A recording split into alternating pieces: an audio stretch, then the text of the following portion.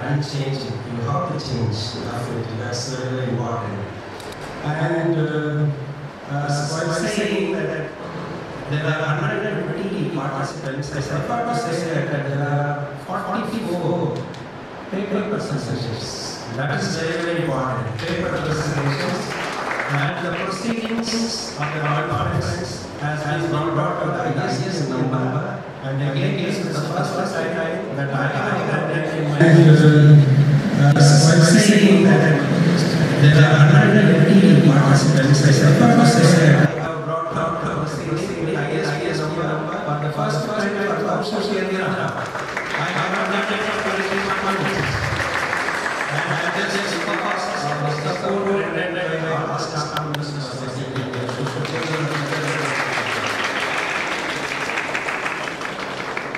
And in our conference, we have independent process.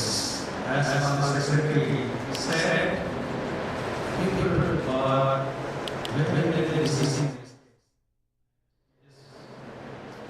An honor to have come here on our system. We have a guest of honor, Mrs. Lakshmi Menon. She is the executive officer, the living in group.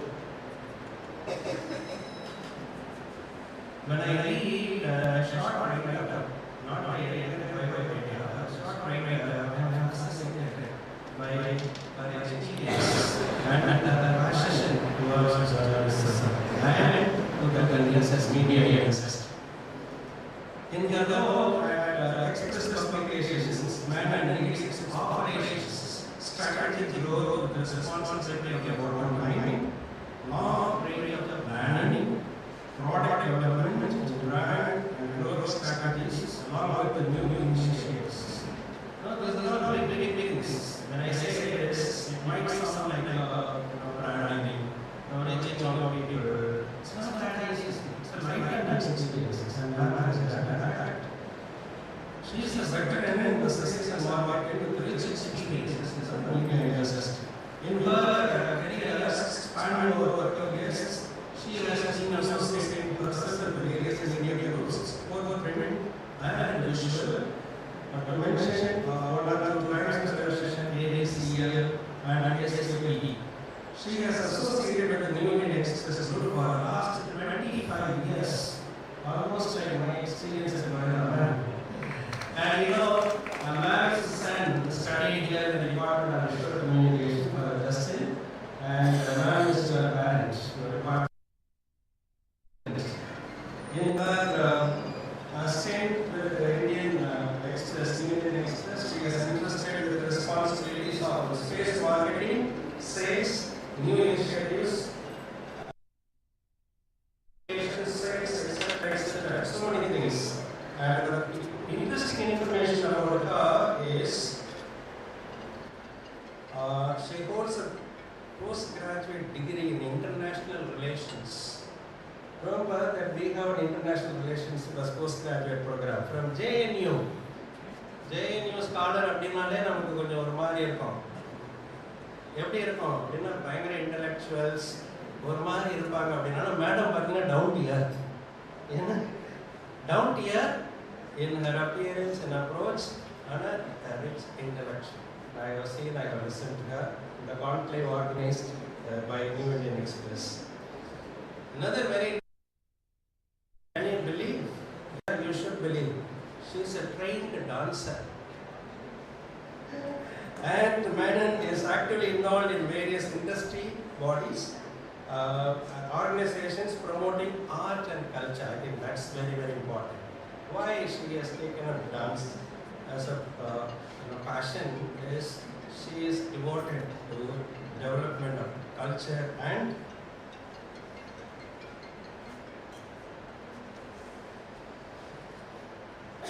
art. And of course she has involved herself with various non-governmental organizations working in the areas of disaster relief, housing, education, healthcare, self-employment and sustainability. So we have such an eminent person as a guest of honor. Let us give her a bigger round of applause also. It's my duty again to welcome and introduce Mr. Bhagavan Singh. a senior journalist and a former executive editor, Deccan Chronicle. It is a slip in my anxiety to speed up the program and send the officials to Ellis Hall. I'm sorry that I ignored in the beginning. He is the first one to respond to my call. When I called, sir, will you be able to come to my conference? Sorry, anything for Loyola, anytime. That's what he said. He didn't even hesitate. And he is here. And he has sent a speech 1 week before. That is the commitment that he has. Thank you, sir. Mr. Bhagavan Singh, can you leave? Aged 73, still very active. Has been a journalist for over 4 decades, starting with the Press Trust of India in 1978. Had worked as a news correspondent in the Week, Sunday Magazine, and Deccan Chronicle, where he rose to the position of an executive editor. Retired from active journalism a couple of years ago, but continues to write in newspapers and digital media. Has covered a wide spectrum of news, including politics, social issues, and Sri Lankan ethnic conflict. I read the keynote address because he sent it to me, and he is going to share with you the kind of experiences that he had as a journalist while traveling to Sri Lanka and so on. It's quite accepting. We want to listen from you. I don't want to say anything. Such a passionate journalist amidst us, and he has traveled, of course, all over the world, especially USA, UK, Germany, Finland, Singapore, Australia, Malaysia, and Sri Lanka, of course. And let me once again extend a warm welcome to these two great, eminent persons amidst us, whose knowledge is going to be definitely a boon, a blessing for all of us. With these few words, may I request Ma'am Lakshmi Ma'am to say not say a few words, a guest of honor address. Please, ma'am.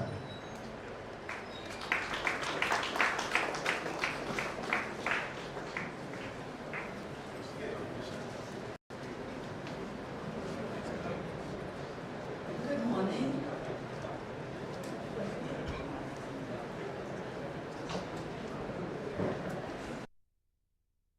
Please, on and off the stage, respected professors and teachers and my dear students. First of all, congratulations to the very young Department of Kaushal Kendra of this iconic institution, Loyola College, for organizing this national conference on a very apt subject, new media landscape, challenges and opportunities. I think the time was never better than this to have a conference on this topic. So congratulations, Professor Anthony Swamy, and thank you for having me here. The news industry is witnessing a paradigm shift. News gathering, news dissemination, and news consumption is seeing a huge change. The internet revolution and, may I say, the pandemic has hastened this process, and today with the mobile and handheld gadgets have come in so handy in terms of not just news consumption but also in terms of news gathering. I'm sure Bhagwan would be speaking a lot about that because he is one person who's traversed all these 3 worlds. He's been seeing the change, the transition, and now the digital revolution which is here to stay. Internet has removed all entry barriers that were earlier there. For me, it's not just conventional, traditional media groups that are now giving news, but it is also entities who have been able to use their skill at creating high quality content and disseminating it to discerning audiences. This has in a way sharpened the skills and style of news making in traditional media houses. India's digital news industry is powered by content and technology, as online news is consumed by over 473 million people, and it is growing day by day. Sectors such as artificial intelligence, machine learning, AR, VR, and data mining are going to play an important role in understanding the preferences of our users and therefore taking informed and creative decisions by the editors. The future of news consumption will be defined by high quality and differentiated content through the use of technology. A lot of allied industries are already working hard in the areas of artificial intelligence and immersive technologies like ChatGPT, BART, etc. to add value to the customers. Another fascinating aspect of the Indian media industry is the growth that rural India is providing to this industry. So, rural perspective and interactivity becomes most crucial. While we all talk about globalization, I think hyper-local is what is going to be the future in terms of consumption of news. This evolving landscape does not offer any easy answers and certainty. Rather, it requires, I would say, confident leadership rooted in the central ethos of fair and free journalism with a decisive commitment to invest in the future and the ability to fail fast and learn from our failure and pivot even faster. I wish the conference all the very best, and if I look at the lineup that you have, you've got some fantastic sessions, beginning with Bhagwan here. I'm sure all of you here present will learn a lot and will go back with a lot more ideas. Thank you.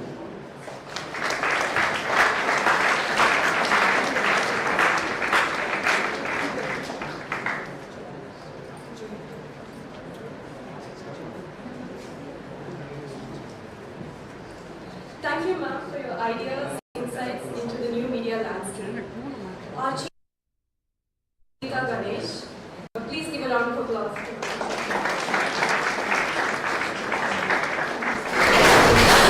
I now request Dr. Trace Anthony Sami to introduce our chief guest.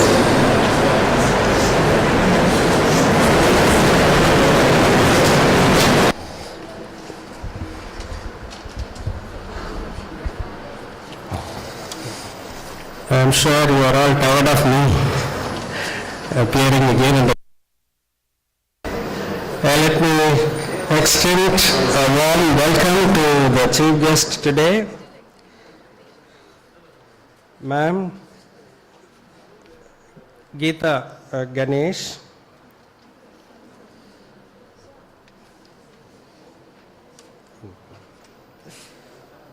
Let me correct myself. Preeta Ganesh, ma'am. And a few words about her. Dr. Preeta Ganesh, the Vice President, Wales Group of Institutions. She was a BE graduate in Computer Science from SSN Institutions, and she also obtained a Master's in Management from London School of Economics and Political Science. She is a very dynamic management professional with a vision to redefine Indian education to globally acclaimed standards. She has demonstrated a history of working in education management and manages operations with the Wales group of institutions.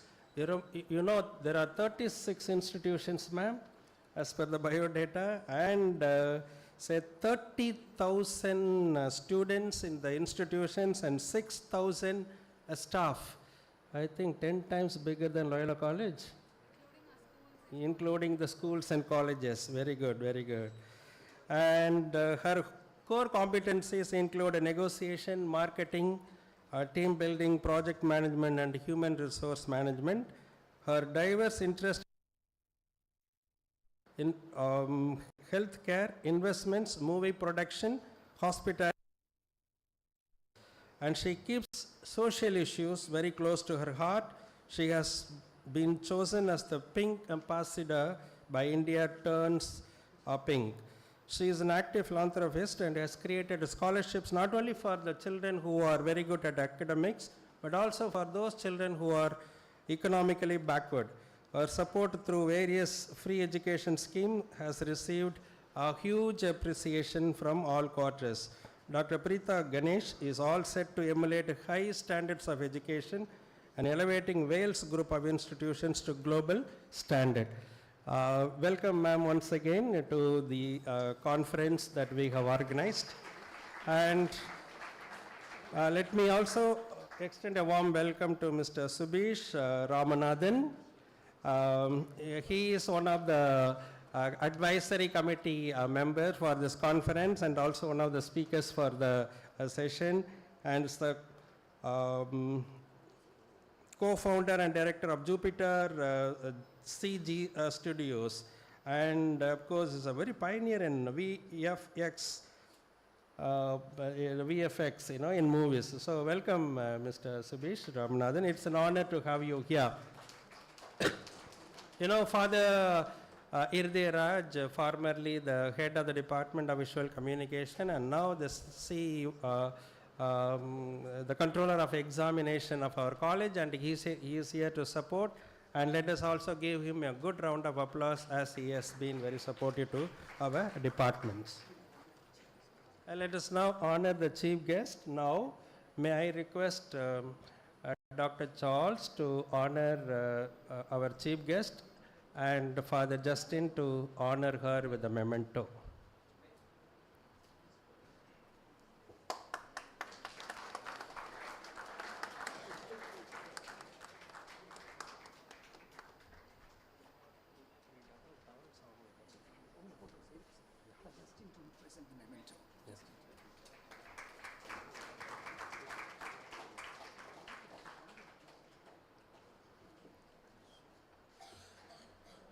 And let's now honor Mr. Subish Ramanathan.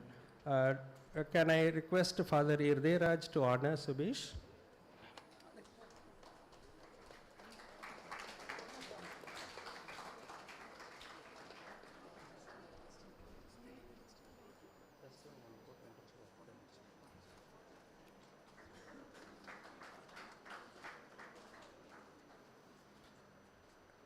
Ma'am, may I request Lakshmi ma'am to honor the head of the Department of Visual Communication, where your son studied? Yes, please. Father Justin. Thank you, ma'am.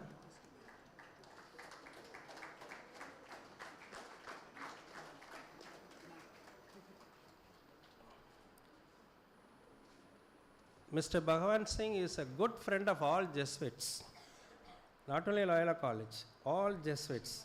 He is known to most of the Jesuits, not only to me or a few professors here. Therefore, I request Mr. Bhagavan Singh to honor our controller of examination for the Vedash towel, Ponnadai. Please, sir. Yes.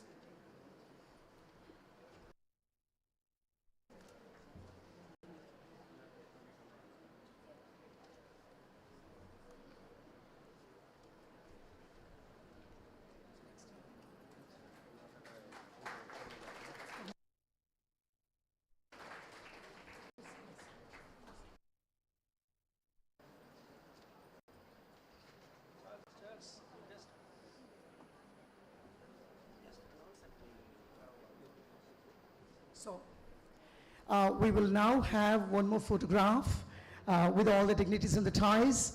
So they will hold the proceedings of the national conference and pose for a photograph. Dignitaries, please. Yeah.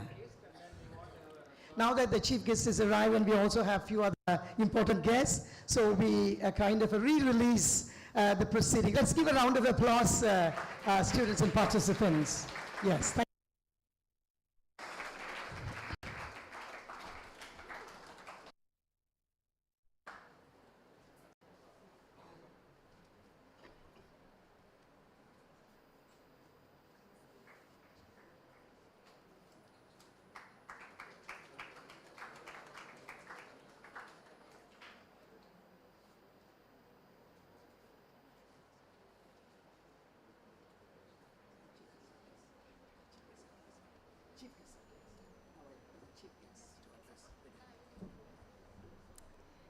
We now request our chief guest, Dr. Preeta Ganesh, to address the gathering.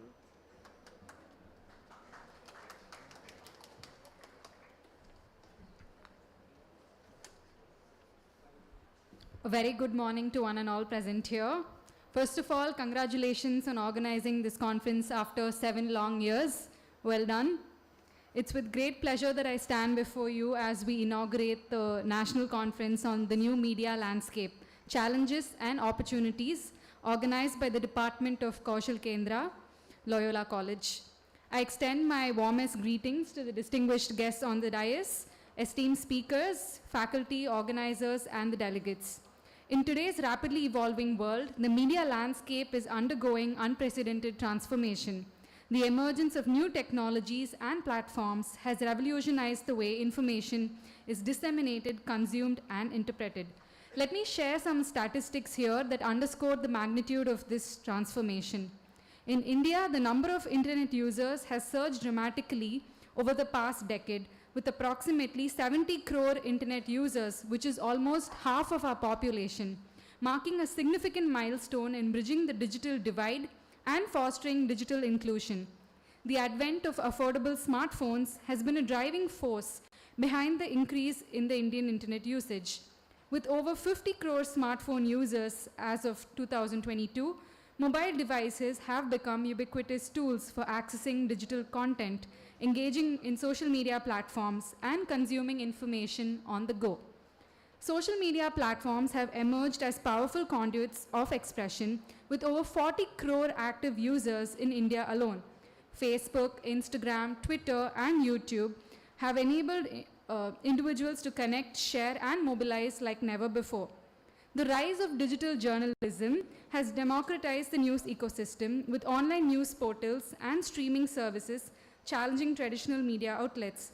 Today, more Indians rely on digital platforms for news consumption rather than newspapers. The proliferation of social media, digital platforms, and mobile technologies has reshaped the dynamics of communication, bringing both challenges and opportunities to the forefront. Amidst this digital renaissance, misinformation and fake news, the erosion of privacy rights, and the polarization of public discourse undermine the integrity and inclusivity of our media landscape. Moreover, the unprecedented speed and reach of digital communication demand a reevaluation of ethical standards, privacy norms, and regulatory frameworks. Yet, in the midst of these challenges lie boundless opportunities to harness the transformative power of social media. From fostering civic engagement, promoting social justice, to amplifying marginalized voices and driving economic innovation, the possibilities are as vast as our imagination. Let us remember that the true essence of media lies not in the technology or the internet, but in the values, ethics, and the principles that underpin its use. It is incumbent on us to uphold the highest standards of integrity, transparency, and accountability in our pursuit of truth and justice. On that note, I would like to conclude by extending my heartfelt gratitude to the Department of Kaushal Kendra for inviting me today, and may this conference serve as a catalyst for transformative change, inspiring us to leverage the potential of new media in the best interests of humanity. Together, let us embrace the challenges, seize the opportunities, and chart a course towards a more informed, connected, and empowered society. My best wishes to the organizers and delegates, and hope you have a very fruitful and enriching conference. Thank you.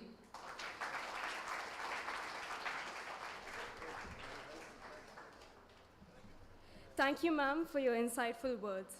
We now request Mr. Bhagwan Singh, our keynote speaker, to address the gathering.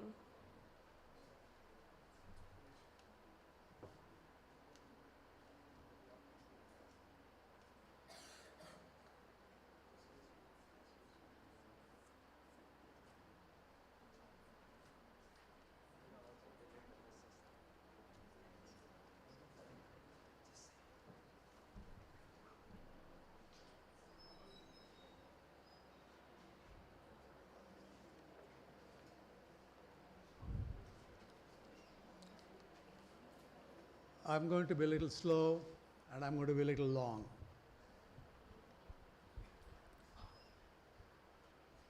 I have a long script, but I don't think I'll look into it.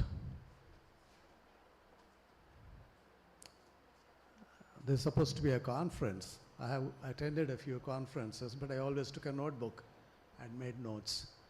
I don't see any notebooks here, nobody taking notes.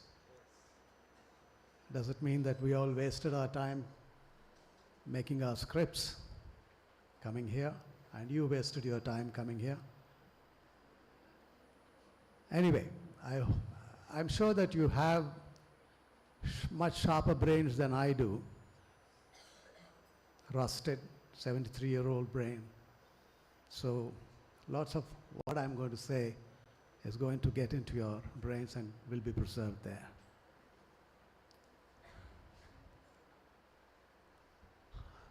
Thank you, Department of Kaushal Kendra. Thank you, Loyola. In fact, my son, you're from Viscom, right?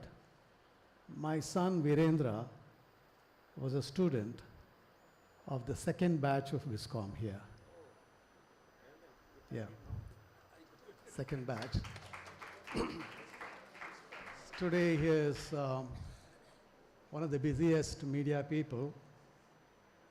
All the Amazon content and the Disney content goes through his studios. He has 2 studios in Chennai, one in Bangalore, one in Cochin, one in Hyderabad, one in Bombay. Plus he has a studio in Singapore. Why I'm saying all this is, I'm sure that you will be pleased to know that your student has gone places. And what worries me as a father, he's my only son, he has no time for himself. So I plead with him. The most wonderful sight was me seeing you on the beach with the dog walking. But now I don't see you there. You're in the studio till 11 o'clock in the night, and 6:30 you're already getting ready to leave. Sometimes he calls me, he says, Dad, today I went, Hulk is my German Shepherd. Today I went with Hulk to the beach. I'm pleased. Another time I ask him, hey, how about having a cup of tea tomorrow morning? That's how it is. That's how life should not be.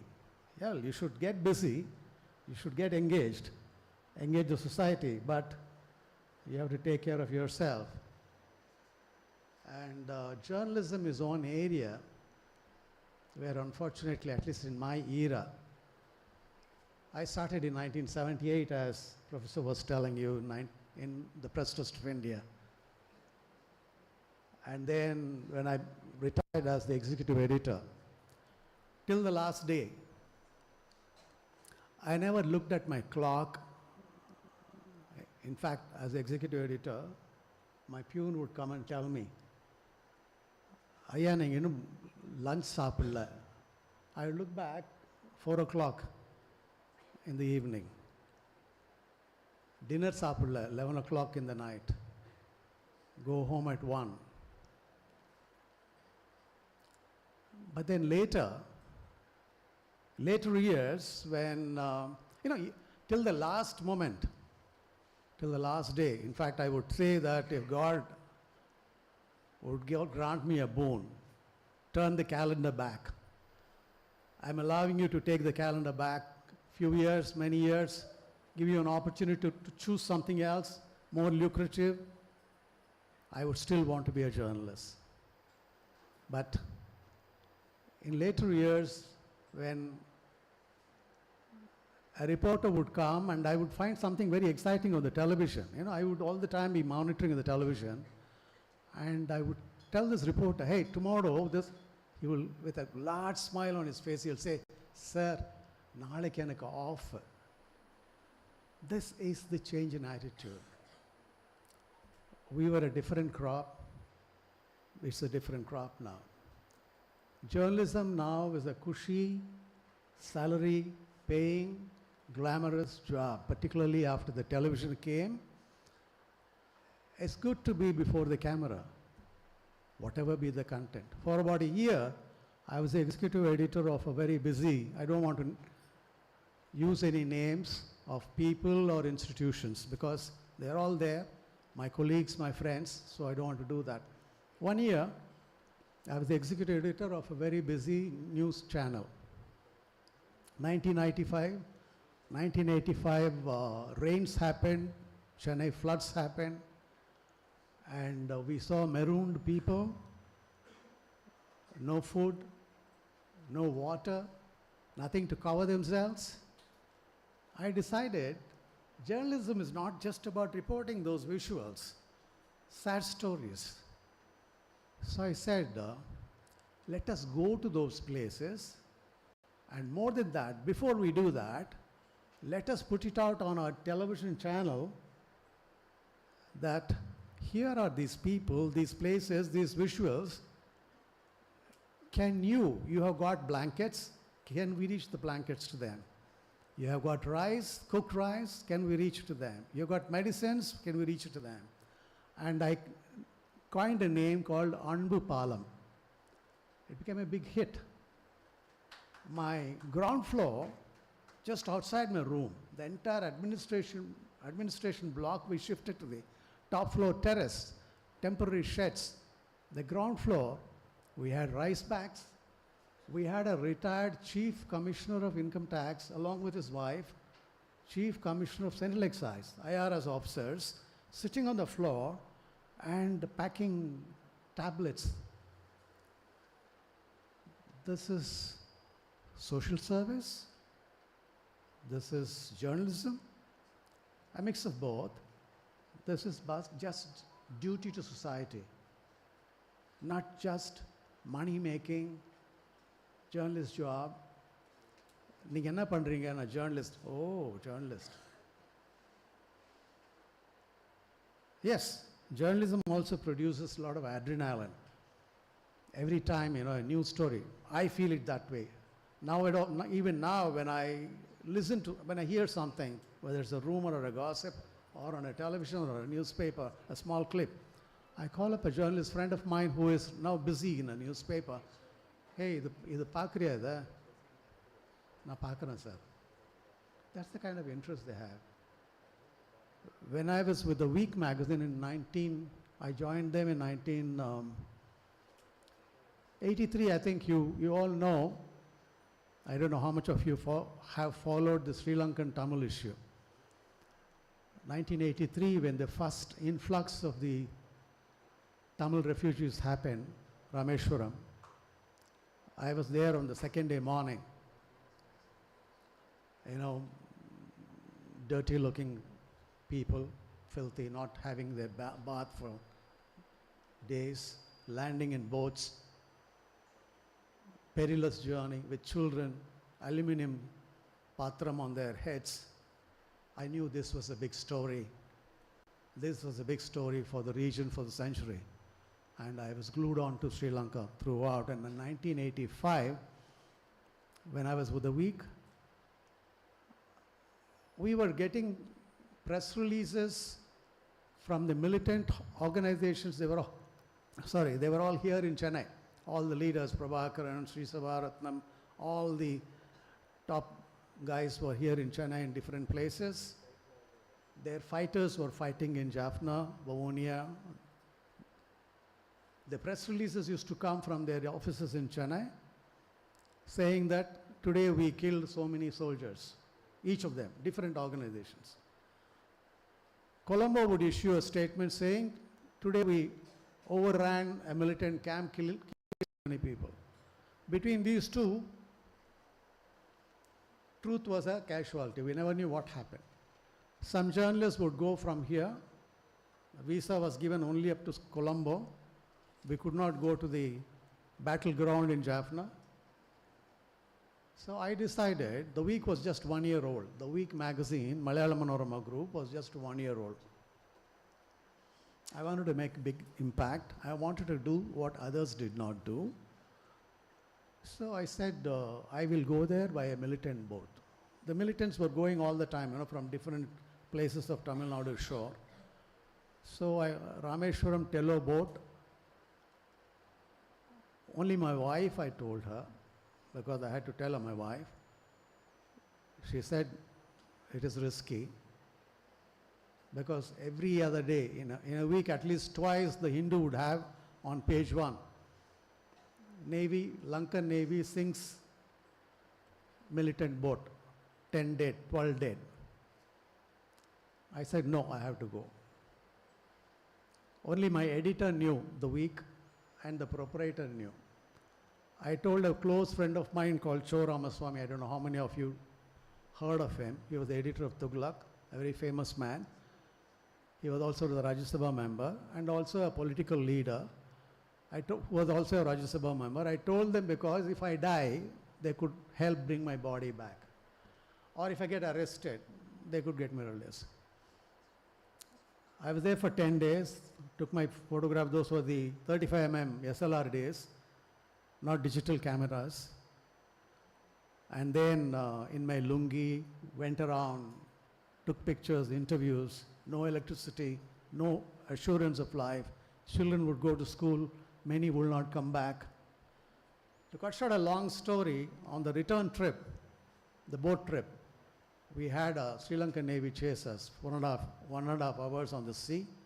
The boy sitting next to me was shot dead. He died in my lap. That became the cover story for the Week magazine. You know, the dichotomy of journalism is that the top stories are usually, they emanate from disasters, like the week, the boat trip and the death of the boy in my lap. I was the eyewitness to Rajiv Gandhi assassination. In fact, I was the only eyewitness who had met the leader of the assassination group, Sivarasan, the one-eyed Sivarasan, 15 minutes before the blast. So I became the prime witness at the prosecution. So I could list out a whole lot of things. That adrenaline. I should do something. I should do something exclusive. I should do what others have done, not done. And as I said, my experience with the 1985 floods, I should also do something for the society. How much are we finding it in journalism today? Newspapers have become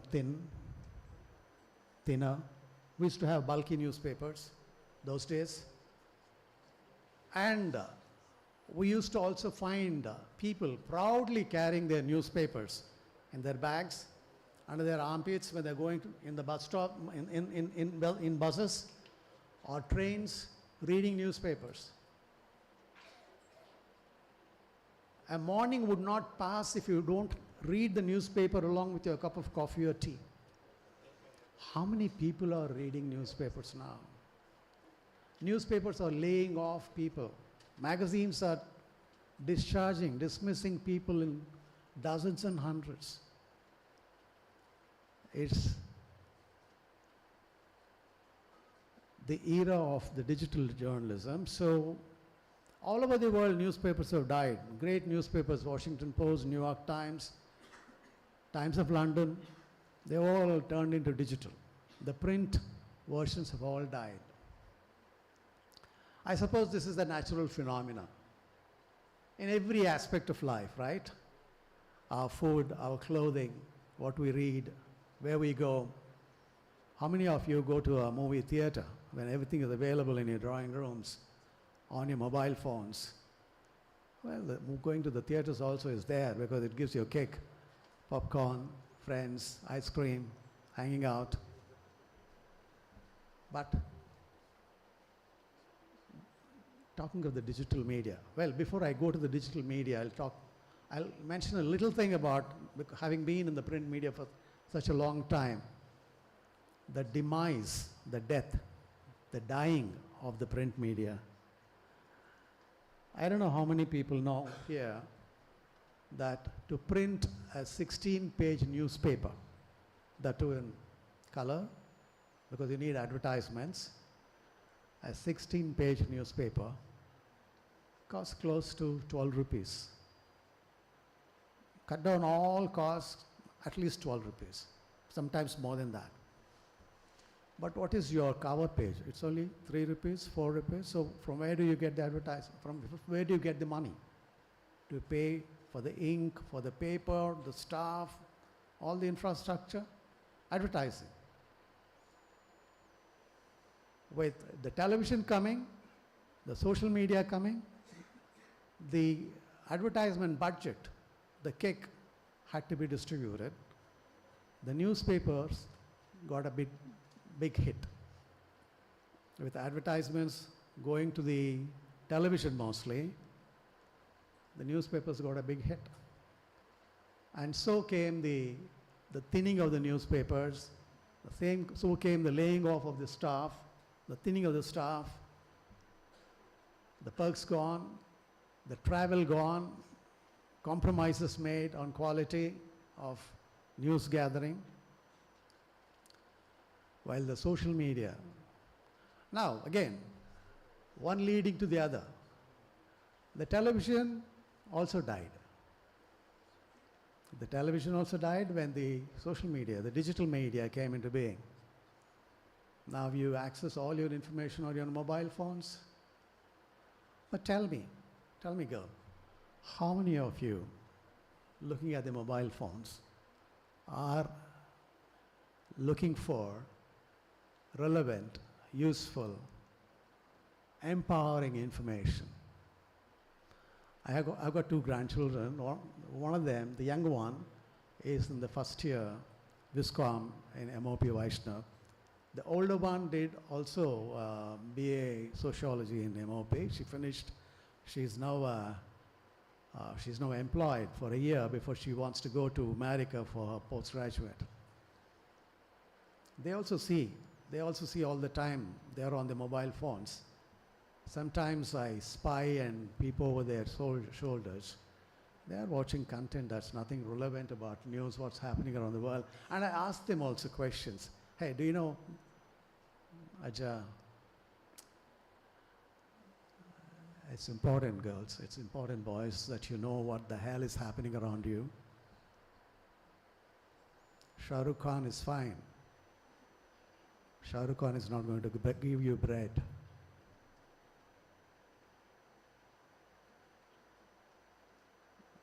Entertainment content is good, it's important. It's important. I have no doubt about that. I have enjoyed it. Information that's going to give you bread, not just give you bread, not just give you a salary. When you're in a group of people and you talk sense, deep sense, don't you see the look of respect on their faces, Not just flippancy. Read. I used to tell in those days when I used to address journalism students in different colleges I used to go, I took a lot of pleasure in talking to students. I never had that kind of opportunity. I came into journalism because I just wanted to be a journalist, although my mother pushed me into mathematics, hoping to make me an engineer. I hated mathematics, by the way. So I loved students. I would tell them in those meetings, if you're standing in a bus stop, bus is late, an old crumpled newspaper flutters around in the wind, pick it up, open it and read it. It could contain something that you would not know, and might be useful in the next meeting that you're going to have, whether it's with your friends or in an interview. Reading is so important. Unfortunately, the habit of reading is it's dying. It's a tragedy. One of the biggest hits of my youth era was a place called Ishwari Lending Library on Lloyd's Road. I don't know how many of you have heard your mom, your dad talk about it. It also was a place where young lovers you would meet between the racks of paperback hits. Ishwari Lending Library. Now you don't need those books. You can get all those books on your Kindle, on your mobile phones, and so on and so forth. But still, whatever is the source, whether it's a page, a printed page, or a screen, information, read. That's important. I was talking about social media. I won't take much of your time. It's a great opportunity, a great challenge. It's a big thing that has happened. I don't know what's next. They're talking of AI and the various segments of AI that could come into information technology, that would come into news gathering.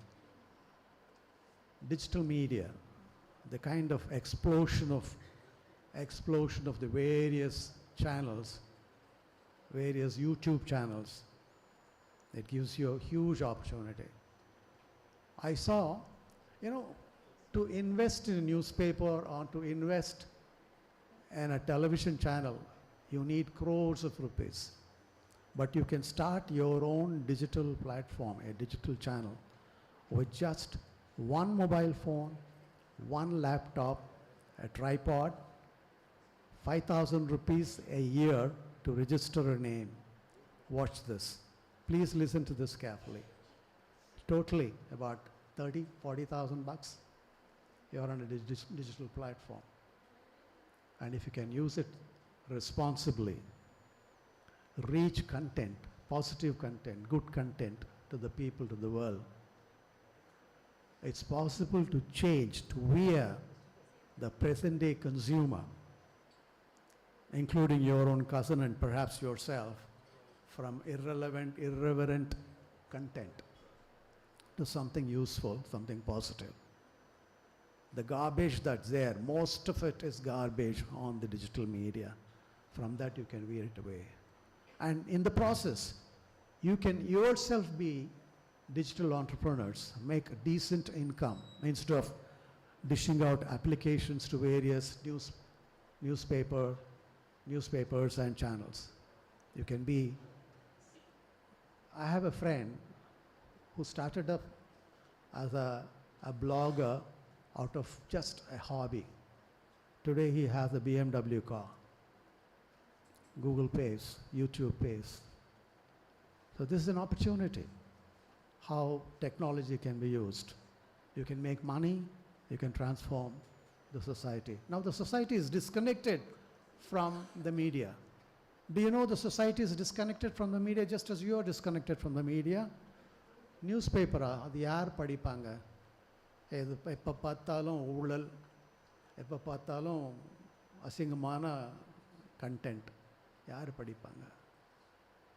I remember, long time back of course, a friend of mine, a Western journalist, was proudly talking about a page one story in a Western newspaper which had a farmer, a rural farmer, a revolutionary method, the production, farm production, he had increased multiple times. That was the page one story. People read it. Nobody reads it here. Things can be changed, and you can change it in the process. You can be big entrepreneurs, changes of society. This will ensure that we have a healthy society, a healthy democracy, and it will also be accountable. You need to question. We don't question anything. No. You need to question if there is anything wrong, whether it is legislature, bureaucracy, or judiciary. This kind of a transformation using the digital technology, the latest techniques, you can do, the youth can do. And with these words, thank you very much for this opportunity. God bless you.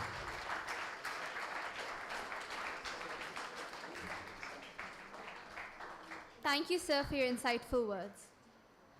I now request our Professor Charles Duray to give the vote of thanks.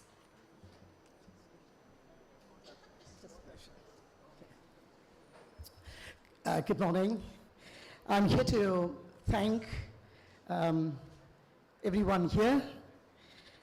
First of all, I would like to thank the college management, Loyola College management, run by the Society of Jesus.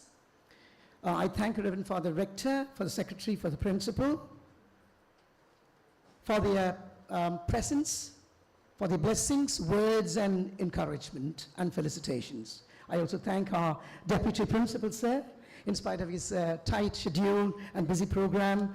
And he's been with us, and he's also been a constant motivation and encouragement that actually spurred us, to organize this conference. We are deeply indebted to Dr. Preeti Ganesh. Can you give a very big round of applause to Dr. Preeti Ganesh? Yes. Who is the Vice President of Wales Group of Institutions. Ma'am, we thank you for your valuable presence and for the time you have spent with us. Despite your cramped and packed schedule, you readily accepted our invitation to be with us. And we are very, very happy about it. Thank you so much. And we thank you for your wishes and insights, ma'am. Let me also thank Ms. Lakshmi Menon, guest of honor. She has just left. And for her, for all that he has shared with us, and especially Mr. Bhagwan Singh. Can we give another round of applause to Mr. Bhagwan Singh? It's been wonderful listening to him, right?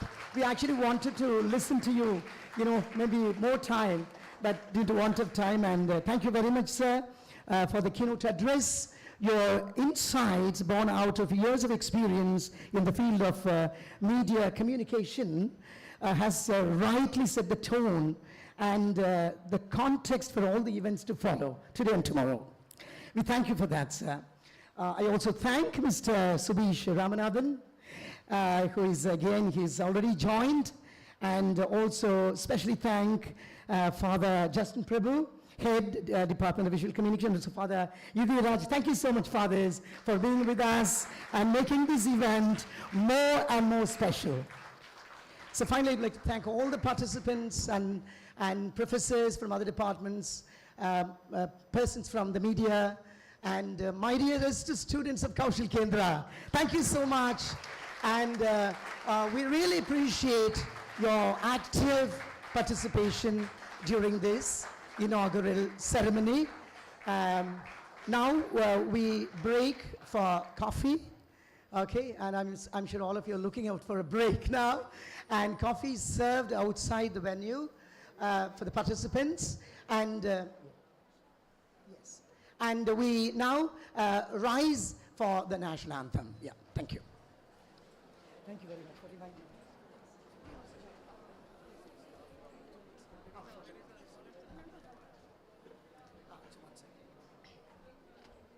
There'll be kind of a photo session.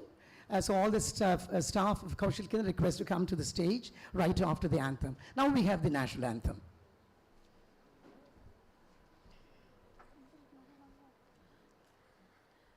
जनगण मन अधिनायक जय हे भारत भाग्य विधाता पंजाब सिंध गुजरात मराठा द्राविड उत्कल बंगा विंध्य हिमाचल यमुना गंगा उच्चल जलधि तरंगा तब शुभ नामे जागे तब शुभ आशीष मागे गाहे तब जय गाथा जनगण मंगलदायक जय हे भारत भाग्य विधाता जय हे जय हे जय हे जय जय जय जय हे.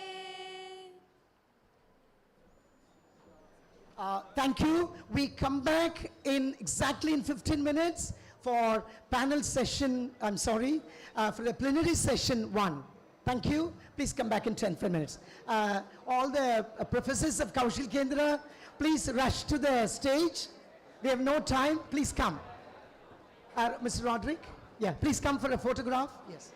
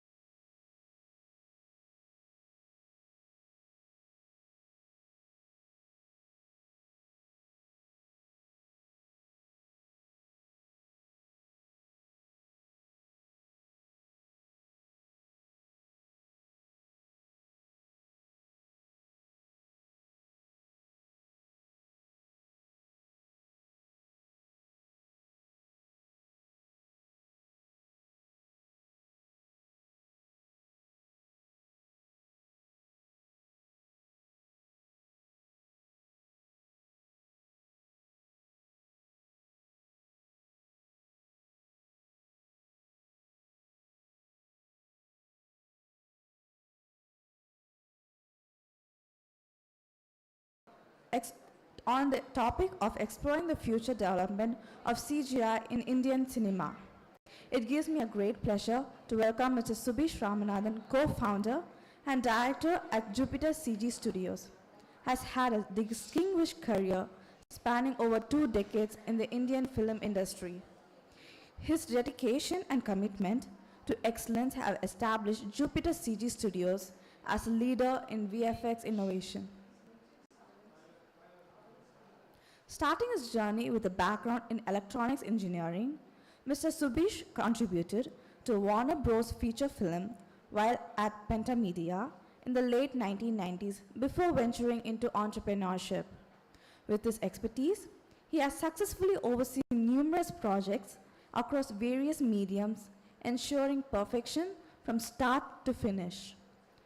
Under Mr. Subhish's leadership, Jupiter CG Studios received accolades such as the Karnataka State Award for the Best VFX in 2016. Additionally, he has been instrumental in nurturing emerging talents in the respective fields. Mr. Subhish has also provided internship and job opportunities to our fellow students. It's an honor to have you, sir. I kindly request Mr. Subhish to take the stage.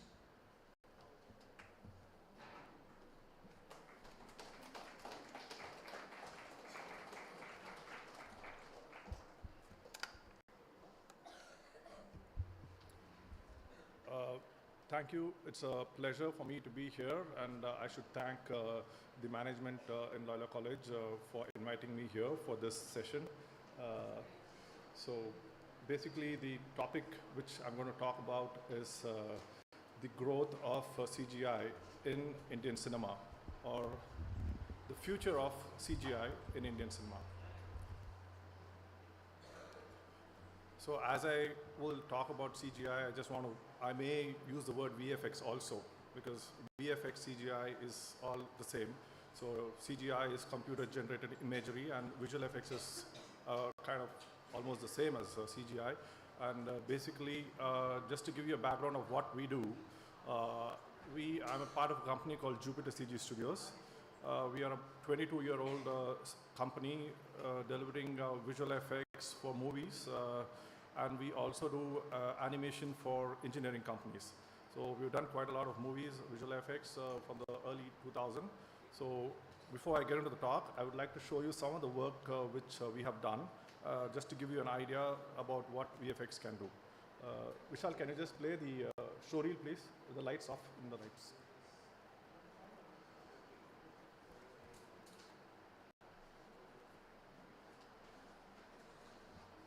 Show reel.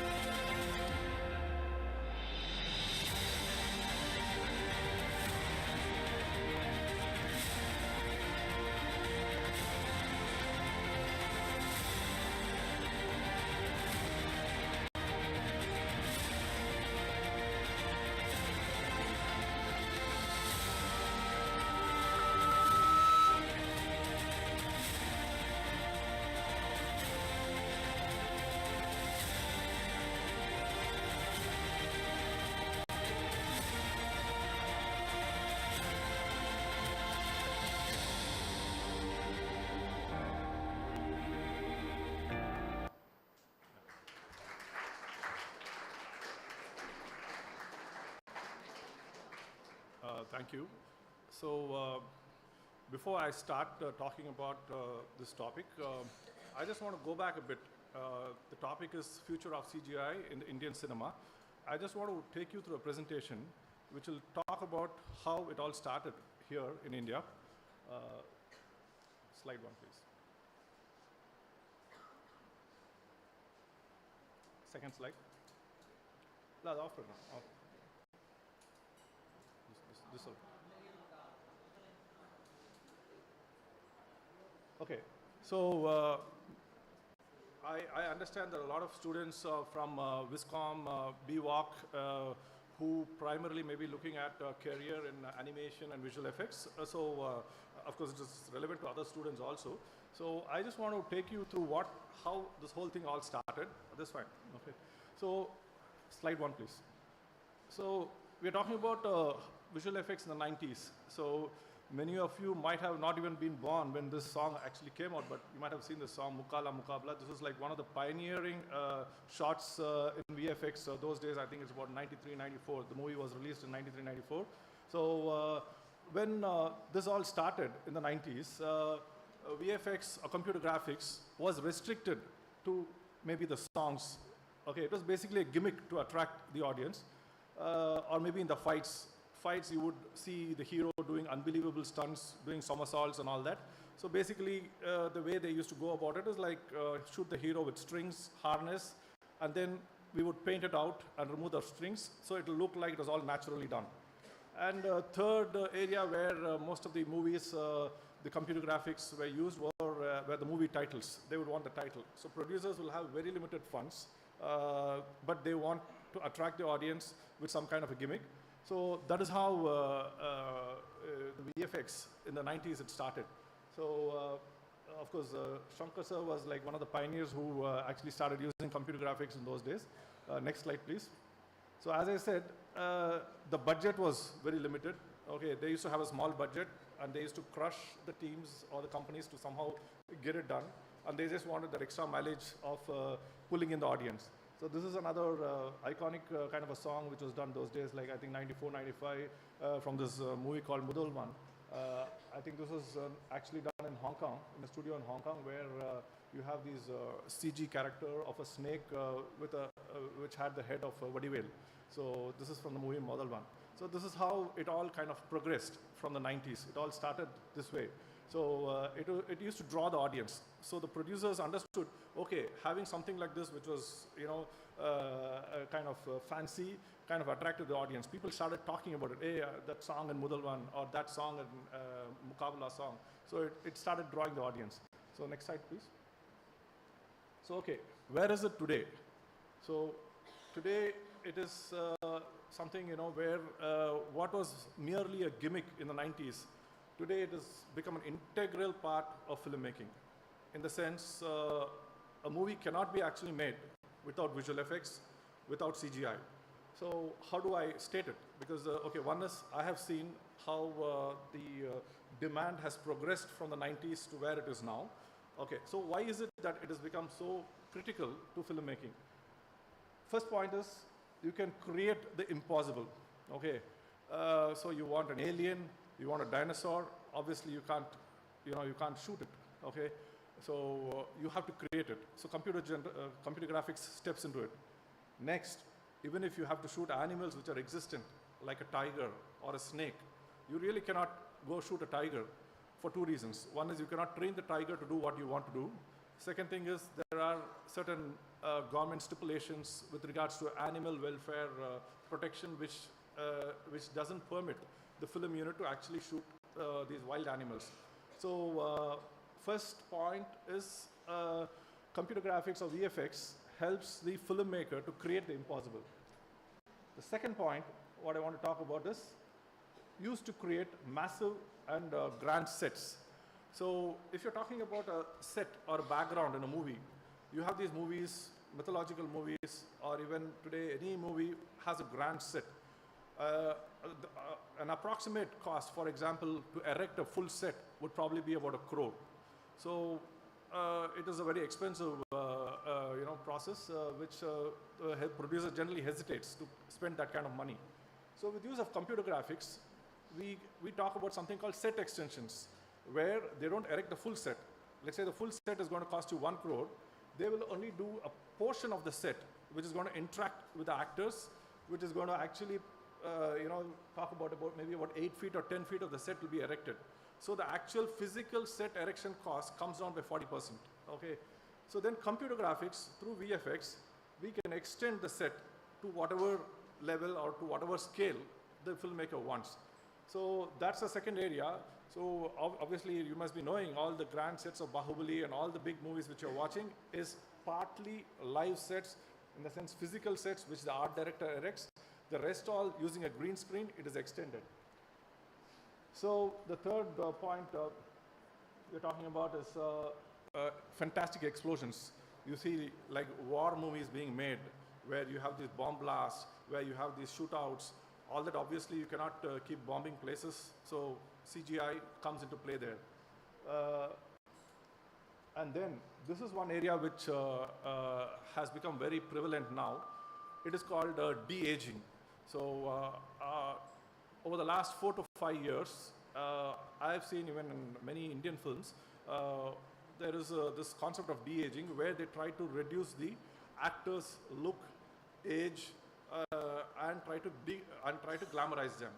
For heroines, it's normally the tummy tuck, or maybe the double chin which they have, maybe the eyes, they have these black eyes, the wrinkles in their faces, and same for the heroes also. So that has become a huge part of the VFX requirement. So that cannot, again, how much ever makeup they apply, that can never camouflage their age. So there comes a point where in close-ups, the eye bags, the wrinkles around their eyes, their tummy, everything will be like kind of reduced. So through VFX, there is this thing called de-aging. So we can reduce the actor's age, make them look glamorous. All this is possible through CGI. So as I was saying, so all this is not a kind of a gimmick anymore. This has become an integral part of movie making, where the directors first talk to the VFX team and they spell out the requirement. See, this is all, we want the set to be erected. This all happens even before the shoot. So even before the shoot, they say, okay, we have this scene where we want this huge set, but we are not going to be investing on that set fully. We are going to be creating only half the set. The rest all should be CGI. Then they tell us, okay, there is this scene where there are going to be huge explosions, war scenes. Typically war scenes is like a lot of CGI with regards to crowd multiplication, with regards to bomb blasts, with regards to explosions. All that is CGI. So the way it has progressed from where it was is now basically the filmmaker, the director, the producer, tell the VFX company, these are our requirements, so tell us how to go about it. So we know in advance, well in advance, even before they shoot, as to what are their requirements. And the way we go about it is, even while they shoot, we give them a plan. We give them a shoot plan. Okay, if you're going to be erecting this set, you do it up to 20 feet. And then we have this thing called green screen. We erect the green screen, and then the VFX studio has a VFX supervisor who's actually sitting on the spot at the time of shoot. And we have certain technical specifications, which we tell the director. We have some tracker points. There are certain lens parameters which we take into account. So we actually are there on the set. It's called VFX supervision. We tell the director, we tell the actors what exactly they're supposed to do. And we are actually a part of the team, even while the shoot is happening. So from where it was then, so now it is basically so much of involvement, so much of interaction happens even while the shoot is happening. Next slide, please. Okay, so with all this kind of work, obviously the budgets have increased. So generally Indian cinema is undergoing a transformation where the Indian cinema has now crossed borders. Okay, it is not restricted only to India. It is not restricted only to Sri Lanka and Malaysia, Singapore or whatever. Indian movies, as you people all may be knowing, is being watched all over the world. So there is so much of content being done here that the market, world market, is watching what we're doing. There are like huge, many of the Indian films have grossed, meaning they've had huge collections in the US and world market everywhere. And with Netflix and Amazon, you have every Indian movie with a subtitle which can be watched in any foreign language. So the indirect impact of this huge market which Indian movies have now is, okay, VFX, they're willing to spend, they don't mind spending. The budgets for VFX are like huge. There are movies where average budget ranges from maybe 1 crore, it goes up to 30 crores, 40 crores. So based on the star cast, of course, the star cast drives the budget for the movie, but a good amount of budget is allocated for VFX or CGI. So next one. So with all this, as I said, why is it that CGI has become so important in movie making? As I already told you, there are certain things which cannot be shot, which cannot be created, which cannot be shot with a live camera, can be created using VFX. Second thing is, though the budgets have become high for VFX, indirectly, the producer has a huge cost saving because of VFX. Certain things, if he has to do it in live, if he has to actually shoot it, it would cost him much more. So there is an indirect cost saving for the producer in terms of the filmmaking if he uses CGI. And some of the things which are not possible, they have to come to CGI. And grandeur. Today, the audience has become so smart, they're so intelligent. Just by looking at a trailer, they decide whether they're going to go to the theater and watch the film, or is it like, just wait for 20 days, we'll sit and watch it at home. So filmmakers are kind of perplexed as to how we drive the audience to the theater. So they are not, the general study now is, people are not too keen to go to the theaters to watch some kind of a low budget film happening inside a room or like, with a restricted space. So to have a theatrical experience, you need that visual grandeur. You need that huge experience. You need those sound effects. You need those visual grandeur, visual effects and all that. So the theatrical crowd basically is the kind of crowd which wants to have a huge experience in terms of the scale of the movies. So the point here is, if people have to come to the theater, the filmmakers have realized there should be visual grandeur, there should be something meaning really stunning images are required.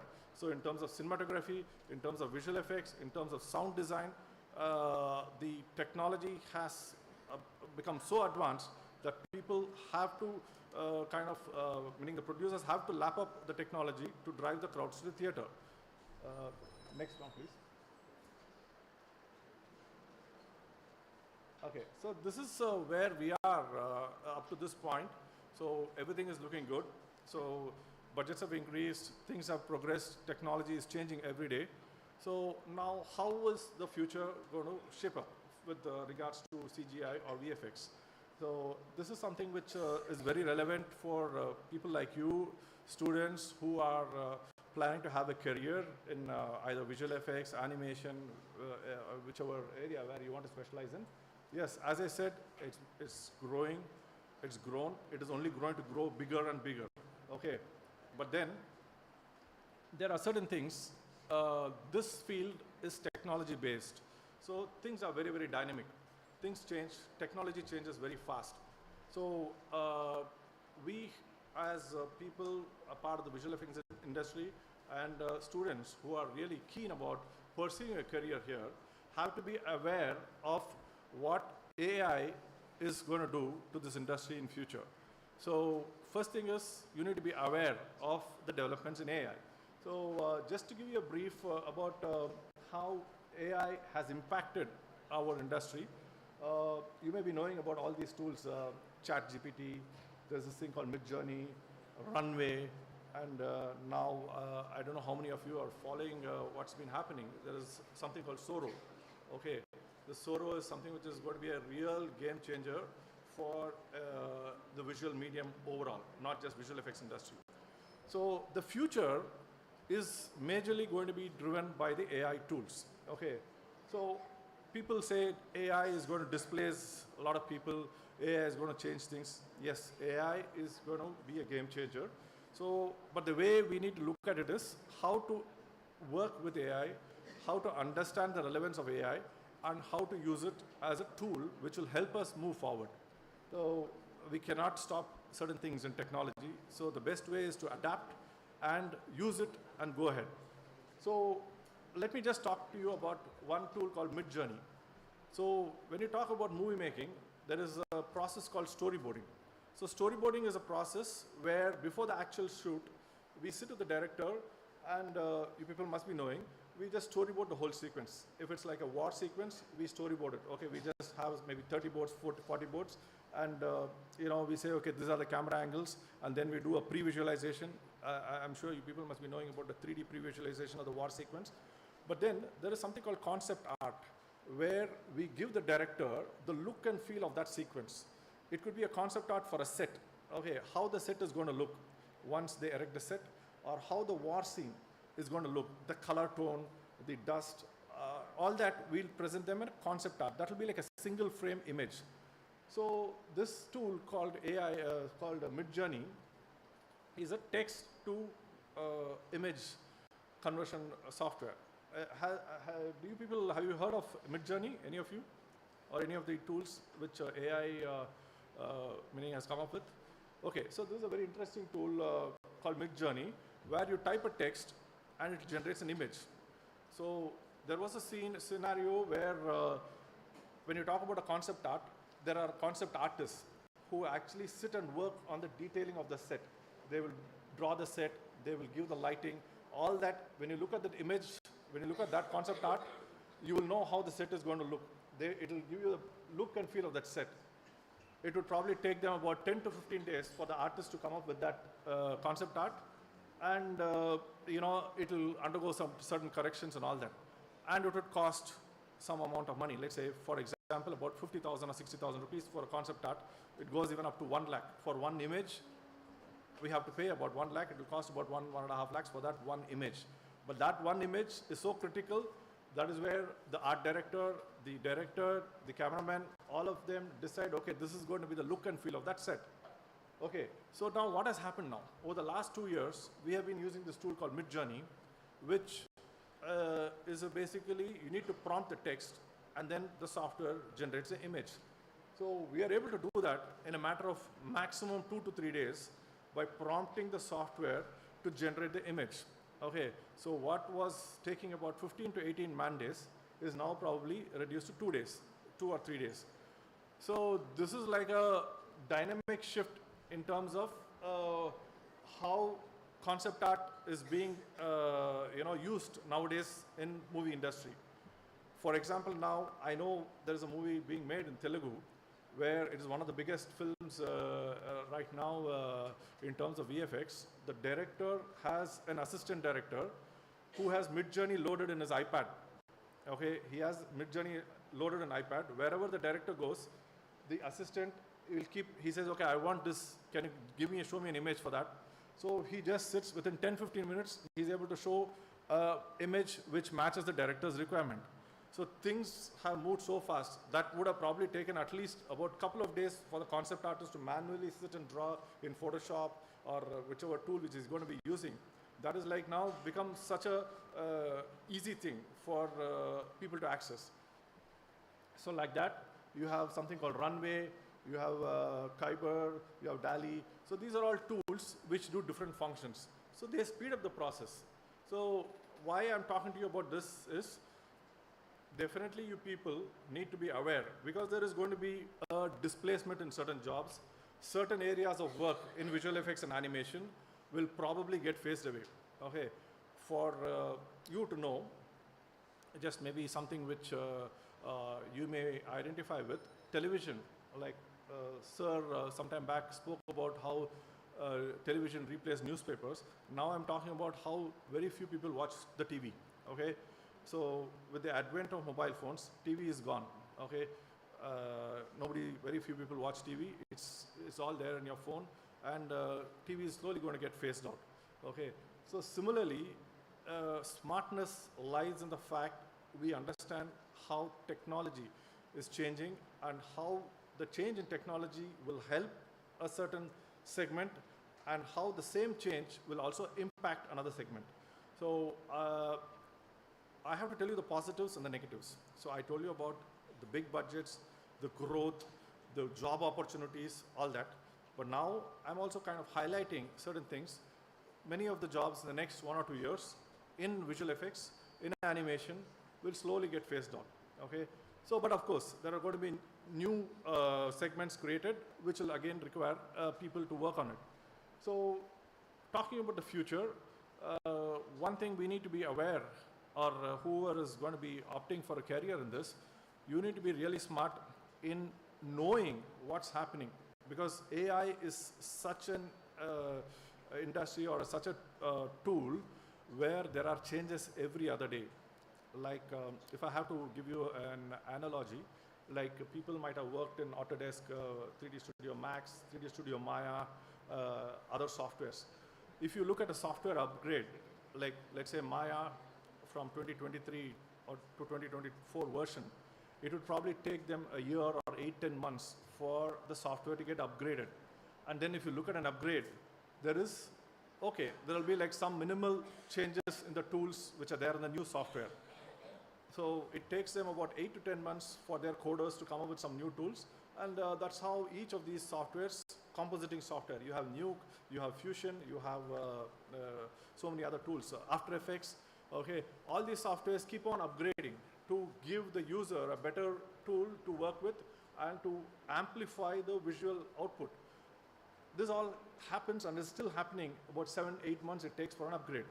Whereas AI, it's not like that. You have an upgrade every 2 months, 3 months.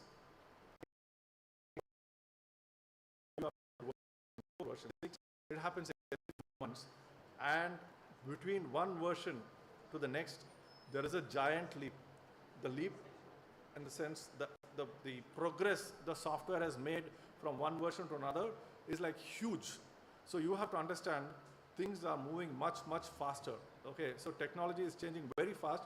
So we need to really be on our toes to be aware of what could be the change and how it will impact our career and the industry as such.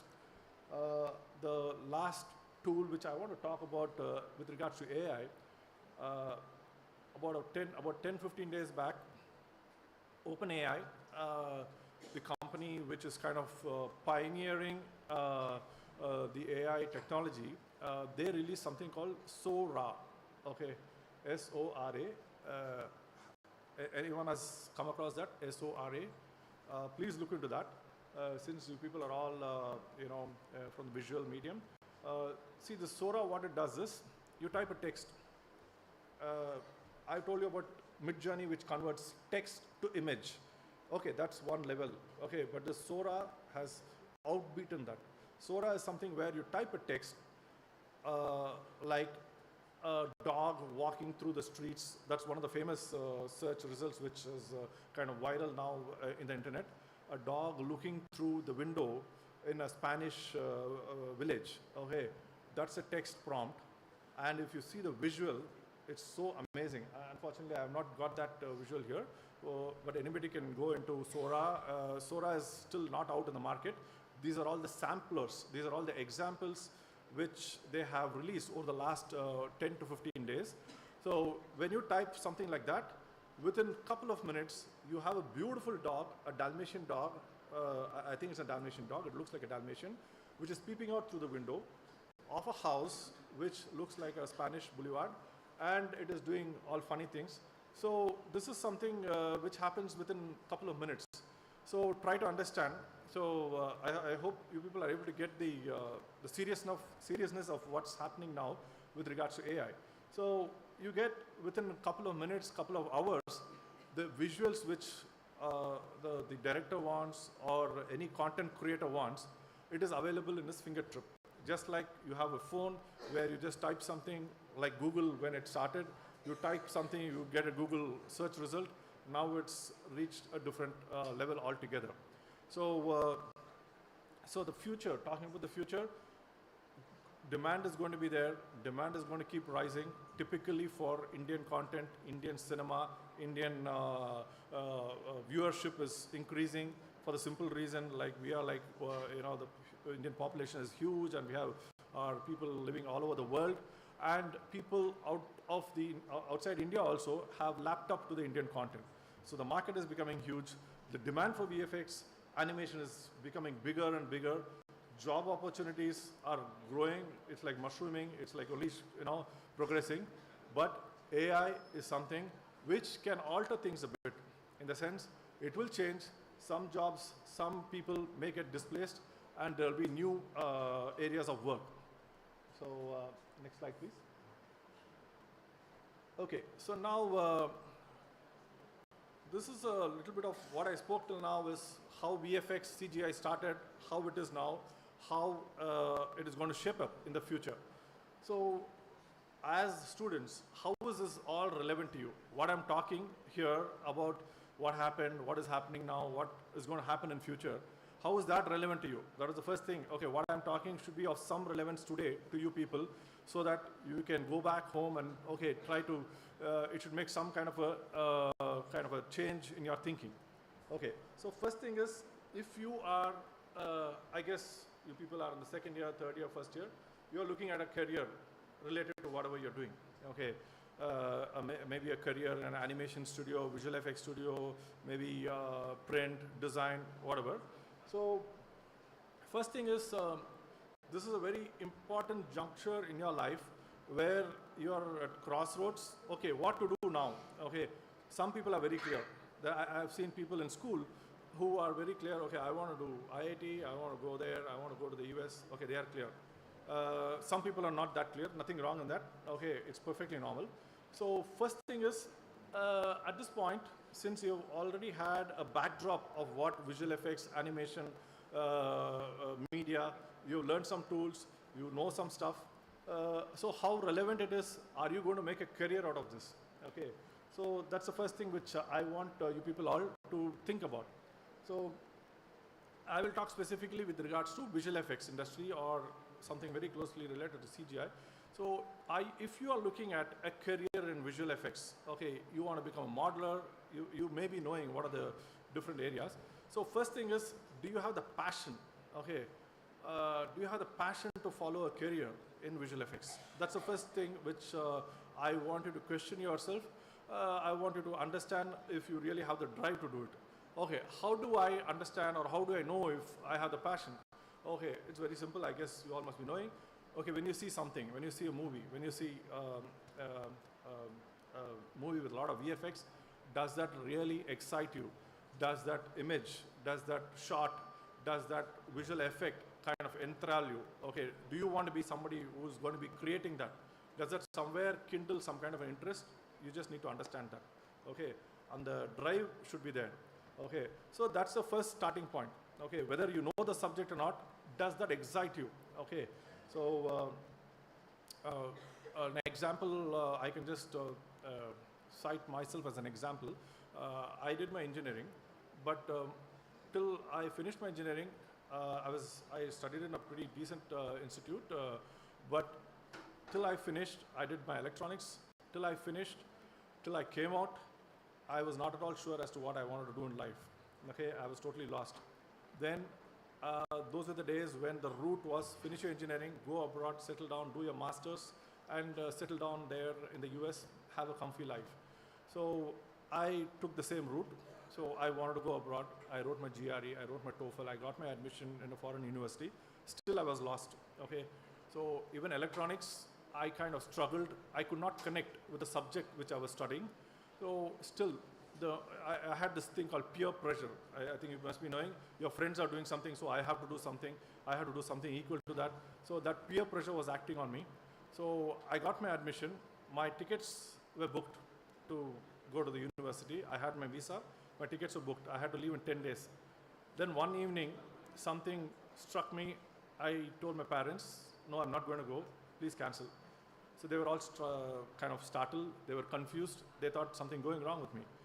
And I didn't have an answer as to what I want to do. They said, okay, fine, you don't want to go, fine. So what are you going to do? I still didn't know. Okay, I had no answer as to what I wanted to do. I thought, okay, let me do something in programming again. Let me start. So I chanced upon something. Those days, there was this thing called Silicon Graphics Workstations, where one of the companies was having a show in Egmore. where they were displaying visual effects show reels of different companies. So I went to Ambassador Pallava, that's a hotel in Egmore. So I just walked in, I saw their show reels. I saw what kind of work was possible. And I had some kind of an indirect connect with the film industry. So like my father was like a film producer, so always I had this inclination towards movies. So but when I went for that show, I was startled by the images. What we are talking about, like movies which are made in the mid 90s. I was like really amazed by what I saw. I said, okay, I want to take up this career. I didn't know anything, but the image, what I saw, somewhere it shook me, and I said, okay, if I want to pursue a career, I want to do something in this. Okay, not knowing anything. I had zero knowledge. I had zero experience of what I want to do. So then I decided, okay, the US trip is out. I missed out nearly 1.5 years. 1.5 years, I was sitting idle, not knowing what to do. Okay, so why I'm saying all this is, okay, you need to understand, okay, you've studied something, yes, but life is a long journey. So you need to understand whether the next step, the job, the career you're going to pursue, is that the right thing? It is not only money, it's like a lot of passion needs to be there. So you may get a good job, paying a good salary. Yes, that is, money is definitely needed. But then how long will you be able to survive in whichever job you take up is only the interest and the passion which you have for the job will take you forward. Okay. So then I started coming back to my story. So I was zero in terms of I didn't know what computer graphics was. I didn't know what visual effects was. I just joined a company where they trained me. I'm really grateful to that company called Pentamedia Graphics. They were just starting up. That was a company which was pioneering in visual effects and animation. So I owe whatever I am to them today, to that company. So when I started seeing those images, when I started seeing that in my computer, I was like thrilled. Okay, fine. That was what I did was like probably 0.0001% of what was actually happening, but still that gave me a kick. So it's like if you're a modeler, people must have tried modeling in Maya. When you create a model of an animal, I'm sure you people must have done all that. The sense of satisfaction which you get creating your own model, the sense of satisfaction you get when you take your own shot of, I saw some beautiful images outside of photographs taken by students here. The photographs are really world class, I must say. Whatever I saw, I was just walking down. It's really, I should say your college has done a great job in grooming your people. Okay, so, but the person who took the photograph, I am sure the sense of satisfaction he would have got was something which cannot be described. So that is what drives him.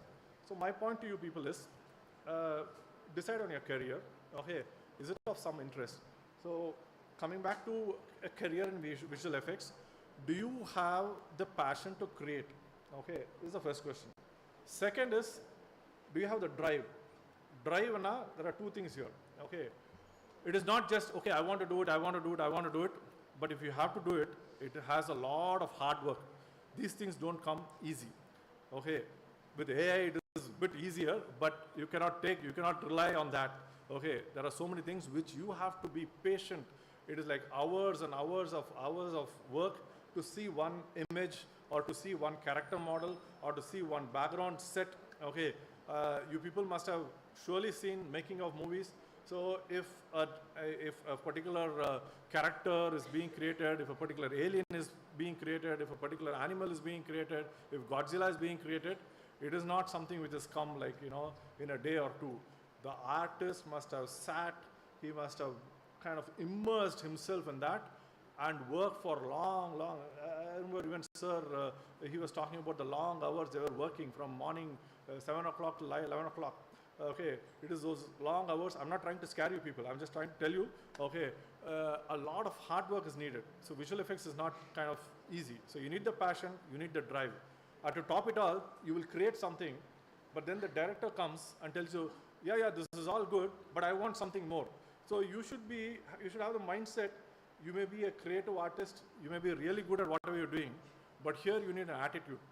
Attitude is accepting what the client requires. You are a creator, yes, you are good, you have done something really good, but then end of the day, whom are you working for? You are working for a company, or you're working for a client, okay, a director, or I don't know, it may be a client in an ad company, okay, you would have created the best possible background set. Then the director comes and says, no, no, no, I don't want this color. And this is all with pre-production, getting his consent in different stages. Still in the last minute, he'll come and say, no, no, no, I don't want this. I want it changed. That change could push you back by 30, 40%. Like you would have lost maybe 20 days later, maybe 10 days of you had to go back. But still, your mindset is you have to accept that call, because end of the day, your job is to keep the client happy. Okay. So as people looking for a career, to sum up whatever I've been telling, because this is very important. Okay. See if you're passionate about what you want to do, and passion alone is not enough. You need to work hard. But you can really have fun. I'm telling you, you can really have fun once you get into a job mode in the visual effects industry. I can vouch for that. You will not know how things go. It's really good. So it comes in with a lot of hard work with a good attitude. Attitude is accepting the clients. Some clients take your inputs. Some clients are very clear about what they want. They just don't want to listen to you. Still, we have to do our job. Our job, keep him happy. End of the day, he should be happy when he goes out. Okay. So these 2 points are very important. Okay, for people who are wanting to have a career in this industry. Okay. So next slide, please. Okay. So this again is in connect with whatever I was talking.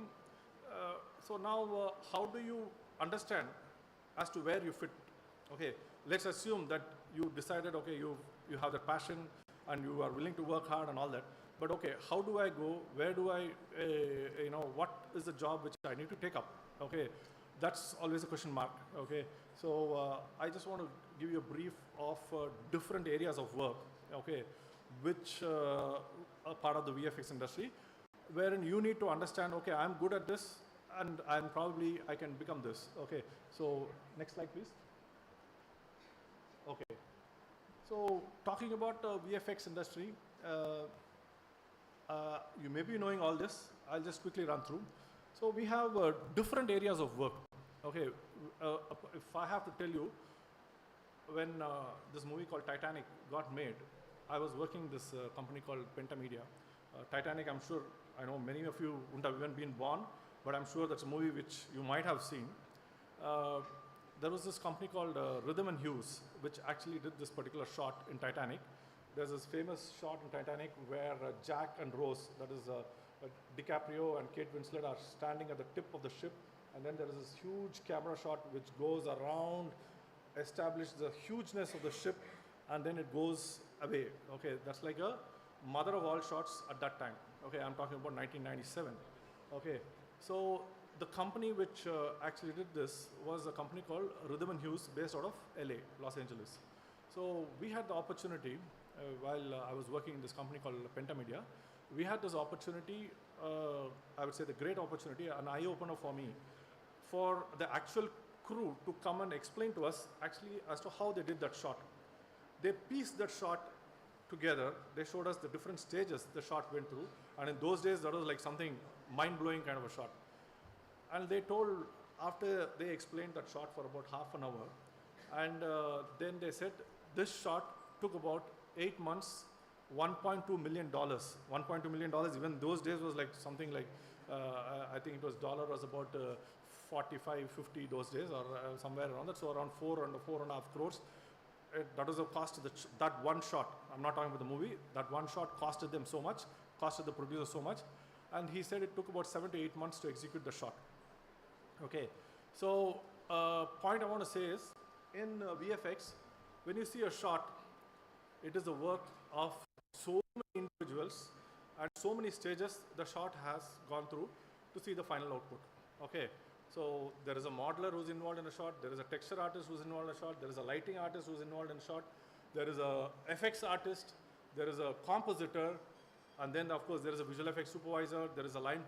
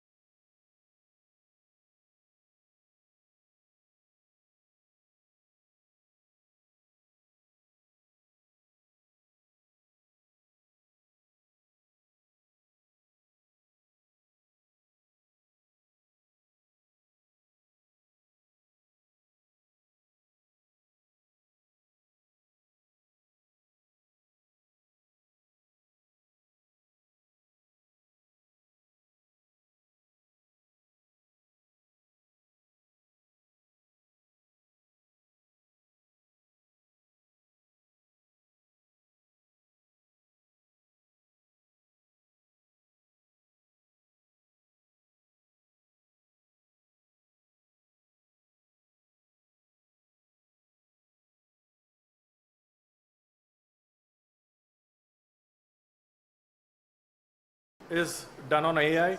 They just sit, they type, they get the angle, they get the look, they get the feel. So storyboard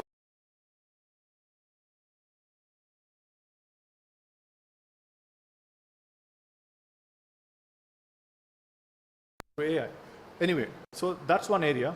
So if you have a bent for a storyboard artist needs to know camera angles. Okay, so you need to know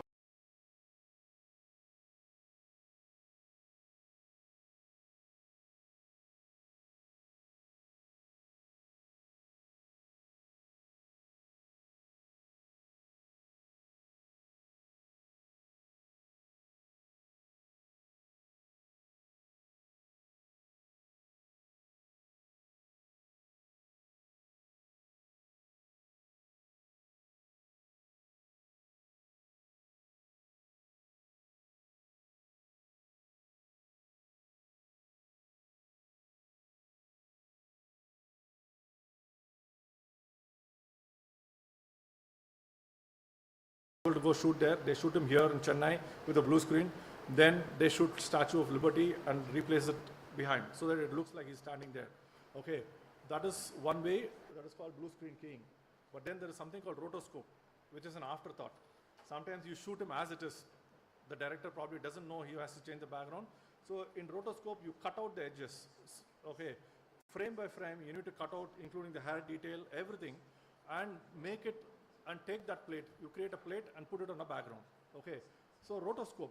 Okay, people who have a technical, like people, this is again for people with a technical mindset, people who are good at, it's more of a tracing work, but I would never underestimate it. It's real hard work. You need an eye for precision. So rotoscope artist, people who are not too, if you feel that, okay, I'm not too creative, nothing wrong in it. Not that everybody is be creative. But I'm good at this. I'm good at cutting images out. Rotoscope is like a backbone of VFX. Without rotoscope, VFX will never be possible. So if you're good at technically, cutting out stuff and frame by frame, you need to have a lot of patience. Every frame, 1 second in movies is about 24 frames. So a person, a rotoscope artist, we call it, it's very, very detailed work. And you need a lot of patience. And just to give you insight, if you see the big VFX studios in India, the big ones, okay, they are doing rotoscope and paint work for studios in Hollywood. Okay, Hollywood, they shoot some plate, they will send it here because this doesn't involve much of interaction. They will shoot the plate, they will say, okay, key out, roto this particular character, roto the girl out or roto the hero out. Okay, it comes here.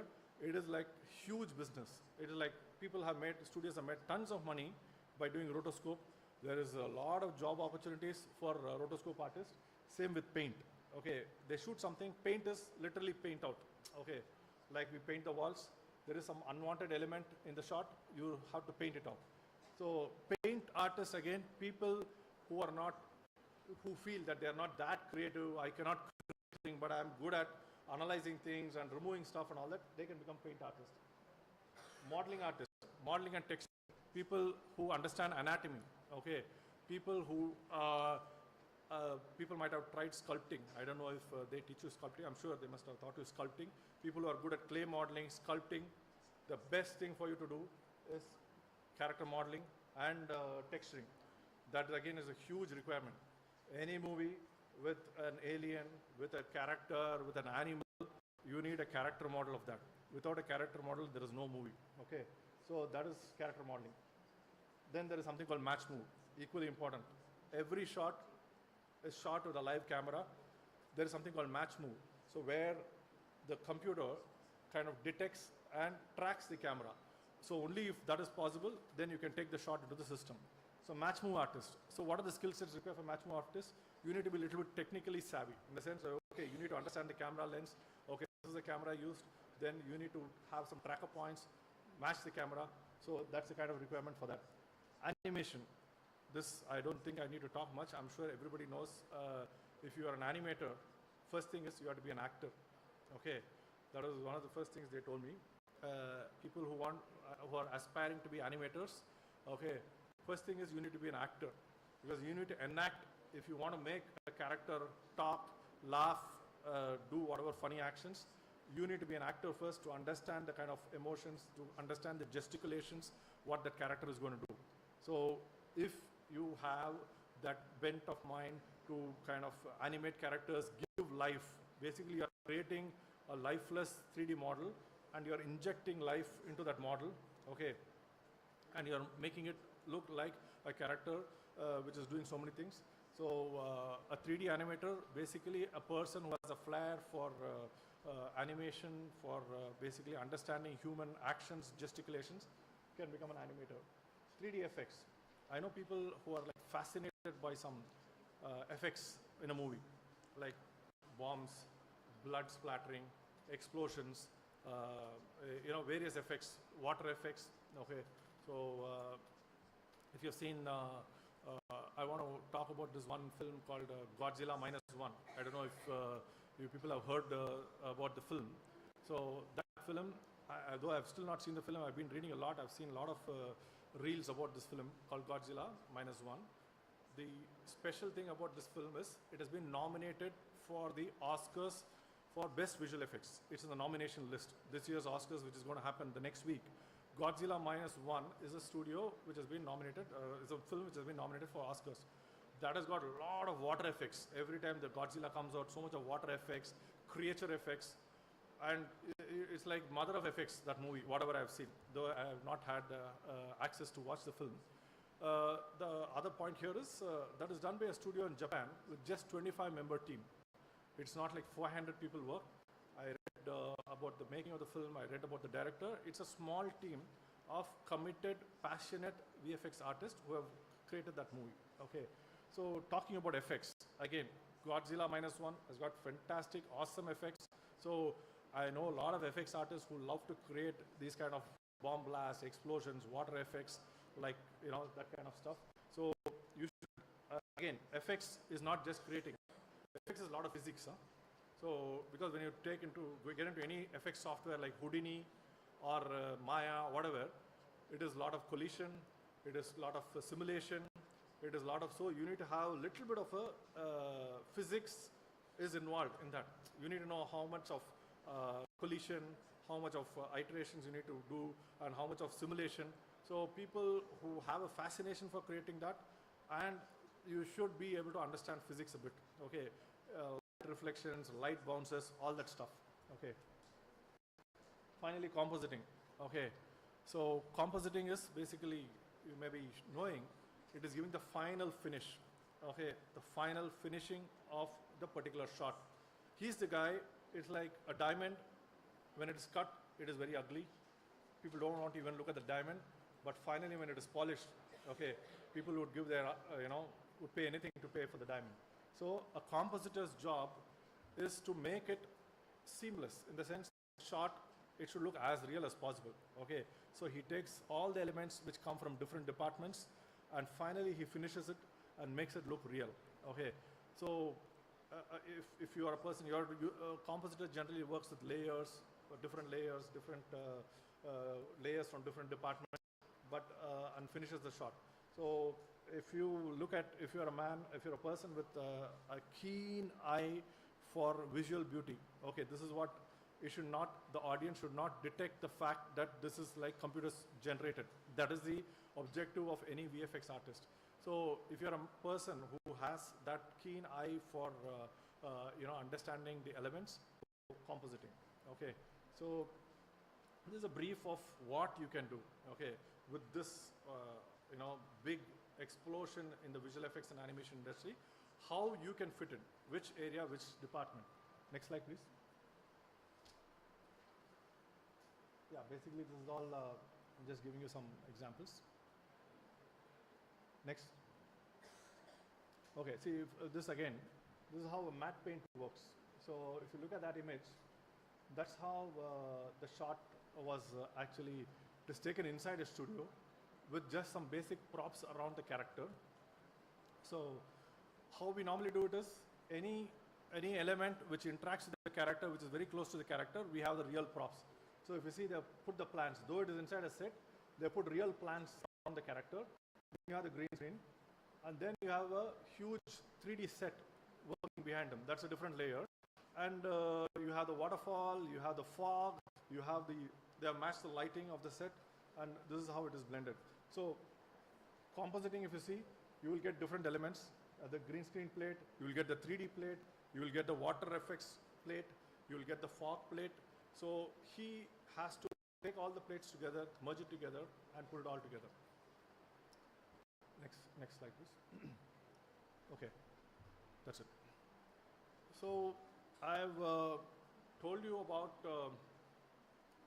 I didn't want to talk too much about what is going to happen in the future, because we know it is good now, it is going to be good.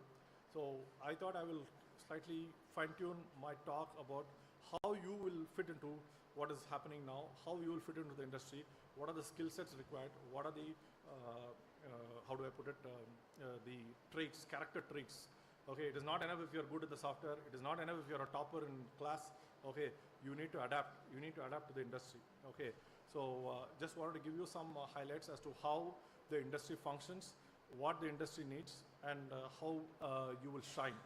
Okay, so talking about the future again, as people just coming out, as people who are wanting to build a career, you are sitting in a place, you know, you are at the right place, right time. Jobs, about let's say even 10 years back, 15 years back, jobs in this industry was a very, very tough proposition. In a sense, there were very few studios, very few companies offering jobs in animation and visual effects. I'm talking about maybe early 2000.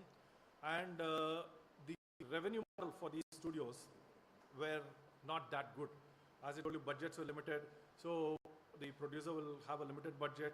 The studio will do the job, will accept the job. Eventually, the money which they get will be lesser than the money which they have spent. So over a period of time, companies will start, companies used to close down. So I generally used to analyze any studio which started in the early 2000s. They used to run the show for about 2 to 3 years, and after 3 years, that company will be gone. The company used to have about 100 people, 200 people, but due to the revenue model, due to the limited budgets, after 3 years, they would never survive. They would just close the shop and go. But the heartening thing now for you people, the trend has totally changed over the last, I would say, 7 to 8 years, and more specifically, the last 4 or 5 years. Okay, companies, as I told you, budgets are becoming bigger, so companies are able to survive, companies are able to kind of grow, and they're able to support, they're able to recruit more people. So overall, job opportunities are much better, jobs are much stable. It's not like 1 year you work for some company, company shuts down, then you have to, I know so many people who have gone through that. I also went through that cycle. I worked for a company, some problem happened there, company closed, then I had to go to another company. In fact, the reason why I started this company with 2 of my partners is we were fed up. Like, we said, okay, we worked in this company, it was a big company, great, I really owe it to that company, but then there was a problem in the sense the company couldn't move ahead, so they closed. Then I joined another company, again 2 years, it was functional, but then again, the company ran into some financial woes, and then they closed. That's when I thought, okay, enough of this, let's try to do something. We got together and we started, and okay, we are just doing it in a small way, but we have survived. We have a track record for 20 to 22 years. Okay, so my point is, you are in good space. Okay, you are really. I'm so happy that you people are all very fortunate now. Career growth will be there. There is no, how do I put it? Like there is no dearth for jobs in this industry. And if you have the right aptitude, if you have the passion and all that, sky is the limit. Okay, that much I can tell you. Okay, the salary scales also have gone up. Okay, I can tell you, sky is the limit. Okay, so I want to know if you have any questions. Before that, I want to show you one particular trailer of a movie which we just finished, which is going to get released next week. Before I show you the trailer, why I thought I should this is, I am fortunate to have about, I think around 8 or 9 people from your college working with us, students who just passed out of BWalk, I think 2 years back, last year. Okay, so we have a team, of course, they're a part of our team. So I want to tell you how they have blended so well. I want to tell you how the curriculum which you people have is just the right. I can tell you that much. Okay, so they have been able to blend very well into our studio culture and our work requirements. Okay, this particular this particular reel is a trailer, and all the 8 people, I think they passed out last year and the year before last also. They have worked in different roles in this particular reel. In terms of production coordinator, concept artist. We have a concept artist who has worked in this reel, who was a student from this college. We have a VFX editor. A VFX editor is like a guy who sits and sees all the shots. He's like a quality check guy. So the assistant VFX editor is from your college, who has worked on this.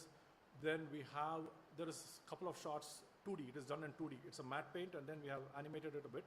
It's very subtle story narration stuff. That is again, your student was your student and your old student, now our staff. They have worked on it. Okay, so I want to show you that stuff. The trailer. The light on.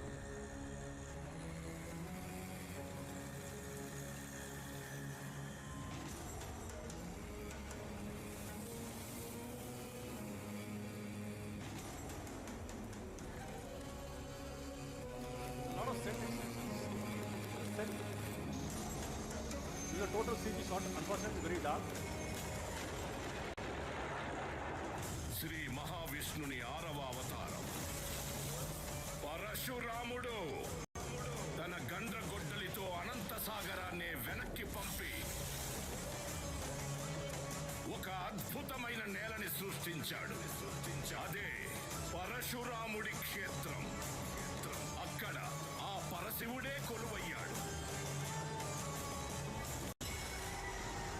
కొందరు రాక్షసులు తమ అహంకారంతో విర్రవీగుతున్నప్పుడు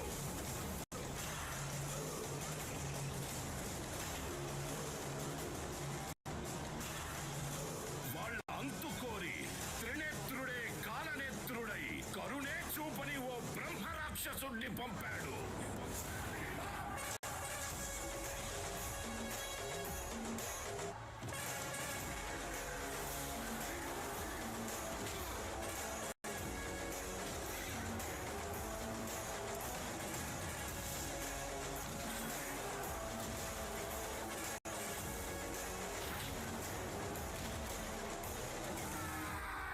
నేను ఊచకోత మొదలు పెడితే ఈ ఊర్లో శ్మశానం కూడా సరిపోతున్నా కోడక్క.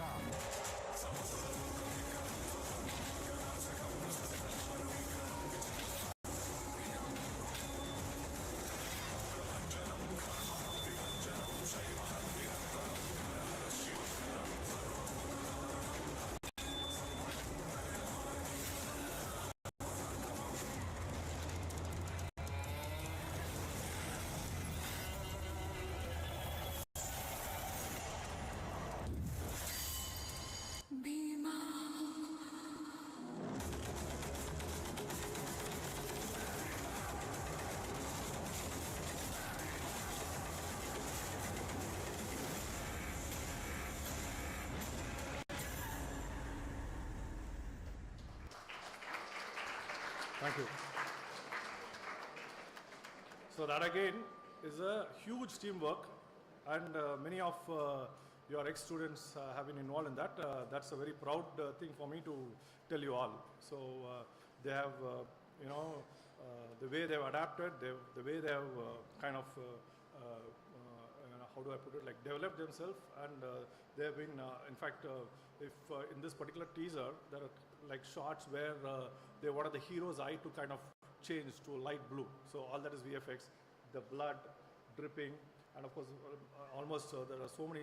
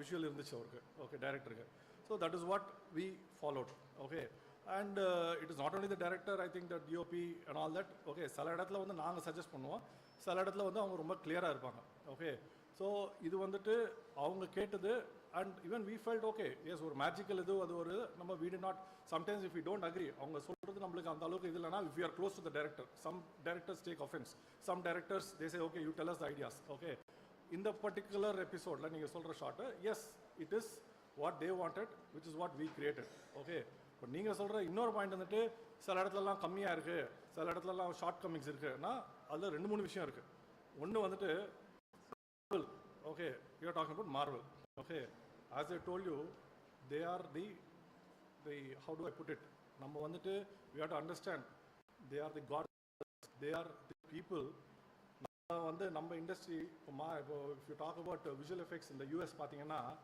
it started in early 70s late 70s okay okay நம்ம வந்துட்டு இந்தியாவில் வந்துட்டு the industry started maybe late 80s early 90s okay all said and done they are the gods of visual effects there is I have no shame in accepting they are the gods of VFX having said that they set the benchmark இப்போ இன்னைக்கு படம் பார்த்தீங்கன்னா கூட forget visual effects every other department okay in many ways we are still lacking okay we have to understand correctly இப்போ Oppenheimer மாதிரி ஒரு படம் பார்த்தீங்கன்னா அதில் there are so many areas okay where there are shortcomings but especially this particular area of visual effects animation we have learnt it we are trying to do it we are trying to perfect it but definitely what they have done okay like if I have to tell you when Titanic happened in 1997 we were way behind அந்த ஒரு shot பண்ணுறது நம்மளால முடியாது we work hard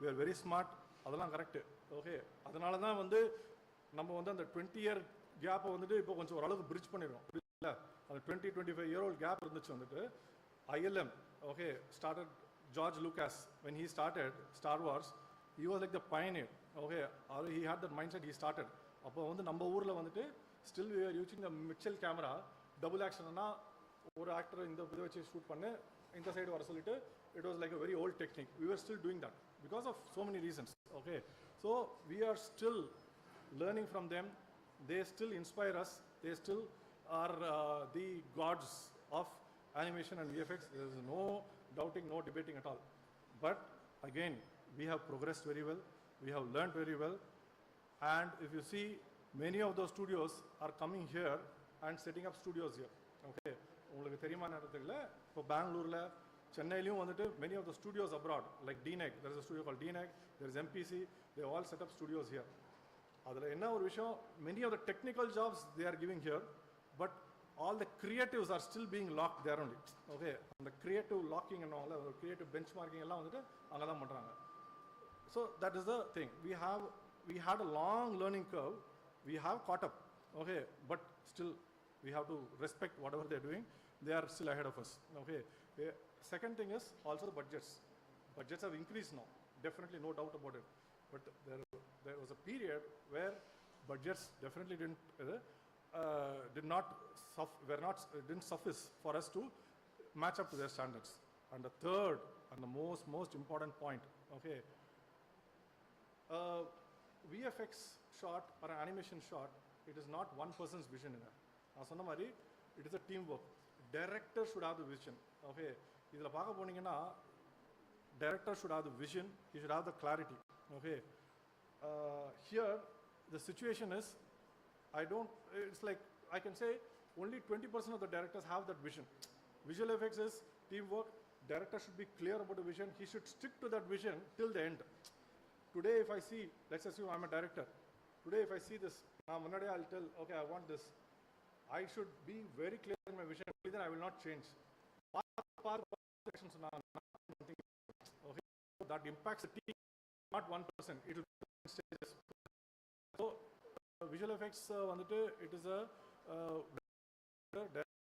but the team should understand and we should live with that vision till the end some improvisation is okay but not going back the whole cycle so all these three things when they gel well then you get a final finished good product so that's what I'm saying but answering yes there is still catching up to do if you see we are learning, we have learned very well, we are trying to match up, but there is a gap, no doubt.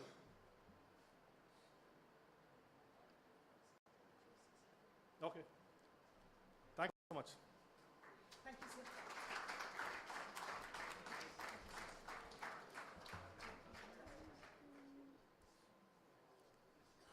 Thank you, sir, for your very insightful take about the different areas of work in CGI and VFX. It was truly very informative. We will now commence with the plenary session 2 on the topic, Ethical Design in Today's Growing Technology. We're honored to introduce our speaker for today, Mr. Kingsley. Mr. Kingsley is the founder and CEO of UX Mint Design, renowned for his expertise in user experience gained over 3 decades.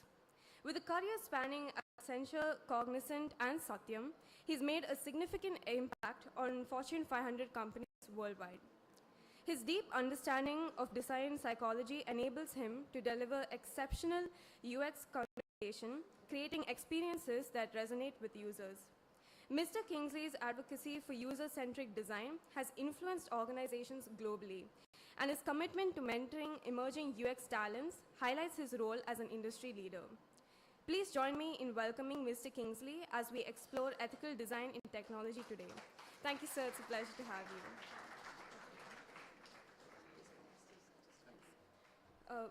We call upon Professor Naveen to honor the speaker.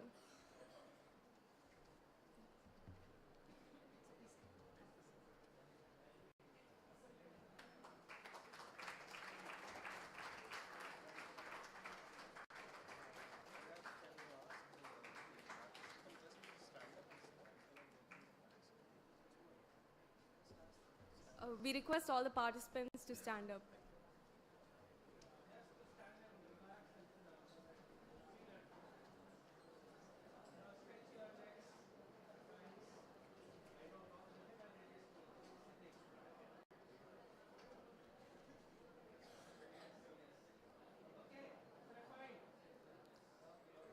Yes, please. So you may.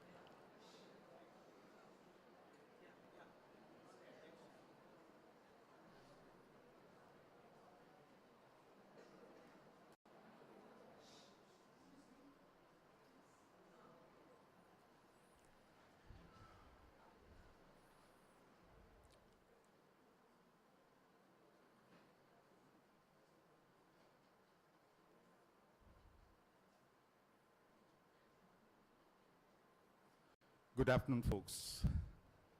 It's a pleasure to be here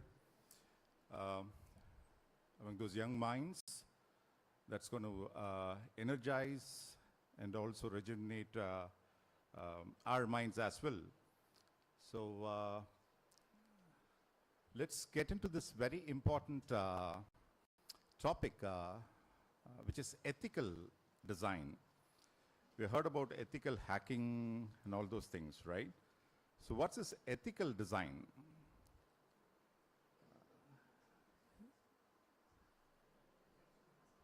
I'm sorry for everything.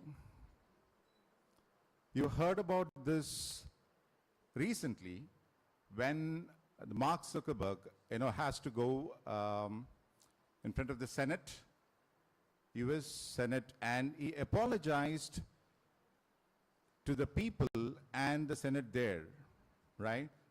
And he said, I am sorry for everything that I've done. And the impact this platform called Facebook has created to the people of US and across the globe. It's not just in the United States alone, but across the globe, how this platform has affected people. The latest data shows, in 2023, the third quarter, the amount of hate speeches, it's 31.5 million content, that was removed, basically, from the Facebook. And the bullying and the harassment content, it is like 50 million. And the fake accounts is like, 1,300 million. And the sexual content is 51.2 million. So many young children, adults and kids have lost their lives, gone to depression, for this one thing called, the emerging platform that has actually engulfed, our society, our community. And he has to say that one word, I'm sorry for everything what I have done. So where actually it started, right? So it's about the revenue versus social and psychological impacts. It is not about the key board members sitting there and trying to direct you, hey, do this and do that. It started, I think Facebook has started in 2004, right? Almost 20 years.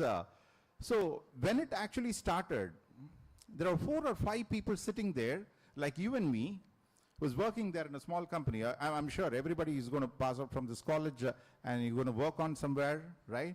And in a small gathering, you're going to discuss about, the functionalities, the features, the ideas, because we are all content creators, right?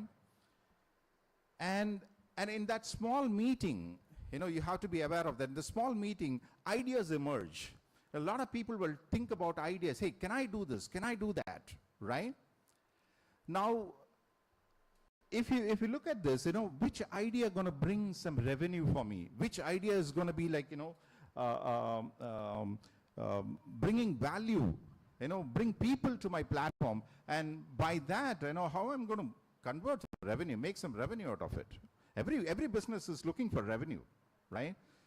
And if the revenue is not there, the business is not there. And is one of the important things that drives is that revenue. Now let me talk about, the transactional versus behavioral aspect. In those days, probably 15 years back, or your fathers, the father, your parents and your elders, or like us, probably when we started, technology was transactional in nature. So what is transactional, right? So I want to withdraw money. I want to transfer money to another account, right? So we use technology to transfer all those things in the task that was there. We were never getting addicted towards it, right? Even today, I think most of you are doing your GPay, right? Everybody does a GPay. It's very, very convenient. It is transactional. But can anyone tell me I'm addicted to GPay? No. We don't say that, right? Now let's talk about transactional versus behavioral or habitual, right? Now there are companies like, say for example, Facebook, it came into existence and, hey, this is not transactional nature, but this is behavioral nature. I want somebody to come inside the platform, look at another person's content, you like them, you dislike them, you put some comment. I want them to come back again and again and again. That is behavioral, right? Now this is dopamine, and everybody has this factor in psychology called social desirability. We want to be liked by others, right? If I'm coming here and standing in front of you, I want to be liked by you all people, right? I need that respect. I need you to value me, right? And if that doesn't happen, then gone. And that's a dopamine effect. And And this dopamine is required in each and everything that we do, right? Now, this is psychological. This is psychological, right? Now, we do things, we are entitled to do things, and we are very sure that we will do it again and again and again if it becomes habitual and just not transactional, right? The cause and the effect. When it started 20 years back, nobody thought of what is the impact that it is going to create to every person psychologically, right? But it took 20 years to see the effect of what has happened. So it is important for us to think about, hey, can I ask those questions, the rightful questions? Is it going to have an impact in his psychological behavior, right? As a content creator, it is very, very important for us to understand this, create an awareness about this, and ask those right questions. Right. So let's talk about this one called metaverse. I'm sure everybody would had an awareness about this platform called metaverse from Facebook, right? Got launched a couple of years back, a few years back, and everybody was talking in the industry, especially in the industry that I am there. We were excited about this metaverse. It is going to capture this entire market, and let's be ready for that, right? Now, let me give an intro about this metaverse, even though some might be aware of it. Metaverse is a virtual world where you live your entire life there. So there are two worlds now. One is physical and a partial, digital world that we have. But metaverse is completely immersive, virtual reality. And the previous speaker was talking about the opportunities you have in the, VR, right? Virtual reality world where you have to create those models, 3D models. And this metaverse is going to be like, creating a virtual world. And it includes everything. It includes talking to people. I will have an avatar, which might not be me, but some other character which will represent me. So basically, I'm hiding behind that character, right? So there will be a platform, there will be a land, there will be a college, there will be cinemas, there will be everything that I see in the digital world. And it is like, I'm going to purchase a land like how we do it here in the physical world. We go to the RTO office and try to do it, right? And you have to go and purchase a land, purchase a shop, and do business there with Bitcoin. So everything is absolutely virtual here. Now, what happened? Industry was waiting for it, and it was not there, and slowly it started dying. And people said, metaverse is dead. So it's not for us. Metaverse is dead. But actually not. Metaverse is not for us. Not for me, not for the age like me, or not for you people as well. You are not qualified to use metaverse. You're not still there. You're not matured enough. I'll tell you for whom this metaverse is. This metaverse is for those small newborn babies today we have, right? The small kids who are opening their eyes in the digital world and seeing everything. And they are completely tied up and they are completely tangled in this digital world and in the virtual world. And the world is waiting for them. The metaverse is waiting for them, the second life. So we have to be aware of, this industry, which is going to create a lot of interesting factors. Let's talk about a little bit more about that. Drugging our infants. How about this? We all have small children in our home, neighbors, right, family members. If somebody said, hey, I'm going to drug your small baby, 6 months old baby, 3 months old baby. What exactly happening is, we are all drugging the infants knowingly or unknowingly, mostly unknowingly, right? What we do, the baby starts crying, and to distract or to get some free space or free time from the baby, what do?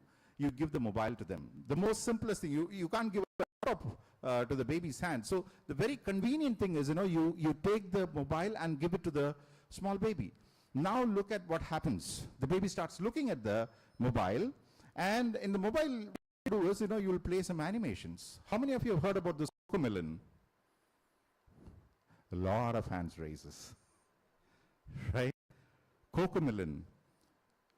And this, let me talk about this Cocomelon, animation things that is there. We all create, right? We create that. We are creators. We are content creators. We are idea generators. This Cocomelon has created, there are two ways in animation. One is, in the Cocomelon especially, every 3 seconds, the screen changes. If you analyze it carefully, every 3 seconds the screen changes. And this is quite addictive for the newborn babies. For the newborn babies, they're seeing new screens, new sound, new imagery. They don't know what it is. They don't know what it is, how it is connecting. They don't really, understand the story. But all they see is every 3 seconds, the screen changes. That becomes very, very addictive. Now, what happens is, after some times you remove that mobile from the small babies, they started crying. And you cannot satisfy them till you give that mobile back to the kid, right? Now, this creates a medical symptom for the small babies, the children's. And it affects immensely in terms of their behavioral thing. They create a lot of tantrums. They become hyper, right? And you have to do one thing, that you have to give it back. Now you slowly started training these small babies into the world of metaverse, into the world of virtual reality. Now, before that, I just also want to add one more thing. How many of you like this cartoon animation called Chin-chan? Including me. Very, very difficult to stay away from Chin-chan, right? Now, have you ever wondered, what is the success factor? Why Chin-chan is successful? It is about one small guy. It's small guy who's fighting against the biggies, the parents. Now, imagine, in reality, what's happening is, you see a small baby, newborn baby, or a 6-month baby is lying down, it can't move, right? And it is just shaking his hands as they see their parents. The message is, lift me, right? So, from a baby's perspective, we're all modelers and, animators. From a baby's perspective, look at that, how it sees an elder. Elders are monsters.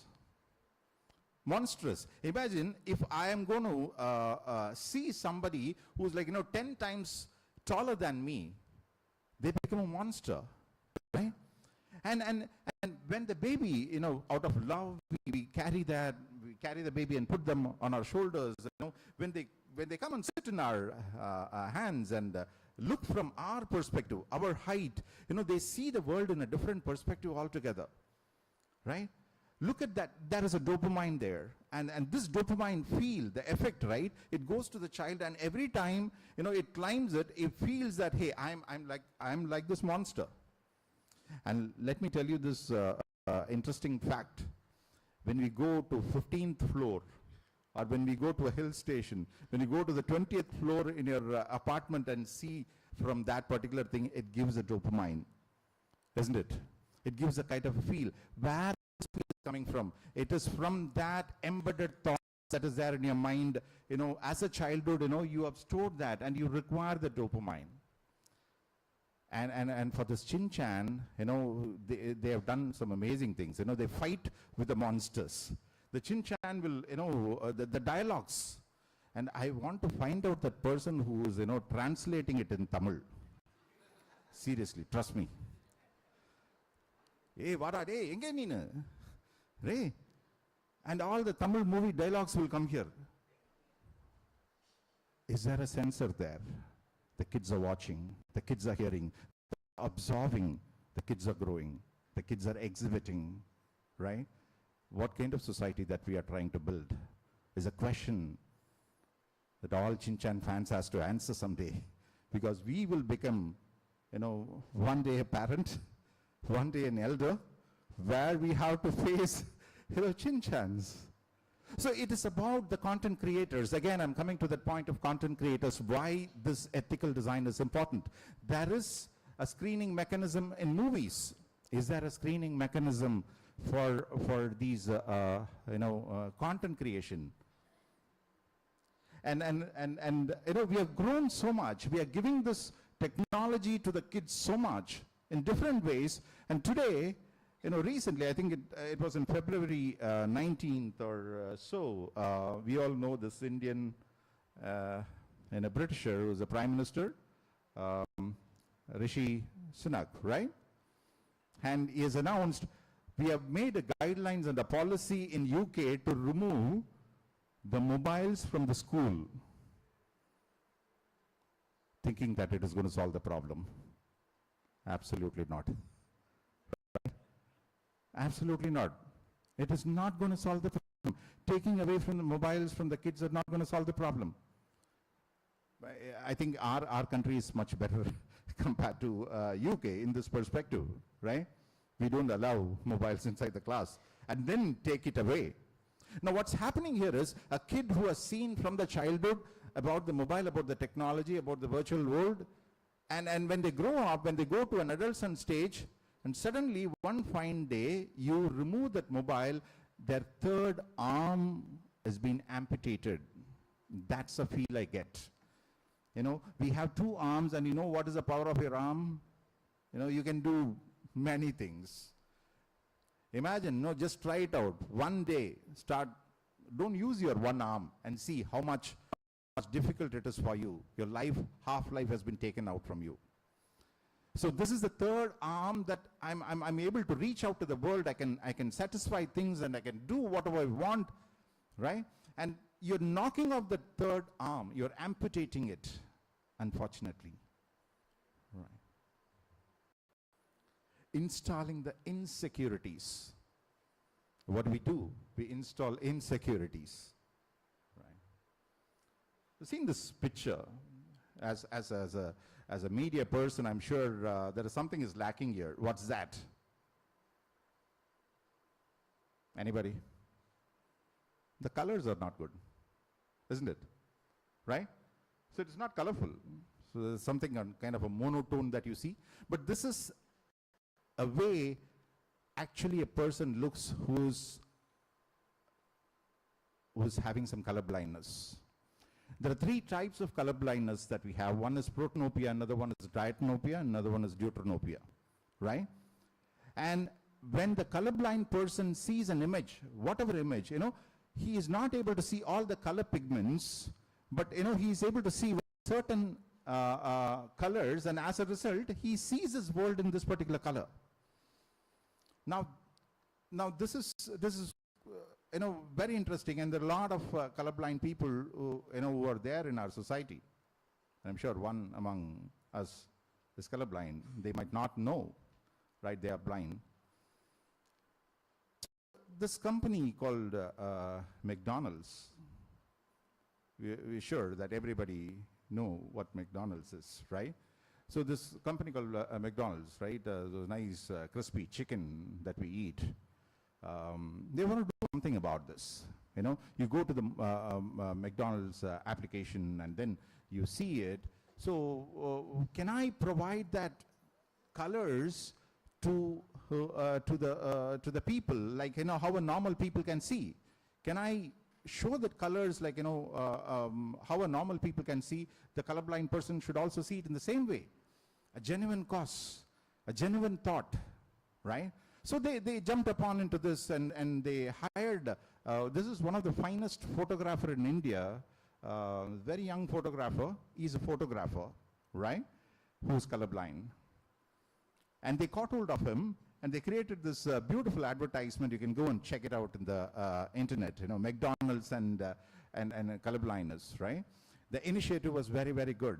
It is very genuine, right? And for example, this is how you will see McDonald's application, the McD app, when you download it, right? When you order the food. So the colors are not the same, right? So they want to bring that equality there. Now the problem is, when this was launched, it was so much of a hype in the design industry. There's a lot of experienced designers were talking about it. Finally, there is a inclusion happening, right? But it really pained me. Are we installing insecurities, very silently, unknowingly? It's not knowing. It's not the fault of McDonald's, but it is the fault of the society or the content creators. Somebody who created this content has never thought about this small thing called installing insecurities, which is going to have a major impact in his life. Yes, I've gone to the McD app.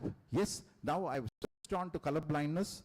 Okay, and I'm seeing as how a normal person can see it. I've ordered it. Now the McD, the chicken, nice chicken burger that comes to my home, when I see that burger, how does it look again? It looks like the old picture. It is not colorful.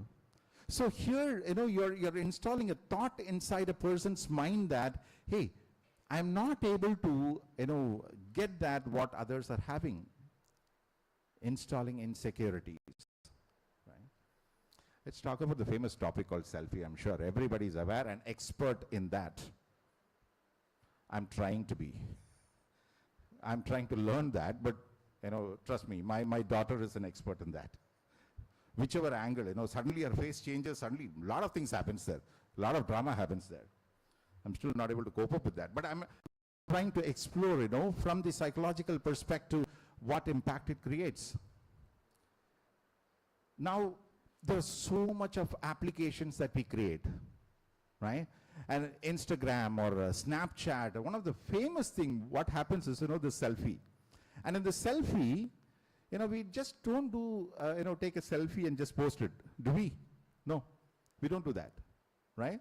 Immediately after selfie, what is the next step? Filters, right? We have to go for filters. Otherwise, kaiyellam or mari aada aramikkum. Is that the dopamine effect? Yes, it is. Right? So, it's not just the filters. It's not just, correcting my blemishes and, all those black spots, right? It is also sculpting my face. Haven't you seen that? It's correcting my nose. It is correcting my chin. It is correcting, the way that my eyes are looking. It is not asking you, do you want to correct it? But it creates a feel. And finally, there is something, a picture that comes out which is absolutely not me or not you, right?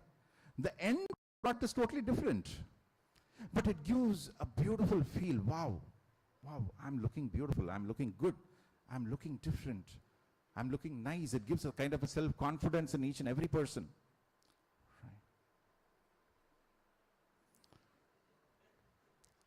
right? It's called body dysmorphic disorder. Unfortunately, it's a huge race in today's world. Everything is perfect. You are fine. There is no problem with your structure. There's no problem with your eyes. There's no problem with your face. But still, we started feeling that, hey, there is something wrong. Why? Because you have seen something more beautiful, which is not the truth, but, they're installing the insecurities. The moment you taste, Kapil Dev used to say one beautiful thing, if you have seen that, 1984 World Cup, who brought the World Cup for India, right, and created so many Dhonis. Kapil Dev, he used to say, tongue taste once, always want to taste more, right? If you have tasted once, you always want to taste more. They have given the taste of what you will look, the dopamine effect. And as a result, every time you go for a selfie, you cannot restrict yourself, you'll go for this. In the body dysmorphic disorder, slowly creeping in everybody's mind. Who is responsible for this? Does it happen 20 years back? There was no issue when my people want to go to a marriage. There's no need for a makeup, right? They don't really care. They're okay, they'll put powders, talcum powders, they're happy with their face. But what's happening today is, we feel guilty about how we are today, which is the most dangerous, trend that we are into, fortunately. We have to start realizing that. The content creators and the consumers, we are both.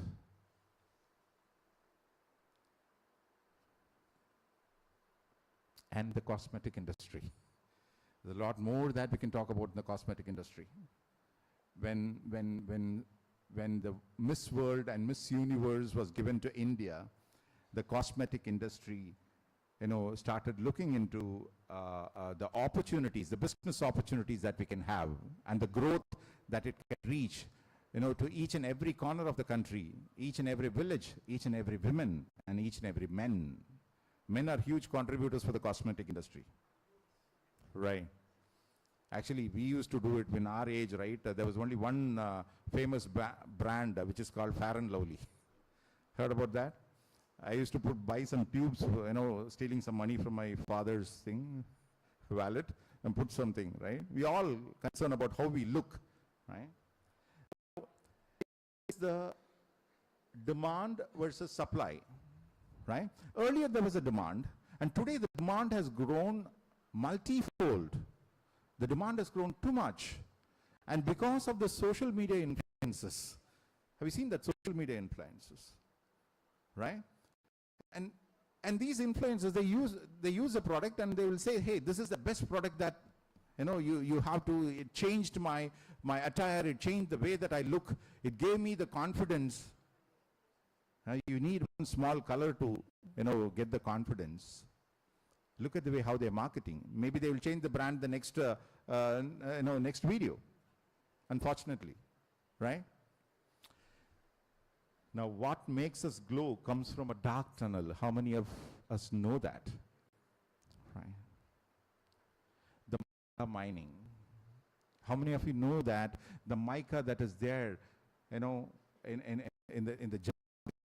the Jharkhand and Bihar, which is available in abundance, you can't go and do a normal tunneling there. You have to do a rapid tunnel where you have to send small children, and these small children have to go inside, take that mica and give that. They can't go to the school, they can't go anywhere, but they have to go and do this tunneling work, and so many young children have lost their life, in the process of getting this mica, and the shine in our face, the glow in our face. It's very dark, right? The responsibility lies within us. There are businesses, there are industries which is going to grow, but ethical design, is there a way that we can draw a line and understand about it? The awareness about ethical design is very, very important in today's world.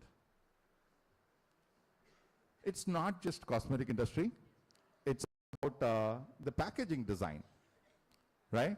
A lot of you people might end up in, creating designs for the packaging. I saw one beautiful thing called this coffee cup with the yellow color, lemon yellow. It attracted so much. I thought, wow, what a nice, awesome designer who has created this. And when I went and took that, what's happening is, it's completely wax coated, right? It's wax coated, and when you drink a hot cup of coffee or a tea, what happens? You're drinking wax. So who creates this? Somebody like you and me who's sitting in the design discussion tables, can we speak about this and can we create alternatives? It's very important. Can we create alternatives? Business needs money. Somebody who's going to give, order Chai King, okay, he is not going to spend, 10 rupees, but he's ready to spend, 150 rupees for yesterday's chai, packaged beautifully, right? And he's okay to spend another 20 bucks if he can make it more sustainable, more natural, without wax. Can we think about it?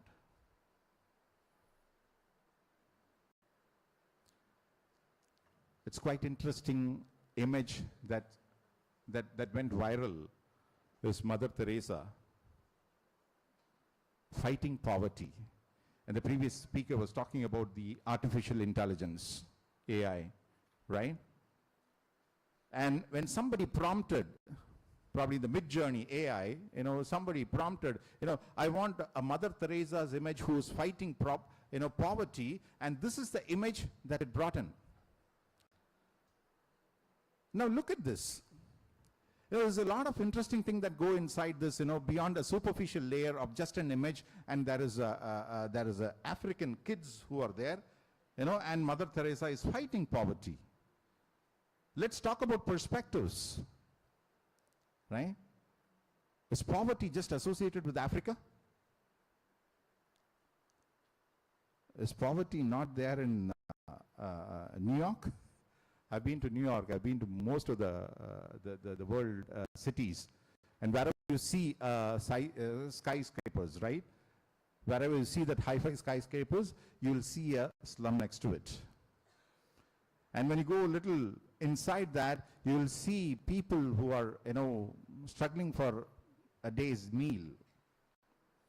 So why associate poverty just for Africa? Right? So what is the perspective? Now it is important, somebody has created this content, and this content generating tool called AI has done this and has fetched some details, right? Imagine after 40 years, 50 years, what's going to happen? What is the content that we are consuming, right? Now, one thing, today's AI, artificial intelligence, he was speaking a lot about artificial intelligence, and he was very subtle. He didn't scare you. But I'm going to be brutally honest. It is coming very close to you, unless and until you wake up now and you are one step above AI. We are not there. Trust me, especially in the design industry, if you're one step above AI, the industry is going to worship you. You will be valued 10 times what is valued now. But you cannot solve. You have to excel. You have to think. So the thinking, the thought process, right? That is very, very important in today's world. And the problem with today's AI is, if the content, whatever we are giving, it is all, 10 years, 15 years data, correct? Because nothing is free. Google is free. Okay, they will give an email ID. Facebook is free. Nothing is free, right? They have consumed from you in the form of content. You are the product for them, right? And they've taken all these data with the 10 or 15 years data, and with this data, it is coming and giving you something which is very superficial, right? But the data is huge. And one problem is I'm not responsible. I've put some chat GPT, prompts, and something comes in, and I'm going to showcase that because, I'm not created that. So we conveniently try to, stand two steps away from that. The responsibility of the content creators, right? It amplifies biases like, what we see. If there is a bias, it amplifies. And another problem is, no accountability from the companies because we are all in the experimental stage. Even in our company, we were just thinking in our board discussions, hey, can we think about AI? What AI can do? Nobody knows. Only very few people are actually working on that. But if you go to LinkedIn, everybody will have a tag called AI today, because it's like fear of missing out, FOMO. If I don't talk about AI, then I think I'm not there in the industry. But actually, only very few companies are working on that, right? And those few companies, the kind of accountability from the companies right now, because it is in a research stage, experimental stage, no, we don't really take accountability on that, right? Insufficient knowledge repository, data trained versus cultural diversity. You go on, so the world is in your access right now. You just go and type some prompt and you get some information. That information might not be relevant to your place, your culture, your surrounding, your people. It might be there in Serbia, but you consume the data, unfortunately, right? Availability of what and lack of why in today's context of this AI. Please be aware of this. We are living in the physical world, and also there's a lot of time that goes into the digital world, right? Especially when it comes to commerce. Money comes in commerce, right? And there's a lot of challenges that this commerce is creating in terms of ethical design. They make you slaves. They actually bind your thoughts, make sure that you buy it or feel bad for not buying it, right? So one of the things is, discover the best marketing tool for your business, and there are two buttons: find out now, or look at the text, the content, the copywriting, or it says no, I don't care, which is best. They make you feel guilty of not buying it. And you can see that in advertisements also, especially these life insurance ads, right? 1.5 கோடிக்கு நீங்கள் வந்து insurance எடுத்திருந்தீங்கன்னா பசங்களுக்கு சாப்பாடு நான் இன்னைக்கு போட்டிருப்பேன், college fees கட்டியிருப்பேன், right அப்படின்னு சொல்லிட்டு அப்படி ஜூம் பண்ணி அந்த இதை காமிப்பாங்க. What ethics is there, man? Right? False popularity, false urgency, likely to be sold out in 4 days. Okay, then restock it. As simple as that, restock it. Why are you pushing that false urgency, making me a trap? And these are the contents which government is saying. After all these issues that is coming to the consumer care forum, the government has taken an initiative. Henceforth, e-commerce should comply to the guidelines which is, against this ethical design. Right? And has it all started? It is there in the papers. But unless and until the voice comes from our side, it might not get implemented. Right? May it be education industry. Ethical design and education industry. Let me talk about this burning factor called Byju's. Let me take that name. Right? For all wrong reasons, it is there in the news. But I'm not going to talk about that. I'm not talking about the board and other things. But let me talk about that. When Byju's came into existence, they questioned the tuition centers because they want to create everything online. Right? Now, for doing that, what did they do is penalizing the kids who are there in a family. Now, how did they do it? They bring this kid, they talk to the parents, and they tell them, the marketing is, hey, there is some problem in the kid. He or she is not up to that particular mark, and as a result, he needs some extra guidance and thing, so pay some amount, which turns out to be lakhs. And look at our parents, what we do as a parents. We all want our kids to be really number one. There's no number 2 or number 3. We don't compromise on that number factor, okay, right from a childhood. First rank, okay, second, parallel, third, fine. But we want to be number 1, right? So the emotional strain that we are giving to these kids, the policies the companies make, ethical design, somebody has to question it. And if we don't question, we will also be contributing to this unethical design that is happening, which is having a larger impact on the society, right? May it be the entertainment or gaming industry. There's a lot of folks who are going to go to gaming industry in terms of creating those NURBS modeling or polygon models. Do not be happy, satisfied being a 3D modeler, because you are morally responsible what this model is going to do, right? For the people who's going to see it, the game. And look at the games that we play. I'm sure everybody is playing the game, and I'm sure there are games which is asking money to skip a challenge or go to that particular level. But look at how a game should be. A physical game should create leadership. It should help people to socialize. It should help the cognitive skills development. It should help the physical and motor skills development. That's a game. That's a physical game. Can you translate that in the digital world? I'm happy about it. If not, think about, question yourself. Healthcare. I had a problem in my family. My wife was diagnosed with cancer, and we identified it earlier, and she went through the surgery and chemotherapy. It was painful. It was a jolt in everybody in our family. We got struck. We don't know what to do, right? And the surgery was done, and the chemotherapy was happening. Very, very painful process. And after some point of time, there were 2 doctors one doctor said, hey, that's enough. You don't require to do any more chemotherapy, right? Because she is fine.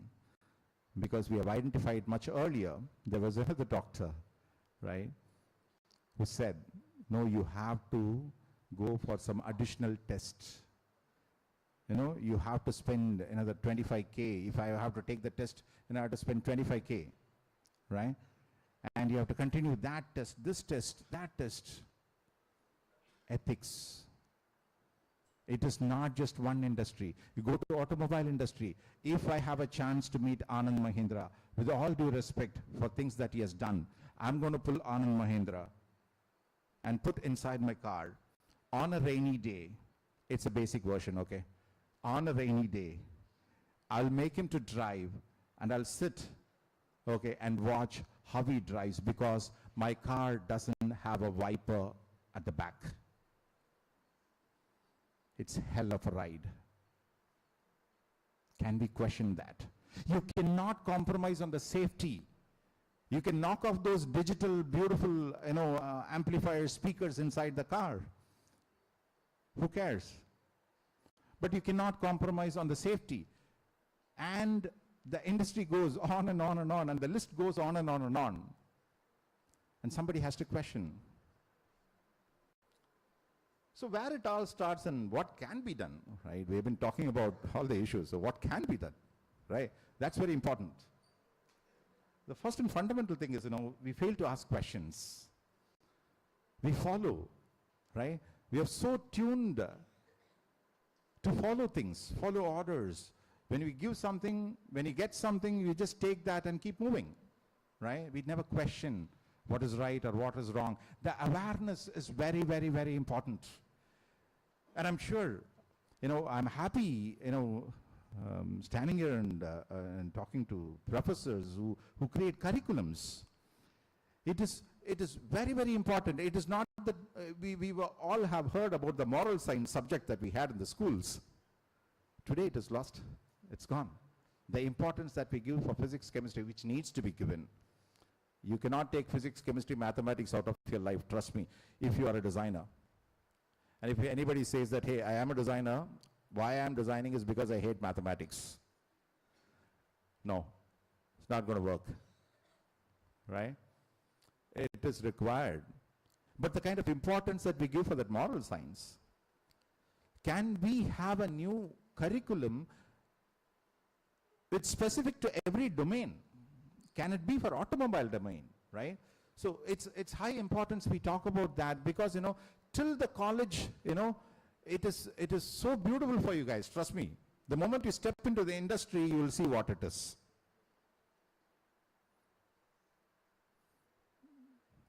It's going to have its own journey. It's going to be interesting. You'll make it interesting, right? But it is not bed of roses. Let me tell you, right? So the independence that you have, the knowledge accumulation, the belief system that you can have till the college days is awesome. So the awareness, it's very, very, very important, from the college perspective as well. Right. Well, what can be done, right? Is anybody aware of this guy, Revant Himat Singha? Okay. Yeah, nice. He's a social media influencer for a positive thing. Okay. So I'm not surprised that not many of us are aware. Now what he has done, very, very interesting thing, So Revant worked, studied somewhere, and then he came back and he was working in some companies. He started his own, and then he quit everything. And one fine day, he wanted to get into social media, and he started, analyzing the contents that we consume in terms of the food contents. Okay, all these health drinks that is there in the market, right? So he started commenting, and one such comment was on Bonvita. Heard about Bonvita, right? So he started commenting the sugar content in Bonvita is much, much higher, which is making kind of an addiction for people. It shouldn't be there. It shouldn't be that much of sugar content, and all the other important things that they say is actually not factual. And he said that in the social media, right? Now what happened is, it went viral. The message went viral. A lot of people started talking, a lot of people started commenting on that particular post, and it reached Bonvita as well, right? Because it is a brand getting affected, it's a brand getting jolted because of this, right? The value is coming down. So what they did is, they went and put a case on this guy. So there was a court case being filed on Revant, Hemant Singh, that you have to withdraw all those things, right? Now what is happening here is, he is very strong. What I've done is truth. I genuinely stand for that.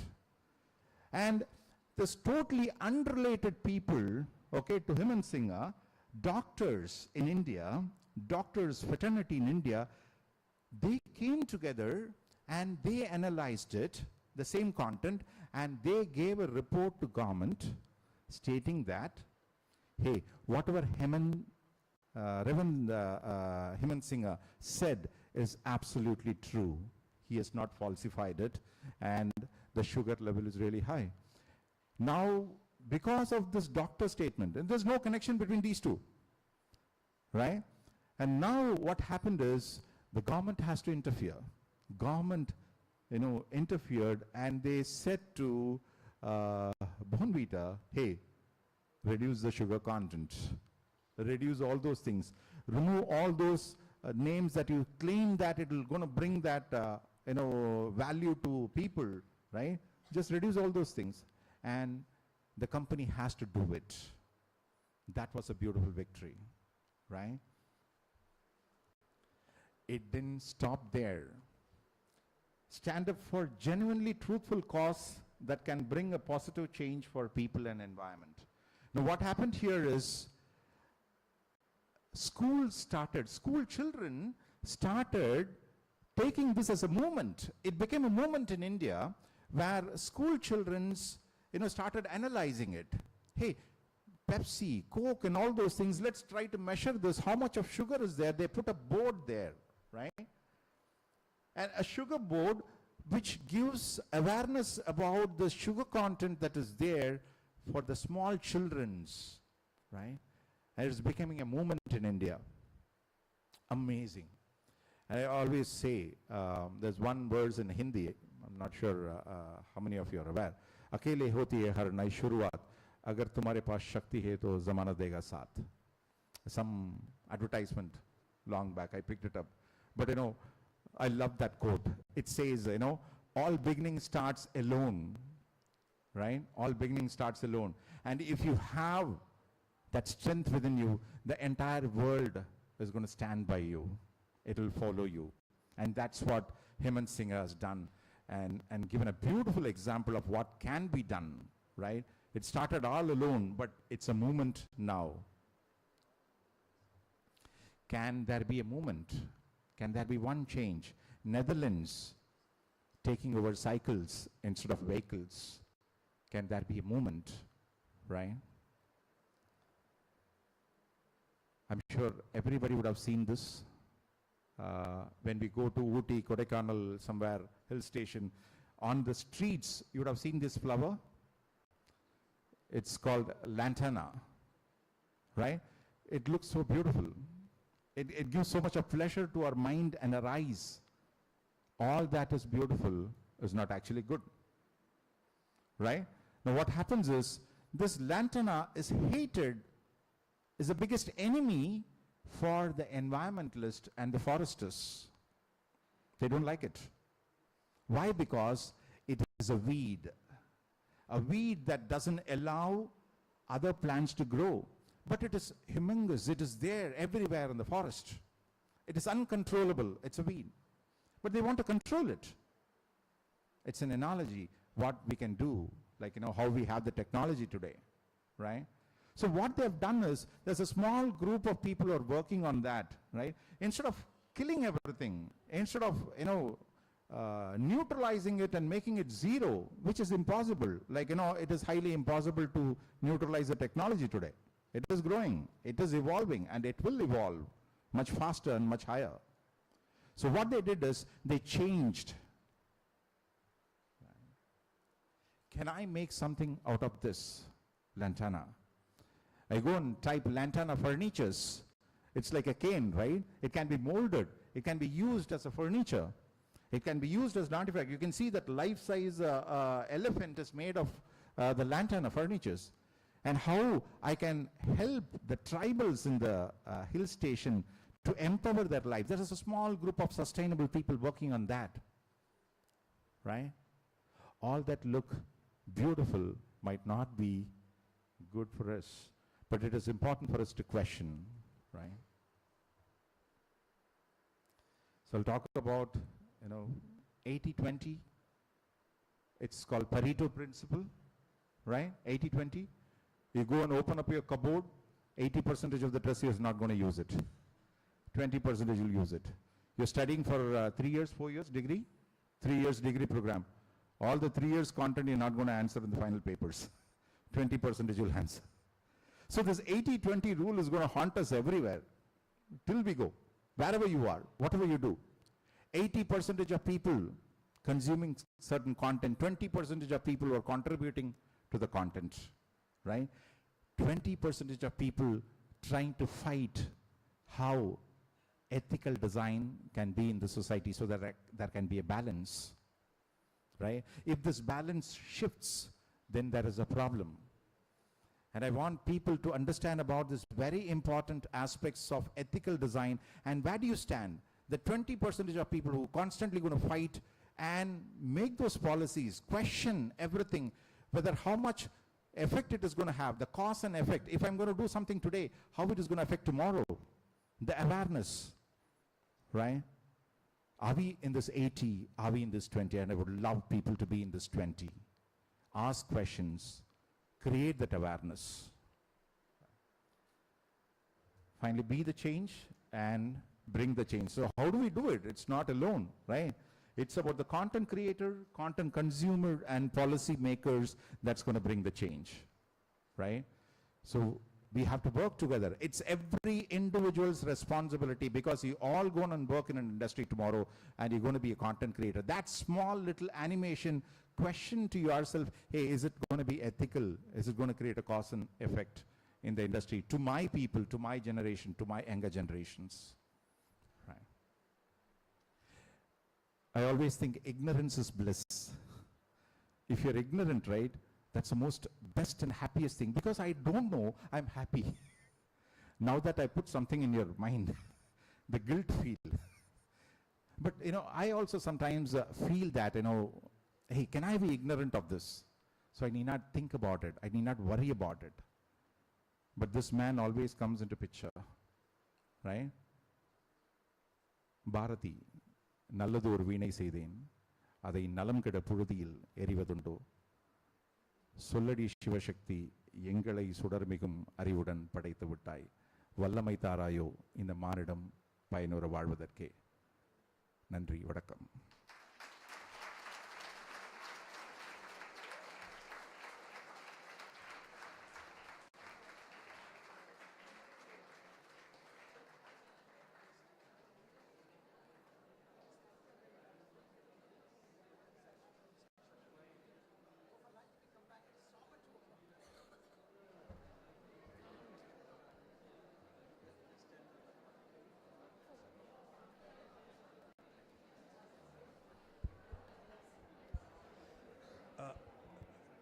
May I have your attention once again? Dear friends, we shall disperse for lunch. I want all of you to be back by 2 o'clock to begin the session. You don't require any policing.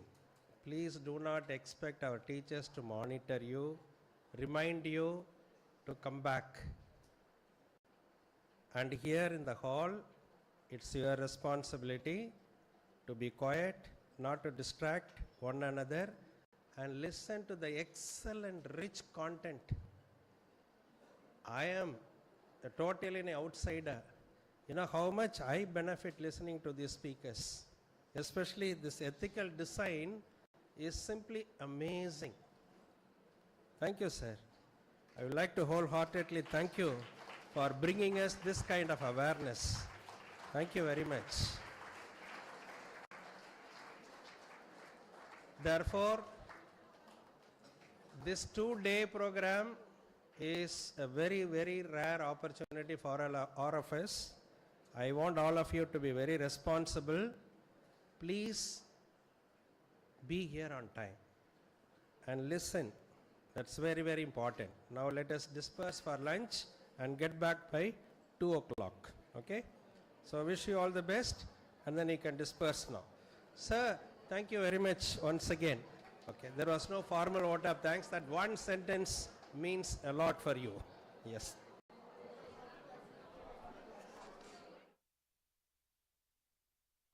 Students and participants, lunch is served at the food court.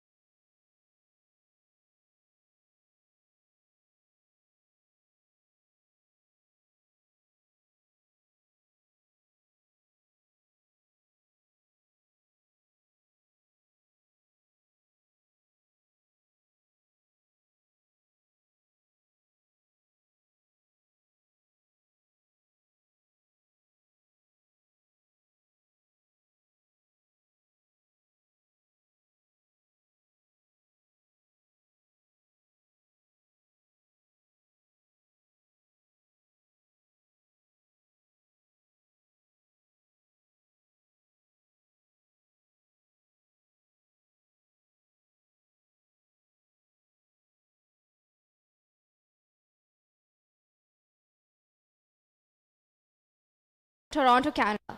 Sir, it is truly an honor to have you with us. Before we proceed, I would request the dignitaries to take the stage.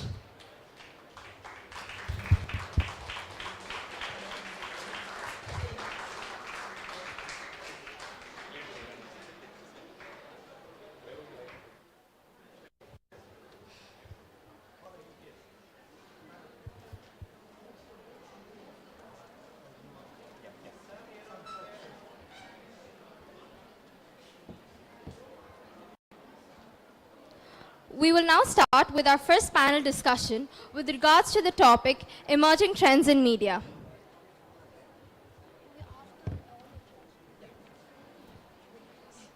Our panelists for today's events are Mr. Sam Daniel, Ms. Shaswati, and Mr. Sudhir Srinivasan.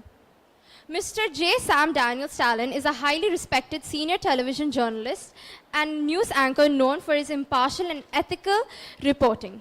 With over 22 years of experience, he leads NDTV's Chennai bureau, playing a crucial role in enhancing the channel's reporting standards and audience reach in Tamil Nadu. Throughout his career, many of Mr. Sam Daniel's reports have had profound impact, bringing relief and justice to affected communities, promoting government interventions and instigating systematic changes. Mr. Sam Daniel is also an accomplished speaker and mentor, having shared his expertise in TEDx events and guided aspiring journalists. Sir, it is a great honor to have you with us.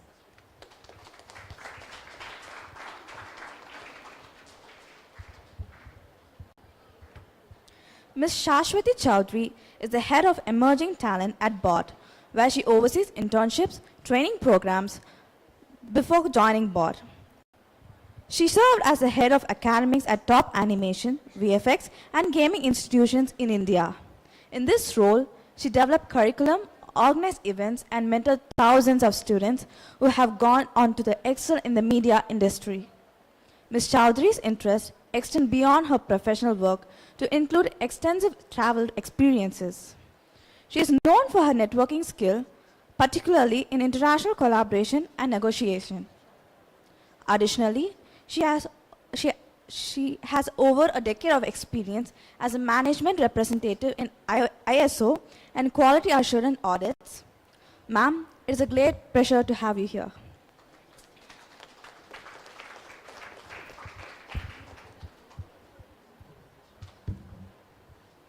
It is with great honor that I would like to introduce our panelist, Mr. Sudhir Srinivasan. Mr. Sudhir Srinivasan is the executive editor of the New Indian Express. He has worked at other top publications, including The Hindu and The Times of India. He is well known for his film reviews and interviews, which often contain keen observations laced with social and psychological insight. He is also a sports commentator who has worked for top broadcasters, including Star Sports, Sony, and Viacom 18. Sir, it's a great privilege to have you with us.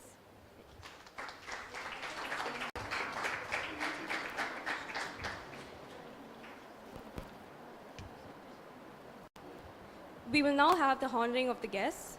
I request Dr. K.S. Anthony Swami to come on stage to honor our guest, Dr. Paul Raj.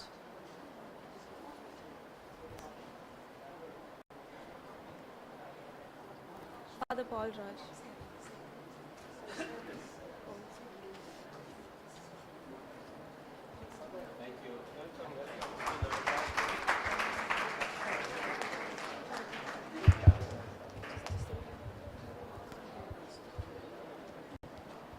May I now request Professor Narasimhan to honor Mr. Sam Daniel.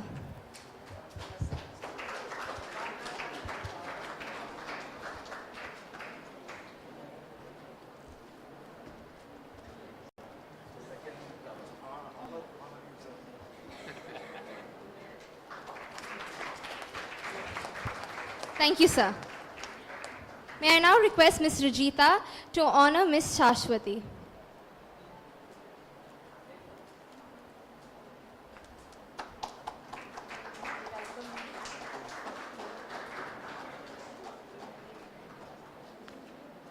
Thank you, ma'am. May I now request Professor Uma to honor Mr. Sudhir Srinivasan.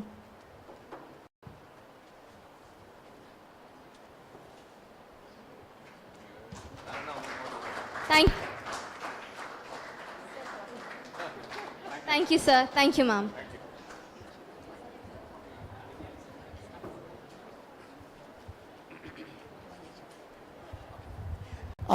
Now, the session is handed over to Reverend Dr. Paul Raj. Thank you. Please sit. Good afternoon, everybody, and welcome to this panel discussion on this modern trends in the media field. And at the outset, without much ado, we have been given lots of introduction about it, and we will listen to the panelists regarding, in their own specific area, what is the new trend that is prevalent. Let the students be enlightened in this regard, so that it is the time to listen to you regarding what is the thing that is happening in the media field. Yeah. Sure first of all ரொம்ப நன்றி. Lunch எல்லாம் முடிச்சுட்டு ரொம்ப தெளிவாக இங்கே வந்து உட்காந்துருக்கீங்க பாவம். Thank you so much for being here. Secondly I wasn't sure if we should have this conversation இங்கிலீஷாக தமிழாக எனக்கு தெரியல, பட் தமிழ்லேயே பேசலான்னு தோணுது.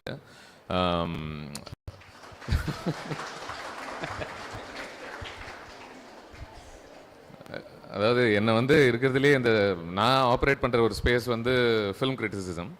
அதில் என்ன லேட்டஸ்ட் ட்ரெண்ட்ஸ் அப்படின்னு கேட்டிங்கன்னா அவங்க எல்லாருக்குமே தெரியும், இருக்கிறதுலே ரொம்ப ரொம்ப கம்மியாக பேசுறது தான் ட்ரெண்டு. எவ்வளோக்கு எவ்வளோ நீங்கள் சுருக்கமாக இன்ஸ்டா ரீல் அளவுக்கு நீங்கள் பேசுகிறீங்களோ அவ்வளோ அதுக்குள்ளேயே உங்களுக்கு பெரிய பெரிய அர்த்தங்களும் நல்ல டீப்பான ஒரு அனாலிசிஸும் வேறு எதிர்பார்க்குறாங்க. அது இம்பாசிபிள். அதாவது அந்த ட்ரெண்ட்ஸை ஃபாலோ பண்ணாமல் ஒருத்தன் நேரத்துக்கு போட மாட்டேன், லேட் ரிவ்யூன்னு சொல்லுவேன், போடுற ரிவ்யூ வேறு.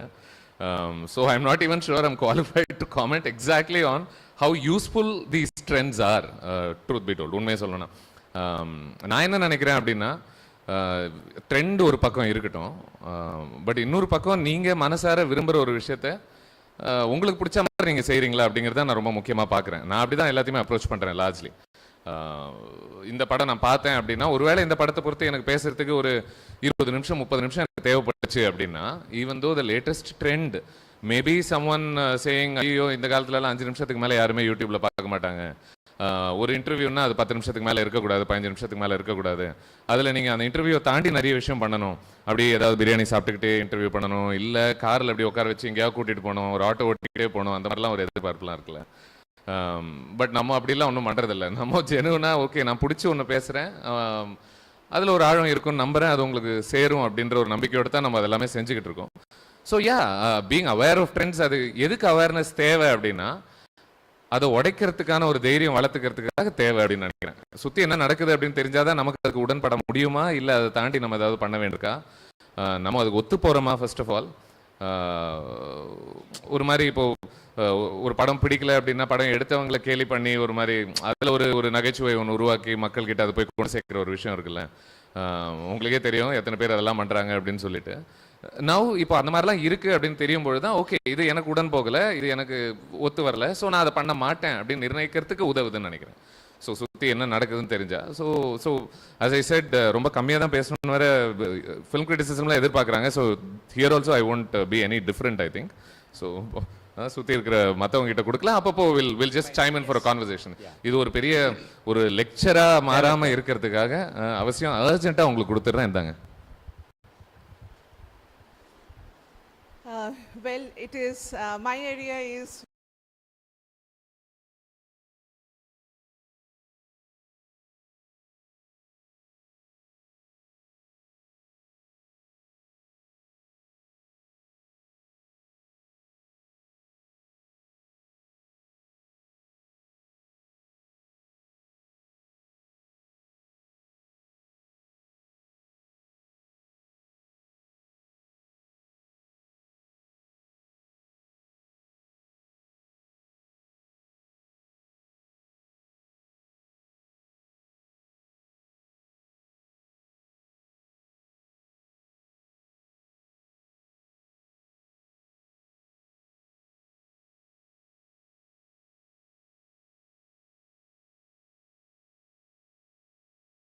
so that's the thing. So I was just talking to the teachers and everybody, professors and everybody was saying here it is, taken care very well on that area. Very impressive. Yeah. Thank you. Shall I speak in English or Tamil? Bilingual. Okay, I can speak. Okay. When I became a journalist in 2000, the priority was television, to break the news first on television. But இப்ப increasingly, youngsters in particular, they are all glued to their smartphones and social media or digital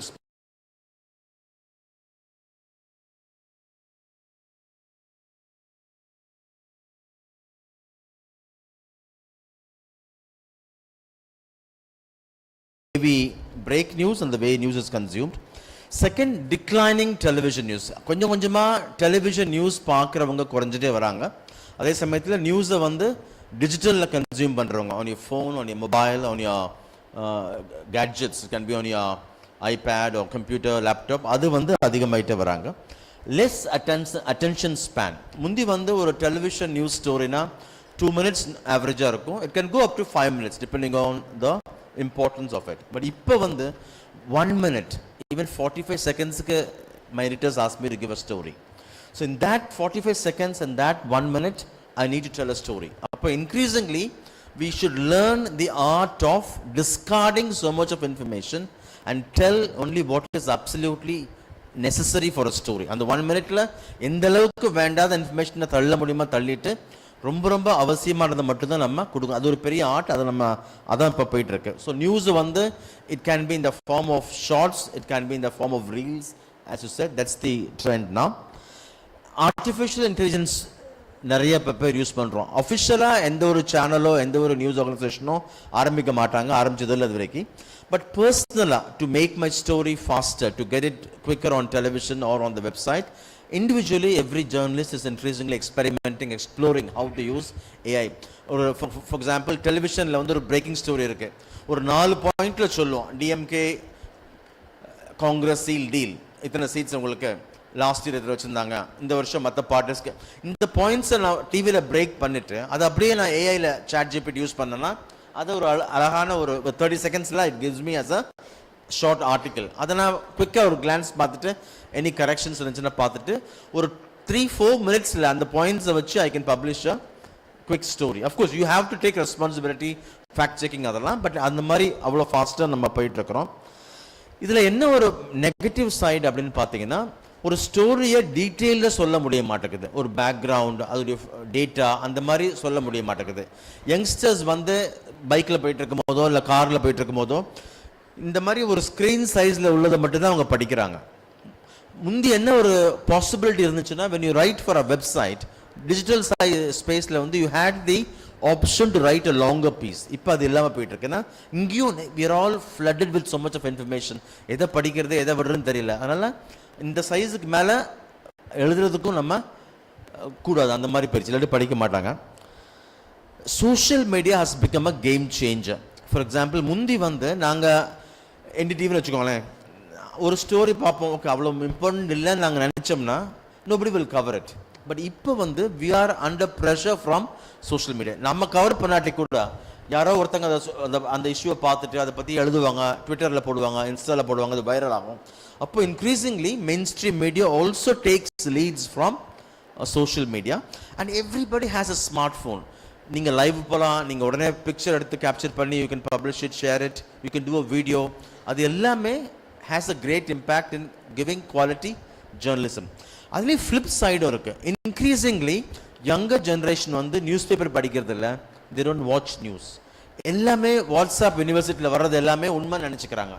இதனால் என்ன ஆகுதுன்னா, ஒன்று அந்த current அஃபேர்ஸை பற்றி அவங்களுக்கு தெரியாமல் போயிட்டுருக்கு, அதோடைய பாதிப்பு இப்போ தெரியாமல் இருக்கலாம். But we may have a generation which is completely cut off from current affairs, which may not have a solid understanding of things around us. இன்னொன்று, இதை நம்ம நம்பிட்டு இருக்கும்போது நம்மளை அறியாமையே we become peddlers of fake news. வாட்ஸ்அப்பில் வர்றதுன்னு பார்த்தீங்கன்னா 80-90% வந்து அன்வெரிஃபைடாக இருக்கலாம், ஃபேக் நியூஸாக இருக்கலாம், ரூமர்ஸாக இருக்கலாம், இல்லை டிஸ்இன்ஃபர்மேஷனாக இருக்கலாம். வேணும்ட்டே ஒரு கட்சியோ ஒரு பொலிட்டிக்கல் பார்ட்டியோ ஒரு கம்பெனியோ இன்னொருத்தவங்களை பற்றி ஒரு தப்பான நியூஸை பரப்புறதுக்கு அழகாக எழுதியிருப்பாங்க, பார்க்குறதுக்கு நல்ல நியூஸ் மாதிரி தெரியும். So everybody believes it's genuine news. But அதை நம்ம அறியாமையே வி ஸ்டார்ட் பெட்லிங் இட். அது வந்து ஒரு பெரிய ஒரு கன்சர்ன் இப்போ. ஏன்னா நம்மளை அறியாமையே we become consumers and peddlers of fake news. That's fine. To intervene this way, now the communication gadgets have become the barriers to communication now. Travel பண்ணுறோம். வழக்கமாக நம்ம பக்கத்தில் உட்காந்து ஆள்கிட்ட பேசுகிற நாட்கள்லாம் நேரங்கள்லாம் போய் நம்ம மொபைலோட அல்லது இதோட தான் நம்ம அட்டாச் ஆகிறோமே தவிர பக்கத்தில் உள்ள ஆட்களோட இங்கேருந்து நம்மலாம் கேதர் ஆகிட்டு ஒரு ஹோட்டலுக்கு சாப்பிட போகிறோம். அங்கே இருக்கக்கூடிய ஃபுட்டை ஃபோட்டோ பிடிச்சி வெளியில் போகிறது ரெடியாக இருக்குமே தவிர we don't interact. We interact with somebody else. How do you view this? It's a gadget of communication have become the barriers to communication. Communicate not with the physically present one. அதை தாண்டி வேற எங்கேயோ இருக்கிறவங்களோட communicate பண்ண try பண்ணுறோம் அல்லது வேற எதையோ காமிக்க முயற்சி பண்ணுறோமா? How do you see this aspect? சரிதாங்க. எல்லாமே ஒரு டூல் தானே. அந்த டூலில் நீங்கள் எப்படி பயன்படுத்துறீங்க அப்படிங்கிற ஒரு விஷயம் தான் இருக்குது. எனக்கு தெரிஞ்ச பல பேர் வந்து அவங்க ரொம்ப தூரம் வாழ்ந்துக்கிட்டு இருக்காங்க, ஒரு பிரிவில் இருக்காங்க டிஸ்டன்ஸ் வைஸ். பட் இருந்தும் அந்த கம்யூனிகேஷனை எப்படி எஃபெக்டிவாக பிரயோஜனப்படுத்திக்கிட்டு ஒருத்தர் கூட ஒருத்தர் டச்சில் இருந்துக்கிட்டு ஒரு ரிலேஷன்ஷிப்பை ரன் பண்ணுவதாக இருக்கட்டும், இல்லை ஒர்க்கை பற்றி பேசுவோம். இன்றைக்கி எல்லாருமே இப்போ நேரில் போய் ஆஃபீஸில் தான் உட்காந்து வேலை செய்யணுன்ற ஒரு அவசியம் நிறைய பேருக்கு இல்லை. ஸோ அங்கே என்ன நடக்குது, ஃபோனையும் கம்ப்யூட்டர்ஸையும் தான் நல்ல விதத்துலையும் பயன்படுத்துகிறாங்க. ஸோ அது தனிப்பட்ட மனிதர்கள் எடுக்க வேண்டிய ஒரு முடிவாகத்தான் நான் பார்க்குறேன். அதை வந்து நம்ம அந்த டிவைஸையோ அந்த மீடியமையோ குறை சொல்வதை விட நம்ம அந்த மக்களை பற்றி தான் நம்ம குறை சொல்லணும், ஸ்பெசிஃபிக்காக இறங்கி. அதாவது நீங்கள் சொன்னீங்க 2 பேர் போகிறோம் சாப்பிட போகிறோம், அந்த இடத்துல உட்காந்து 2 பேரும் ஃபோனை நோண்டிக்கிட்டே இருக்காங்க, ஒருத்தருக்கு ஒருத்தர் பேசிக்கவே மாட்டேங்கிறாங்க அப்படின்னா, அப்போது யார் அந்த 2 பேரில் ஒருத்தர் இன்னொருத்தரை பார்த்து கேட்க வேண்டிய கேள்வி அது. நான் உன்னை மதிச்சு உன் கூட வந்திருக்கேன், நீ என்ன அங்கே பிஸியாக நோண்டிக்கிட்டே இருக்கேன், நான் கொஞ்ச நேரம் வாய் கொடுத்து இங்கே நேராக பேசலாமே. அதாவது நான் வீட்டுக்கு போனதுக்கப்புறம் தான் நீ எனக்கு மெசேஜ் பண்ணுவியா, நேரில் இருக்கும்போது ஒன்றும் பேச மாட்டியா அப்படின்ற கேள்வி அங்கே நம்ம கேட்கணும்னு நினைக்கிறேன். But so I would definitely blame the people for it. And அந்த சென்சிபிலிட்டி நீங்கள் வளர்த்துக்கணும் அப்படின்னா நிறைய படிக்கணும்னு நினைக்கிறேன், நிறைய கதைகள் கிட்ட எக்ஸ்போஸ் ஆகிக்கணும், நிறைய அந்த அப்போ தான் அது ஒரு பேசிக் ஹியூமன் டு ஹியூமன் சென்சிட்டிவிட்டி இல்லை. ஒரு உறவை நீடிக்க வைக்கிறதுக்கு நீங்கள் எப்படி நடந்துக்கணும் அப்படின்ற ஒரு விஷயம் வந்து உங்களுக்கு தெரில. எஜுகேஷனல் இன்ஸ்டிடியூஷன்ஸ்லேருந்து வருதான்னு தெரில, பேரண்ட்ஸ் கிட்டேருந்து வருதான்னு தெரில, வேற எங்கேருந்து வருது? அது கதைகள் வழியாகத்தான் வருது. அது கதைகளை பற்றி மக்கள் பேசும்பொழுது அது வழியாக வருது. ஒரு இயக்குநர்களும் எழுத்தாளர்களும் பேசும்பொழுது அதுல இருந்து தான் கொஞ்சம் வாழ்க்கையை ப்ளஸ் மோர் இம்பார்ட்டன்ட்லி நம்ம வாழ்க்கை அனுபவங்களுக்கு நம்ம ஓப்பனாக இருக்குமா அப்படின்ற ஒரு விஷயம் தான் அங்கே ரொம்ப குரூஷியல் நினைக்கிறேன். இல்லை ரொம்ப க்ளோஸ்டாக ஐயோ இது பண்ணால் எனக்கு ஸ்ட்ரெஸ் ஆயிரும், இது பண்ணால் எனக்கு வலி வந்துடும், அது வலியிலிருந்தே ஓடுற ஒரு குரூப் ஆஃப் ஒரு பீப்புளாக நம்ம இருக்குமா அப்படின்ற ஒரு விஷயம் இருக்கு. எல்லா இடத்துலையுமே ஒரு விஷயம் நடக்குது அப்படின்னா அது உள்வாங்கி அதை பொறுத்து யோசிச்சு அந்த சுய சிந்தனை ஒன்று இருக்குல்ல, என்னை சுற்றி நடக்கக்கூடிய பிரச்சனைகளுக்கு நான் எப்படி ரியாக்ட் பண்ணுறேன்றதை என்ன நானே புரிஞ்சுக்கணும்னு நினைக்கிறேன். அது நடந்துச்சுன்னா நீங்க சொல்ற அளவுக்கு அது அவ்வளவு மோசமா இருக்காது. But actually you know what, ஒரு விஷயத்தை நம்ம அடிக்கடி குறை சொல்லிக்கிட்டே இருப்போம். இப்பெல்லாம் போனாலே போன் எடுத்துட்டு இட்லியை போட்டோ எடுக்கிறாங்க, வடையை போட்டோ எடுக்கிறாங்க, தூக்கி இன்ஸ்டால போடுறாங்க அப்படின்றது ஒரு குறையா நம்ம சொல்லிட்டு இருக்கோம். பட் ஐ திங்க் நம்ம ஏன் அப்படி பண்றாங்கன்றது நம்ம கொஞ்சம் ஒரு எம்பத்தியோட புரிஞ்சுக்க வேண்டியிருக்குன்னு நினைக்கிறேன். ஏன்னா இன்றைய ஜென்ரேஷன் சுற்றி பார்க்கும்போது சோஷியல் மீடியாவில் எல்லாருமே பிராண்ட்ஸாக மாறுறாங்க, அவங்களுக்கு ஒரு ஐடென்டிட்டிஸ் உருவாகுது, அதை பொறுத்து அவங்க பணம் சம்பாதிக்க ஆரம்பிக்கிறாங்க, ஸ்பான்சர்ஷிப் சம்பாதிக்கிறாங்க, இன்ஃப்ளூயன்சர்ஸ் ஆகுறாங்க.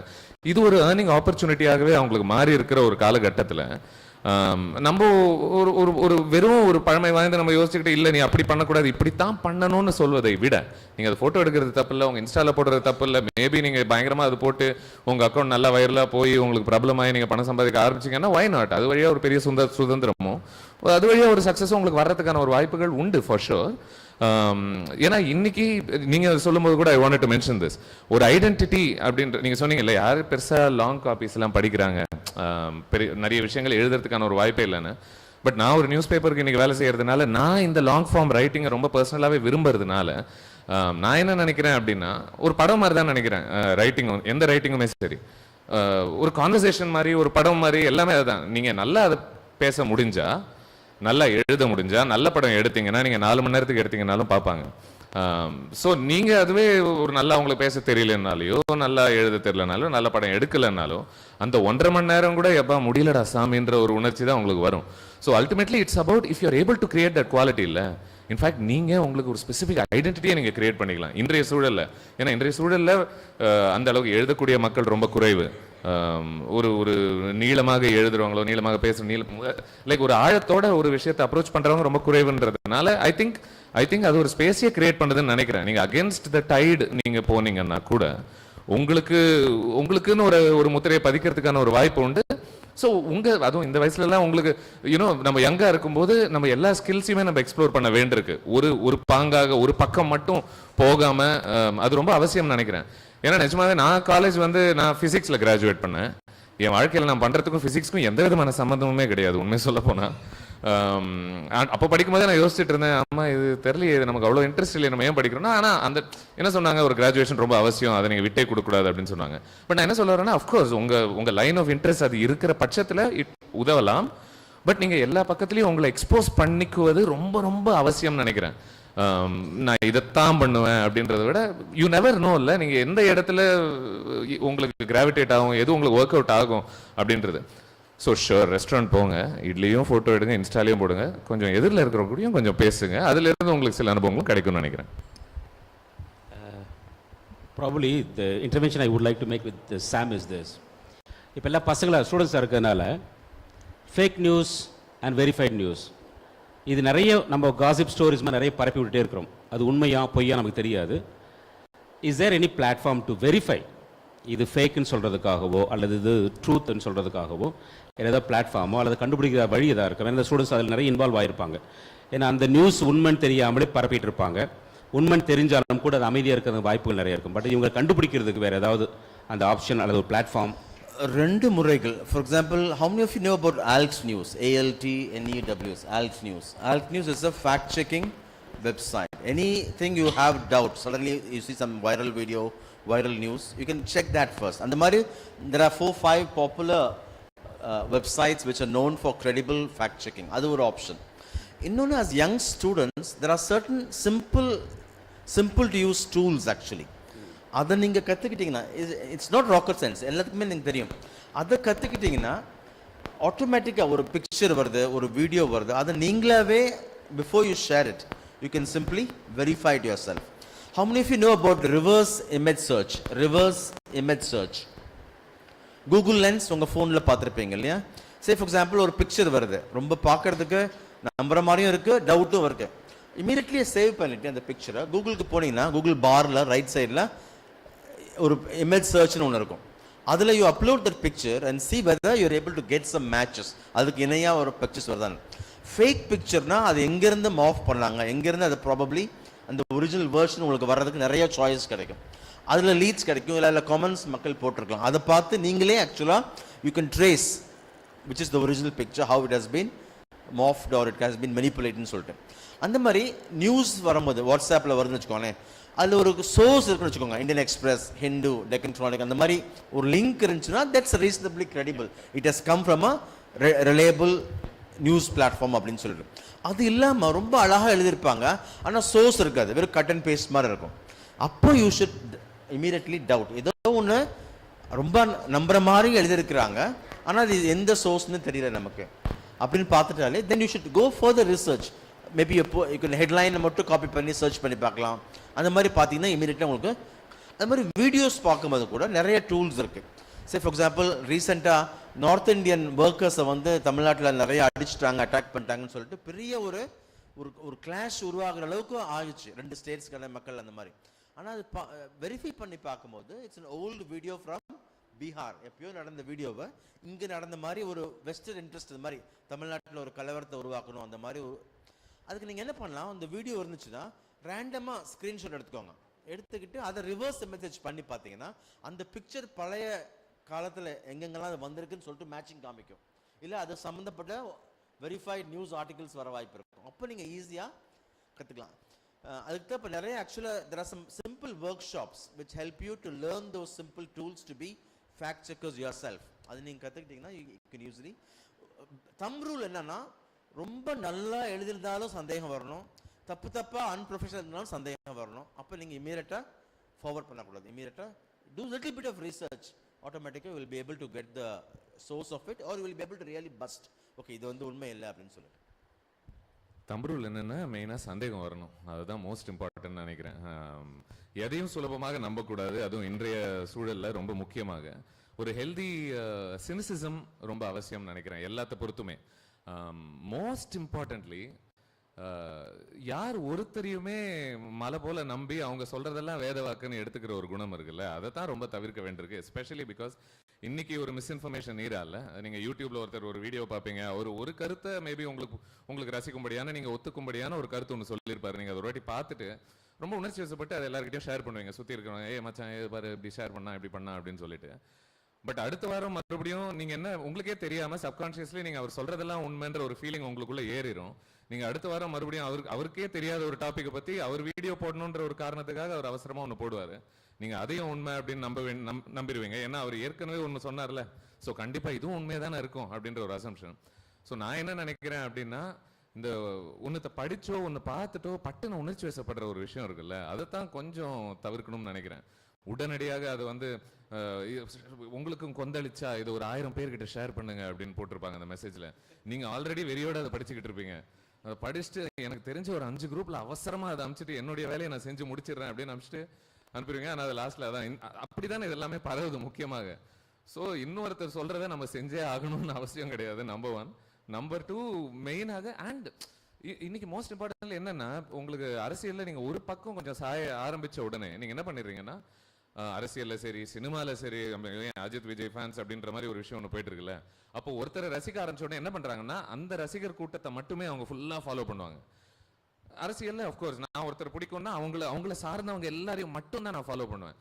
அப்படின்னு ஆயிருச்சுன்னா என்ன ஆகுதுன்னா, நீங்க எதிர் சைடில் அவங்க பேசக்கூடிய நல்ல விஷயங்களுக்கு கூட நீங்க டோட்டலா பிளைண்ட் ஆயிருவீங்க. இவங்க பேசுறது மட்டுமே நியாயம் நினைச்சுக்கிட்டு இருப்பீங்க, அதை மட்டுமே கன்சியூம் பண்ணிக்கிட்டு இருப்பீங்க. அது மட்டுமே அந்த சோஷியல் மீடியா ட்விட்டரும் சூப்பராக அதை பண்ணும். ஃபேஸ்புக், ட்விட்டர், இன்ஸ்டாலாம் உங்களுக்கு எதை பிடிக்குமோ, நீங்க எதை விரும்புறீங்களோ அதை திரும்ப திரும்ப திரும்ப நீங்க எங்க போனாலும் அது மட்டும்தான் உங்க கண்ணுக்கு வந்துகிட்டே இருக்கும் உங்க ஃபீட்ல. ஸோ நீங்க என்ன நினைப்பீங்க, இதுதான் உலகம், இதுதான் நிஜம் அப்படின்னு நம்பிட்டு இருப்பீங்க. பட் அது கிடையாது. ஸோ அது என்ன தேவைன்னா, அப்போசிங் பாயிண்ட்ஸ் ஆஃப் வியூவை நம்ம கான்ஸ்டன்டாக கன்சியூம் பண்ணிக்கிட்டே இருக்க வேண்டியிருக்கு. எதையும் நம்பணும்னு அவசியம் இல்லை. பட் ஓகே இவங்க இப்படி சொல்றாங்களா, ஓகே எதிர்த்தரப்புல என்ன சொல்றாங்க, இது ரெண்டும் பொறுத்து நான் என்ன முடிவு எடுக்கிறேன், அதுவும் ரொம்ப குரூஷியலாக இருக்கு.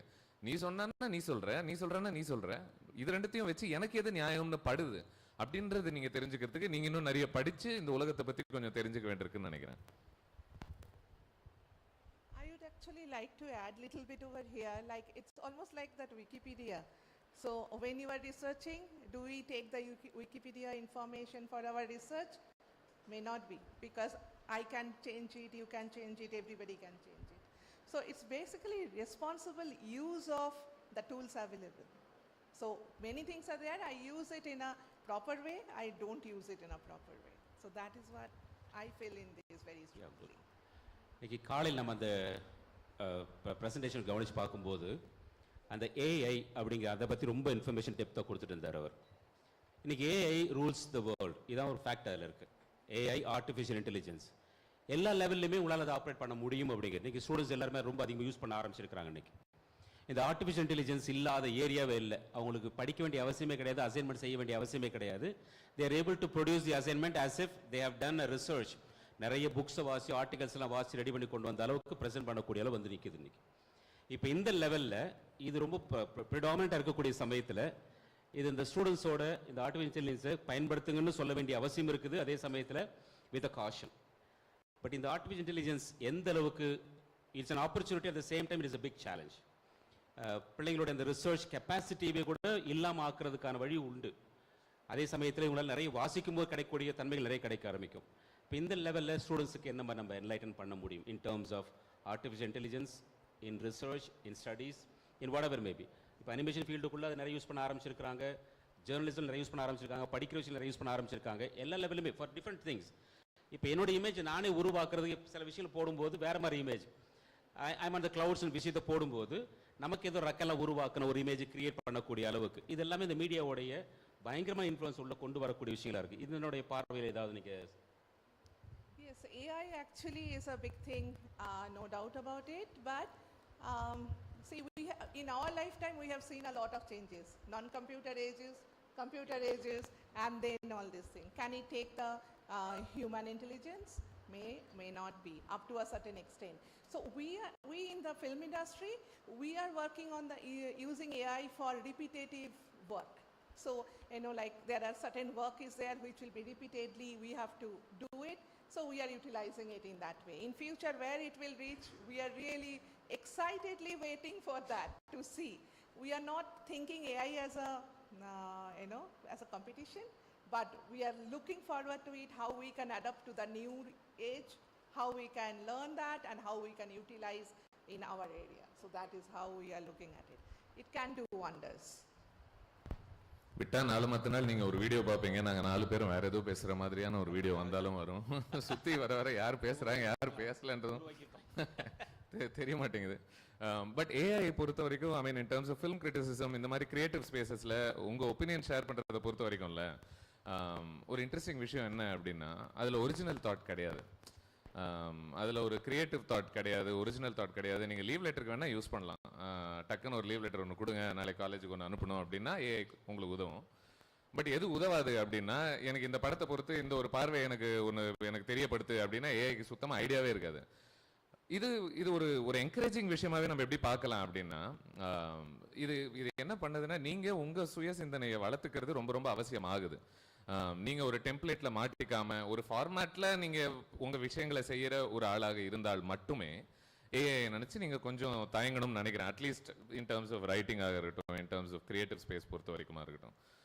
பட் நீங்கள் உங்களுக்கு if you're a person with ideas, if you're a person with understanding about society, if you're a person inclined to making observations on things and having strong opinions இல்லை, அது என்றைக்குமே ஏஐ அப்படி பண்ண முடியாது. அதாவது மிஸ்டர் பால்ராஜோட ஒப்பீனியன்ஸ் என்னவா இருக்கும் அப்படின்னு நீங்கள் ஏஐயில் போட்டிங்கன்னா அது உங்களுக்கு ஒன்றும் சொல்ல போகிறது கிடையாது. அது என்ன சொல்லும், இதை பொறுத்துன்னா ஜென்ரலாக அதுக்கு அப்படி கம்பைல் பண்ணி கலெக்ட் பண்ணி ஒரு 5 பேர் இப்படி சொன்னாங்க, அதை பொறுத்து இதுதான் சேஃபான ஒப்பீனியன் அப்படின்னு சொல்லும். ஸோ ஐ திங்க் நமக்கு ஒரு பாயிண்ட் ஆஃப் வியூ நம்ம வளர்த்துக்கிறது I don't think it's been more important ever than today அப்படின்னு நினைக்கிறேன் நான். இந்த ஸ்டூடெண்ட் டேஸில் வந்து நீங்கள் சொந்தமாக படித்து ரிசர்ச் பண்ணாமல் ஆர்டிகிள் சப்மிட் பண்ணணும், அசைன்மெண்ட்ஸ் முடிக்கணும்னு சொல்லிட்டு ஏஐ யூஸ் பண்ணிங்கன்னா இங்கே நீங்கள் மார்க்ஸ் வாங்கிடலாம். பட் லாங் டேர்மில் உங்களுக்கு வந்து ஒரு ஃபண்டமெண்டலி ஒரு அண்டர்ஸ்டாண்டிங் வந்து இருக்காது. அதை அப்ளை பண்ணுறதுக்கோ இல்லை படித்த நாலேஜை யூஸ் பண்ணுறதுக்கோ இல்லை ஒரு இன்டர்வியூ ஃபேஸ் பண்ணுறதுக்கோ இதையே நம்பி பழகிட்டோம்னா அது முடியும். அதனால் நீங்கள் நிறைய படிச்சுக்கிட்டு இதை we can use it to little more fine tune it. இன்னொன்று ரைட்டிங்கில் பர்டிகுலர்லி நம்ம ஏஐ மட்டும் நம்பியிருந்தோம்னா நம்மளை தெரியாமையே யாரோ எழுதின ஒரு ஆர்டிக்கிள்லேருந்து எடுத்து நம்ம அதை கோட் கொடுக்காம நம்மளே வந்து திருட்டுத்தனம் பண்ண மாதிரி ரிசர்ச் பண்ணும்போது ஆங்கிலத்தில் பிளேஜரிசம்னு சொல்லுவாங்க. இன்னொருத்தர் எழுதின ஐடியாவையோ இல்லை இன்னொருத்தர் எழுதின விஷயத்தை நம்ம அவங்களுக்கு கிரெடிட் கொடுக்காம நம்ம எழுதின மாதிரி காமிச்சு அது ரொம்ப ரொம்ப பெரிய அசிங்கம், அது கிரிமினல் அஃபென்ஸ் மாதிரி ஆயிரும். அது ரொம்ப கேர்ஃபுல்லாக இருக்கணும். அதனால் இது ஒரு டூலாக யூஸ் பண்ணிக்கலாமா ஒழிய இதை ஆக்சுவலாக ஒரு ஆத்தராக மாற்றினீங்க அப்படின்னா நம்மளை பெரிய ட்ரஸ்ட். இப்போ நான் ஜேர்னலிஸ்ட் அந்த மாதிரி பண்ணும்போது எனக்கு வேலையே போயிடும். ஏன்னா நான் என்ன அறியாமையே யாரோ எழுதின கோட்டோ யாரோ, ஏன்னா அது வந்து டெக்னாலஜி எங்கெங்கெல்லாம் அந்த இன்ஃபர்மேஷன் இருக்குதோ அதெல்லாம் போய் அள்ளி கொண்டு கொட்டிடும் உங்களுக்கு அந்த ஃபண்டமெண்டல் நாலேஜ் அப்டேட் பண்ணி இவங்களாம் சொல்லியிருக்காங்க இந்த இஷ்யூலன்னு தெரியாட்டி நீங்கள் அதில் வந்து மாட்டிக்குவீங்க. பெஸ்ட் என்னன்னா நீங்கள் இன்புட்ஸ் கொடுத்து அதை ஒரு நல்ல மெருகேற்றுறதுக்கோ நல்ல ஒரு ஃபார்மேட்டுக்கு கொண்டு வரதுக்கு யூஸ் பண்ணிக்கலாம். பட் அதையே நம்பினீங்கன்னா நம்ம மாட்டிக்கோ, இன்னொன்று நம்ம திறமையை நம்ம வளர்த்துக்க முடியாமல் இருக்கும்.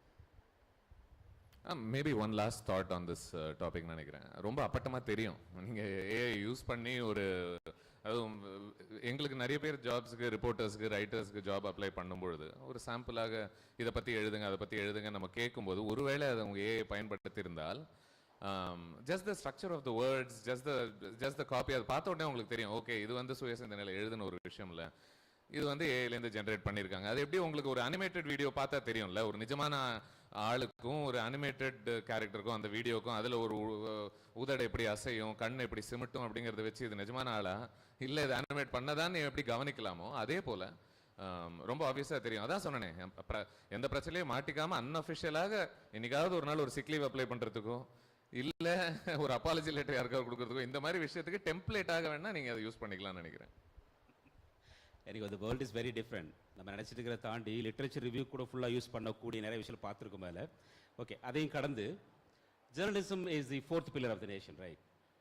இப்போது அதனுடைய நடுநிலைத்தன்மை இதுதான் நான் அன்றைக்கி ரொம்ப இன்சிஸ்ட் பண்ண விரும்பக்கூடிய ஒரு விஷயம், நடுநிலைத்தன்மை அப்படிங்கிறோம். அப்போ எழுதும்போது எந்த சார்பும் இல்லாமல் யாரையும் சார்ந்து இல்லாமல் ஒரு சில விஷயம் கம்யூனிகேட் பண்ணணும். இதுதான் நம்ம வந்து காலேஜில் படிக்கக்கூடியதில் ரொம்ப முக்கியமாக படிக்கிறது. ஜேர்னலிசம் அப்படிங்கிறது நடுநிலைத்தன்மை தான். நியூஸில் ப்ரெசென்ட் பண்ணுறதாகட்டும், டிவிலேயோ பேப்பரில் கொடுத்தாகட்டும் நடுநிலைத்தன்மை இருக்கணும். ஆனால் களம் அப்படி இல்லை. இது தியரி, நம்ம பேசுகிறது தியரியாக இருக்குது. ஆனால் களம் ரியாலிட்டி அப்படிங்கிறது வாங்கப்படுகிறது. எந்த ஒரு மீடியாவுமே அல்லது ஒரு நியூஸ் பேப்பருமே யார் கையில் அதிகமான இன்ஃப்ளூவன்ஸ் அல்லது பணம் அதிகமாக வாங்கப்படுது. அப்போ அந்த இடத்துல நம்ம பிள்ளைங்க வந்து நியூஸில் உட்காந்து வேலை பார்க்கும்போது சில நேரங்களில் அவங்களுடைய மனசாட்சிக்கு எதிராக கூட வேலை செய்யக்கூடிய தன்மை இருக்குது. இல்லைன்னா அவங்க ஜாப் விட்டு வெளியே போக வேண்டியிருக்கும். ஸோ இது இந்த மாதிரியான ஒரு கள ஆய்வில் அல்லது கள சூழ்நிலைகளில் இவங்க எந்த அளவுக்கு நடுநிலைத்தன்மையோடு இவங்க இந்த ப்ரெஸ் அல்லது மீடியாவோட ஃபீல்டுக்குள்ளே எவ்வளோ சக்ஸஸ்ஃபுல்லாக அவங்க பணி செய்ய முடியும், அல்லது அவங்களோட ஜாபையோ அல்லது முழுசாக பயன்படுத்த முடியுமா அவங்களால? ரெண்டு விஷயம். ஒன்று, நீங்கள் சொன்னது உண்மை. இன்றைக்கி மீடியா ஓனர்ஷிப் லேண்ட்ஸ்கேப் வந்து ரொம்ப சேஞ்ச் ஆகிட்டு இருக்கு. ஒரு 30 இயர்ஸ் முன்னால் ஒரு நியூஸ் பேப்பர் இல்லை ஒரு மீடியா ஹவுஸ் நடத்தினவங்க பார்த்தீங்கன்னா அவங்க ஒரு காலத்தில் ரொம்ப கமிட்டட் ஹார்ட்கோர் ஜேர்னலிஸ்டாக இருந்திருப்பாங்க. அவங்க அதை ஒரு பிஸ்னஸாக மாற்றி அதில் காம்ப்ரமைஸ் பண்ணாமல் ஜேர்னலிஸ்ட் எத்திக்ஸோடு நடத்திட்டு இருந்தாங்க. பட் இன்றைக்கி வந்து மீடியா ஓனர்ஷிப்புங்கிறது ஒரு சைன் ஆஃப் பவராக மாறிடுச்சு. இன்றைக்கி ஒரு சேனல் வச்சுருக்கேன், ஒரு நியூஸ் பேப்பர் வச்சுருக்கேன், ஒரு போர்ட்டல் வச்சுருக்கேன்னா it's a symbol of power. You are able to influence people, you are able to really you can also control certain things. அப்படி மாறிட்டு இருக்கு. அப்படி பார்க்கும்போது நான் பேர் சொல்லலை, பட் இன்னைக்கு தமிழ் சேனல்ஸோ இல்லை ஆங்கில சேனல்ஸோ பார்த்தீங்கன்னா ஒவ்வொரு குரூப்புக்கு முன்னால் பின்னால் ஒரு இண்டஸ்ட்ரி இருக்கலாம். சே ஃபார் எக்ஸாம்பிள், நான் வந்து இன்றைக்கி ஒரு காலேஜ் எம்பையர் வச்சுருக்கேன். நான் இன்றைக்கி ஒரு சேனல் ஆரம்பித்தேன்னா என்னுடைய சேனல்ஸில் எஜுகேஷன் ஃபீல்டில் நடக்கிற ஒரு தவறான இதுங்களை வந்து நான் ப்ராப்ளி காமிக்க மாட்டேன். அந்த மாதிரி இருக்க வாய்ப்பு இருக்குது. அது மாதிரி மைனிங் இருக்கலாம் ஒரு இண்டஸ்ட்ரி.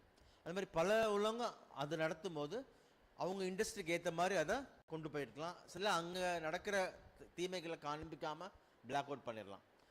செகண்ட் வந்து கவர்மெண்ட் ப்ரெஷரும் இருக்குது. சே ஃபார் எக்ஸாம்பிள், சில கவர்மெண்ட்ஸில் வந்து ஃப்ரீயாக அந்த சேனல்ஸுடைய கேபிள் கேரிங்கை வந்து கொடுக்குறாங்க. அப்போ ஒரு டாசிட் அண்டர்ஸ்டாண்டிங் இருக்குது. உனக்கு நான் எவ்வளோ கோடி ரூபா மிச்சம் பண்ணுறேன், அப்போ என்னுடைய நியூஸை வந்து நீ பாசிட்டிவாக காமி, இல்லை என்னோட நெகட்டிவாக அந்த மாதிரி ஒரு டாசிட் ப்ரெஷர் இருக்குது. தேர்ட் வந்து how do we as journalist work, அதுவும் முக்கியம். இப்போ எந்த ஆர்கனைசேஷனில் ஒர்க் பண்ணாலும் இப்போ சில ஜேர்னலிஸ்ட் வந்து சில ஆர்கனைசேஷனுக்கு போகவே மாட்டாங்க. எனக்கு வந்து அந்த கல்ச்சரில் வேலை செய்ய முடியாது, அது வந்து இட்ஸ் பொலிட்டிக்கல், அப்படி இருக்கவங்களும் இருக்கிறாங்க. சிலர் எனக்கு வேலை கிடைச்சா போதும், at least I will use this as an experience சொல்லிட்டு அந்த மாதிரி போகிறாங்க. அது இட்ஸ் அ கால். நம்ம இண்டிவிஜுவலாக ஒரு எடுக்க வேண்டிய ஒரு கால். பட் எங்கே போனாலும் நீங்கள் அந்த இடத்துல ஐ think this is my writing, I should be balanced, accurate, I will not colour, I will not manipulate. If you take a stand, chances are out of 10 times or out of 10 people, 6 or 7 will be able to continue good journalism. But if you show signs of compromise, then you are playing into the hands of your owners. It becomes all the more easy for them to actually mold you to the way they want. So there are journalists who say they may work for an organization whose culture may be different, but still they do good journalism there. But there are journalists who automatically become pliable, thinking that if they don't do that, they may lose the job. It's a call you should take in terms of where you want to work. Even if you work in such a place, are you still able to put your foot down and explain to them in a convincing way? Chances are people will respect that and do that. But in most cases, we assume that we may lose that opportunity and we become more than willing to compromise. As someone said, they expected you to, bend, but they crawl on the mara edukasitla. உண்மை என்னென்னா mostly நீங்கள் சில கம்பெனிஸ்லாம் நீங்கள் உள்ளே போகிறதுக்கு முன்னாடியே you know what they stand for, அவங்களுடைய ethics என்ன ஏது அப்படிங்கிறத இன்றைக்கி கணிக்கிறது எல்லாம் அவ்வளோ பெரிய கஷ்டம் இல்லை அப்படின்ட்டு தான் நான் நினைக்கிறேன். அண்ட் நீங்கள் சொன்னது போல் உள்ளுக்குள்ளெல்லாம் போய் ஒன்றும் புரட்சியெல்லாம் ஒன்றும் பண்ணுறதெல்லாம் கொஞ்சம் கஷ்டம் தான் தோணுது ஒரு தனி நபரால். பட் நீங்கள் சொன்ன ஒரு விஷயம் ரொம்ப ரொம்ப வாஸ்தவமான ஒரு விஷயம் என்னென்னா, நீங்கள் நியாயத்துக்கு நிற்கணும்னு நினைக்கிறீங்களா, அவ்வளோதான். அது என்ன ஏதுன்றது நீங்கள் எடுக்க வேண்டிய ஒரு முடிவு தான். இதுக்காகத்தான் புக்ஸ் படிக்கிறதும் படம் பார்க்கறதும் அன்பு செலுத்துறதும் சுற்றி இருக்கிற மனிதர்கள் மேலே அதெல்லாம் தான் ரொம்ப முக்கியம் அப்படின்னு நினைக்கிறேன். அதுதான் உங்களுக்கு அன்றைக்கி நைட்டு வந்து நீங்கள் ஒரு அநியாயத்துக்கு துணை நின்றாலோ உங்கள் எழுத்து அதை சார்ந்து இருந்தாலோ அன்றைக்கி நைட் உங்களால் தூங்க முடியுமா முடியாதா அப்படிங்கிறத அதுதான் நிர்ணயிக்குது. சிம்பிள். நான் அப்படி தான் பார்க்குறேன். பர்சனல் எத்திக்ஸ் ரொம்ப முக்கியம் அப்படின்னு நினைக்கிறேன் நான். இன்னொரு ஒரு விஷயம் வந்து நடுநிலை அப்படிங்கிறது நியாயத்துக்கும் அநியாயத்துக்கும் நடுநிலை இல்லை. அந்த ஒரு குழப்பம் நிறைய பேருக்கு இருக்கு. அநியாயம் அப்படின்னா ஜாதி ரீதியாக ஒடுக்குதல், ஒரு ஆண் பெண்ணை ஒடுக்குதல், இந்த மாதிரி பல ஒடுக்குமுறைகள் இருக்கு இல்லையா நம்ம சமுதாயத்தில். நீங்க அதை பொறுத்து நீங்க ஒரு ஒப்பீனியனே வச்சுக்காம ஓகே நியாயத்துக்கும் அநியாயத்துக்கும் நட்ட நடுவில் நான் உட்கார்ந்து இருப்பேன் அப்படிங்கிறது கிடையாது நடுநிலை. இப்போ ஒரு ஃபிலிம் கிரிட்டிசிசம் நம்ம எடுத்துக்கிட்டோம் அப்படின்னா ஒரு படம் வந்து ரொம்ப பிளேட்டண்டாக பொண்ணுங்க எல்லாம் கெட்டவங்க, பசங்க எல்லாம் ஓடி போயிருங்க, பயந்து ஓடிடுங்க அவங்க கிட்ட இருந்து அப்படின்ற ஒரு ஐடியாவை வந்து அவங்க சொல்றாங்க அப்படின்னா நீங்க இந்த படம் இப்படி சொல்லுது, ஃபர்ஸ்ட் ஹாஃப் ஸ்லோவா இருந்துச்சு, செகண்ட் ஹாஃப் ஃபாஸ்டா இருந்துச்சு, ஓவரால் ஒரு வாட்டி பார்க்கலாம் அப்படின்னு சொல்றது நடுநிலை கிடையாது. அதுக்கு ஒரு நியாயமான முறையில் அந்த படத்தை நீங்க விமர்சிக்க வேண்டுமே, ஆனால் நீங்க கண்டிப்பாக அந்த படத்தினுடைய ஒரு கருத்துக்களையே நீங்க வந்து அட்டாக் பண்ண வேண்டியிருக்கு. அது எப்பேற்பட்ட ஒரு பயங்கரமான படமாக இருந்தாலும் சரி, பெரிய பெரிய பெரிய சினிமாட்டோகிராஃபர்ஸ் வேலை செஞ்சாலும் சரி, படம் பார்க்கறதுக்கு சூப்பராக இருந்தாலும் சரி, மியூசிக் எல்லாம் பயங்கரமாக இருந்தாலும் சரி, அல்டிமேட்லி அது சில விஷயங்களுக்காக நிற்குது அப்படின்னா நீங்கள் அந்த விஷயங்களை அது நியாயமா அநியாயமான்னு நீங்கள் உங்களையே கேட்டுக்கிட்டு நீங்கள் அதுக்கு ரெஸ்பாண்ட் பண்ண வேண்டியது மிக மிக அவசியம் அப்படின்னு நினைக்கிறேன். Today more then ever when எல்லாருமே ஒரு பொசிஷன் ஆஃப் பயஸ்லேருந்து ஆப்ரேட் பண்ணுறாங்க அப்படிங்கிற ஒரு உணர்வு நமக்கு பர்டிகுலர்லி வரும்பொழுது இந்த இடத்தை சரிப்படுத்த வேண்டுமே, ஆனால் நான் எந்த பக்கம் நிற்கணும் அப்படின்ற ஒரு கேள்வியை நீங்கள் அப்பப்போ கேட்டுக்கிட்டே இருக்கலாம். அப்பப்போ நீங்கள் மாறிக்கிட்டும் இருக்கலாம். அதில் ஒன்றும் பிரச்சனை இல்லை. ஒரு விஷயத்தை நீங்கள் பிடிச்சிட்டிங்கன்னா கடைசி வரைக்கும் அந்த விஷயத்துக்காகத்தான் நீங்கள் நிற்கணும்னு இல்லை. we can all keep evolving with the circumstances, but at the end of the day, are you standing for what is right அப்படின்ற ஒரு கேள்வி மட்டும்தான். வாட் இஸ் ரைட் அப்படிங்கிற கேள்வி கேட்டிங்கன்னா அது ஒரு 3 hour 4 hour செஷனில் நம்ம தனியாக உட்காந்து அதை பொறுத்து பேசணும்னு நினைக்கிறேன். Ethics in every and the responsible use of the media, very yeah, so ethics everywhere, very important, and the responsible use of the media, yeah, all of us are responsible for that, I think. நமக்கு எல்லாத்துக்கும் ஏதோ evening வந்து ஒரு புதிய தலைமுறையோ அல்லது ஒரு news channel open பண்ணி 4 பேர் உட்காந்து பேசிகிட்டு இருங்க அப்படிங்கிற மாதிரி ஒரு ஃபீல் கொடுத்துருக்குறோம். இப்போ அந்த ஃபீல்லேருந்து கொஞ்சம் கடந்து would you like to interact with the panelists?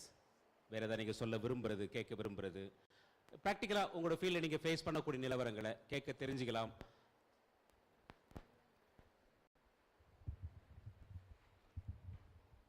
சும்மா ஜாலியாக இல்லை, எதாக இருந்தாலும் பரவாயில்ல கேளுங்க, அவ்வளோதான், ஜாலியாக பேசலாம். அதெல்லாம் ஃபீல்லாம் பண்ணாதீங்க, பயங்கர இன்டெலெக்சுவலாலாம் கொஸ்டின் இருக்கணும் அப்படிலாம் ஒன்றும் கிடையாது. உங்களுக்கு இந்த ஸ்டேட் ஆஃப் லைஃப்பில் இந்த ஸ்டேஜ் ஆஃப் லைஃப்பில் உங்களுக்கு இருக்கக்கூடிய எந்த விதமான கேள்வியாக இருந்தாலும் இட்ஸ் குட் கொஸ்டின் தான், நோ ப்ராப்ளம்.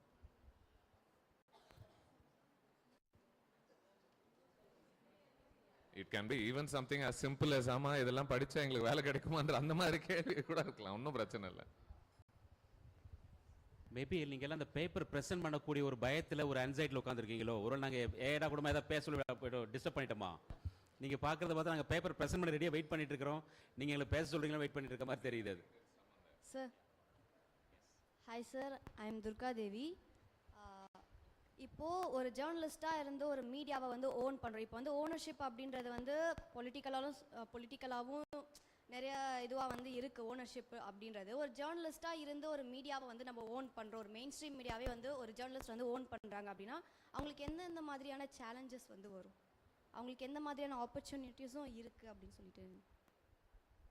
எப்படி கேட்குறீங்க? ஒரு ஜேர்னலிஸ்ட், எந்த ஜேர்னலிஸ்ட்டுக்கு அவ்வளோ காசு இருக்குது ஓன்லாம் பண்ணுற அளவுக்கு? இல்லை, ஒரு நார்மலாக வந்து ஓகே, ஒரு பயாஸ்டாக வந்து இல்லாமல் நம்ம வந்து தனியாக வந்து ஓன் பண்ணணும், ஒரு மீடியா எடுத்து ரன் பண்ணணும் அப்படின்னா எந்த மாதிரியான சேலஞ்சஸ் வந்து அவங்களுக்கு இருக்கும்? ஓ ரைட், ஓகே. நீங்களா இண்டிபெண்ட்டாக ஒன்று யாருக்குமே பிலாங் பண்ணாமல் நீங்கள் ஸ்டார்ட் பண்ணால அந்த மாதிரி கேட்குறீங்களா? I think this could be a purely. It's a good question. இப்போ உள்ள டெக்னாலஜியில் முந்தி மாதிரி 200 கோடி 300 கோடி தான் ஒரு அவசியம் இல்லை. If there are committed 5 people, 10 people, a small team, you can do a very unbiased professional work. இங்கே சென்னையிலிருந்தே ஒரு சின்ன உங்கள் ஃப்ளாட்டில் இருந்தோ அந்த மாதிரி ஒரு 4-5 கம்ப்யூட்டர்ஸ் வச்சு ஒரு சின்ன டீம் இருந்தால் கூட நல்ல நியூஸ் ஆக்சுவலாக கொடுக்கறதுக்கான வாய்ப்பு, பாசிபிலிட்டிஸ் இருக்குது. செலவை குறைச்சி அந்த காசுக்காக ஃபுல் டெடிகேட் பண்ணி மினிமம் எக்ஸ்பென்ஸில் சின்ன இடத்துல இருந்து பண்ணலாம் பாசிபிள். ஏன்னா நீங்கள் ஒரு கம்ப்யூட்டர் ஒன்றுங்க அசிமில், if you have a smart phone நீங்கள் லைவில் போகலாம் எங்கனாலும் இல்லையா, 5 பேர் 5 ஸ்மார்ட் ஃபோன், அந்த மாதிரி தேர் ஆர் பாசிபிலிட்டிஸ். சேலஞ்சஸ் ஒன்றும் பெருசாக இல்லை. இட்ஸ் ஒன்லி நீங்கள் வந்து அதை மானிட்டைஸ் பண்ணி இன்கம் வர்ற வரைக்கும் உங்களால் தாக்கு பிடிக்க முடியுமா, அதான் பேசிக் சேலஞ்ச். ஒரு 5 பேர் ஒர்க் பண்ணுறோம், 5 பேருக்கு மாதம் 30,000 சம்பளம் தேவைப்படுது. நீங்கள் ஒரு அந்த நிறைய பேர் பார்க்க ஆரம்பித்து ஒரு மானிட்டைசேஷன் ரெவன்யூ வர வரைக்கும் பண்ண முடியுமா, அந்த மாதிரி. வேறு how do you establish that kind of credibility and unbiased thing, என்ன மாதிரிலாம் சேலஞ்சஸ் இருக்கலாம். அதை நீங்கள் ஒரு ஒரு ஒரு ஒரு பிளான் ஆஃப் ஆக்ஷன் மாதிரி போட்டு கொண்டு வந்தீங்கன்னா I'm sure people would love to watch it. அதுக்கான ஸ்பேஸ் இப்போ நிறையா இருக்குது. கடந்த 10 வருடங்களில் மெயின் ஸ்ட்ரீம் மீடியாவோட பெரிய பெரிய நியூஸு, பெரிய பெரிய ஸ்கேம்ஸை எக்ஸ்போஸ் பண்ணது யாருன்னு பார்த்தீங்கன்னா மெயின் ஸ்ட்ரீம் மீடியா கிடையாது. யாருக்கும் இல்லாமல் தனியாக சோஷியல் மீடியாவிலையோ இல்லை வெப்சைட் வச்சு சொந்தமாக லான்ச் பண்ணவங்க தான் தைரியமாக பெரிய பெரிய கவர்மெண்ட்ஸை சேலஞ்ச் பண்ணி உண்மைகளை வெளியே கொண்டு வந்திருக்காங்க. It's possible. அதுக்கு நீங்கள் ஐடியாஸ் எடுத்து சின்ன டீமாக கமிட்டடாக உட்காந்து பண்ணிங்கன்னா இப்போ இருக்கிற மெயின் ஸ்ட்ரீம் சேனல்ஸோட ப்ரில்லியன்ட் ஒர்க் நீங்கள் பண்ணலாம். ஏன்னா நீங்கள் வந்து இன்றைக்கி இருக்க டெக்னாலஜியில், இன்றைக்கி இருக்க ஆக்சஸில் உங்கள் ஆளுக்கு எல்லா ஊர்லையும் இருக்கணும் அவசியமே கிடையாது. For free of a nominal cost பாம்பேயில் நடக்கிற விஷுவல்ஸ் உங்களுக்கு அடுத்த நிமிஷமே வந்துடும் உங்களுக்கு. ஆனால் உங்களுக்கு வேலை நீங்கள் சொல்கிறத கரெக்டாக வெரிஃபை பண்ணி எந்த ஒரு பொலிட்டிக்கல் பயஸ் கலரிங் இல்லாமல் இன்றைக்கி அதுக்கு பெரிய தேவை இருக்குது, மக்கள் விரும்புகிறாங்க. ஏன்னா ஒவ்வொரு சேனலும் தமிழில் பார்த்தீங்கன்னா ஃபார் எக்ஸாம்பிள் ஒரு சைடு வந்து ரூலிங் பார்ட்டிக்காக இருக்கும், ஒரு சைடு எதிர்கட்சியாக இருக்கும். இவங்க வந்து தமிழ்நாடு ரொம்ப ஹெவன் மாதிரி இருக்குன்னு சொல்லுவாங்க, அவங்க வந்து தமிழ்நாடே நரக மாதிரி எடுத்து சொல்லுவாங்க. The truth is somewhere in between. There are good things, there are bad things, there are challenging things. அது யார் சொல்கிறது? ப்ளஸ் பீப்புள் ஸ்டோரிஸ் அது யாருமே சொல்ல மாட்டேங்கிறாங்க. எல்லாமே பொலிட்டிக்கல் ஆயிடுச்சு. இப்போ பீப்புளோட அச்சீவ்மெண்ட்ஸ், பீப்புளோட ஆஸ்பிரேஷன், சாதாரண மனுஷனுடைய ப்ராப்ளம்ஸ் என்ன, அந்த மாதிரி சொல்கிறதுக்கும் நிறையா வாய்ப்பு இருக்குது, தேவை இருக்குது. ஏன்னா இன்றைக்கி மீடியா பார்க்கும்போது we spend so much of time and effort to show the negativities around us, to expose the wrong things. It's important, it's our duty, but it's also equally important நம்ம முன்னால் நடக்கிற இன்ஸ்பைரிங் திங்ஸ். ஒரு சின்ன ஆள் ஒரு ஊரில் ஒரு tuition படித்து அந்த பையன் எனக்கு ஐஏஎஸ் ஆகிருப்பான். அந்த மாதிரி ஒரு என்கரேஜிங் பாசிட்டிவ் ஸ்டோரிஸ் சொன்னால் தான் ஓகே பார்க்குறவங்களுக்கு ஓகே நாட்டில் நன்மையும் நடக்குது, அதை மாதிரி நம்மளும் செய்யலாங்கிற ஒரு ஒரு ஒரு ஒரு ட்ரிகர் வரும். நம்ம நெகட்டிவே காமிச்சிட்டு இருந்தா okay we are only sending a message of hopelessness. அதனால you have a great question. It is possible. Sure sir. Yeah, and if I'm not wrong, News Minute ஓரளவுக்கு அப்படித்தானே பொறுமையாக ஆரம்பிச்சாங்க. இந்த மாதிரி நிறைய சின்ன சின்ன platforms that have gone on to attract a lot of funding and have expanded கண்டிப்பாக இருக்கு.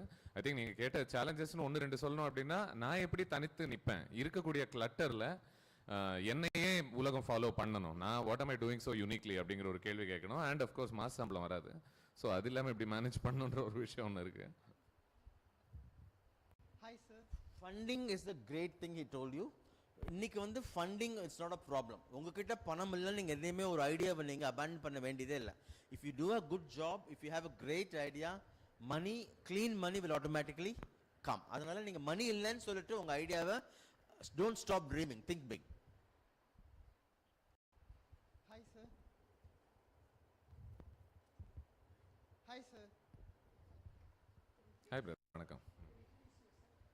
சார் எனக்கு என்ன டவுட்னா, இப்போ வந்து மீடியா வந்து ஒரு பொதுமக்களிடையே வந்து மீடியா வந்து ஒரு தொட முடியாத உயரமாக தான் பார்க்கப்படுது.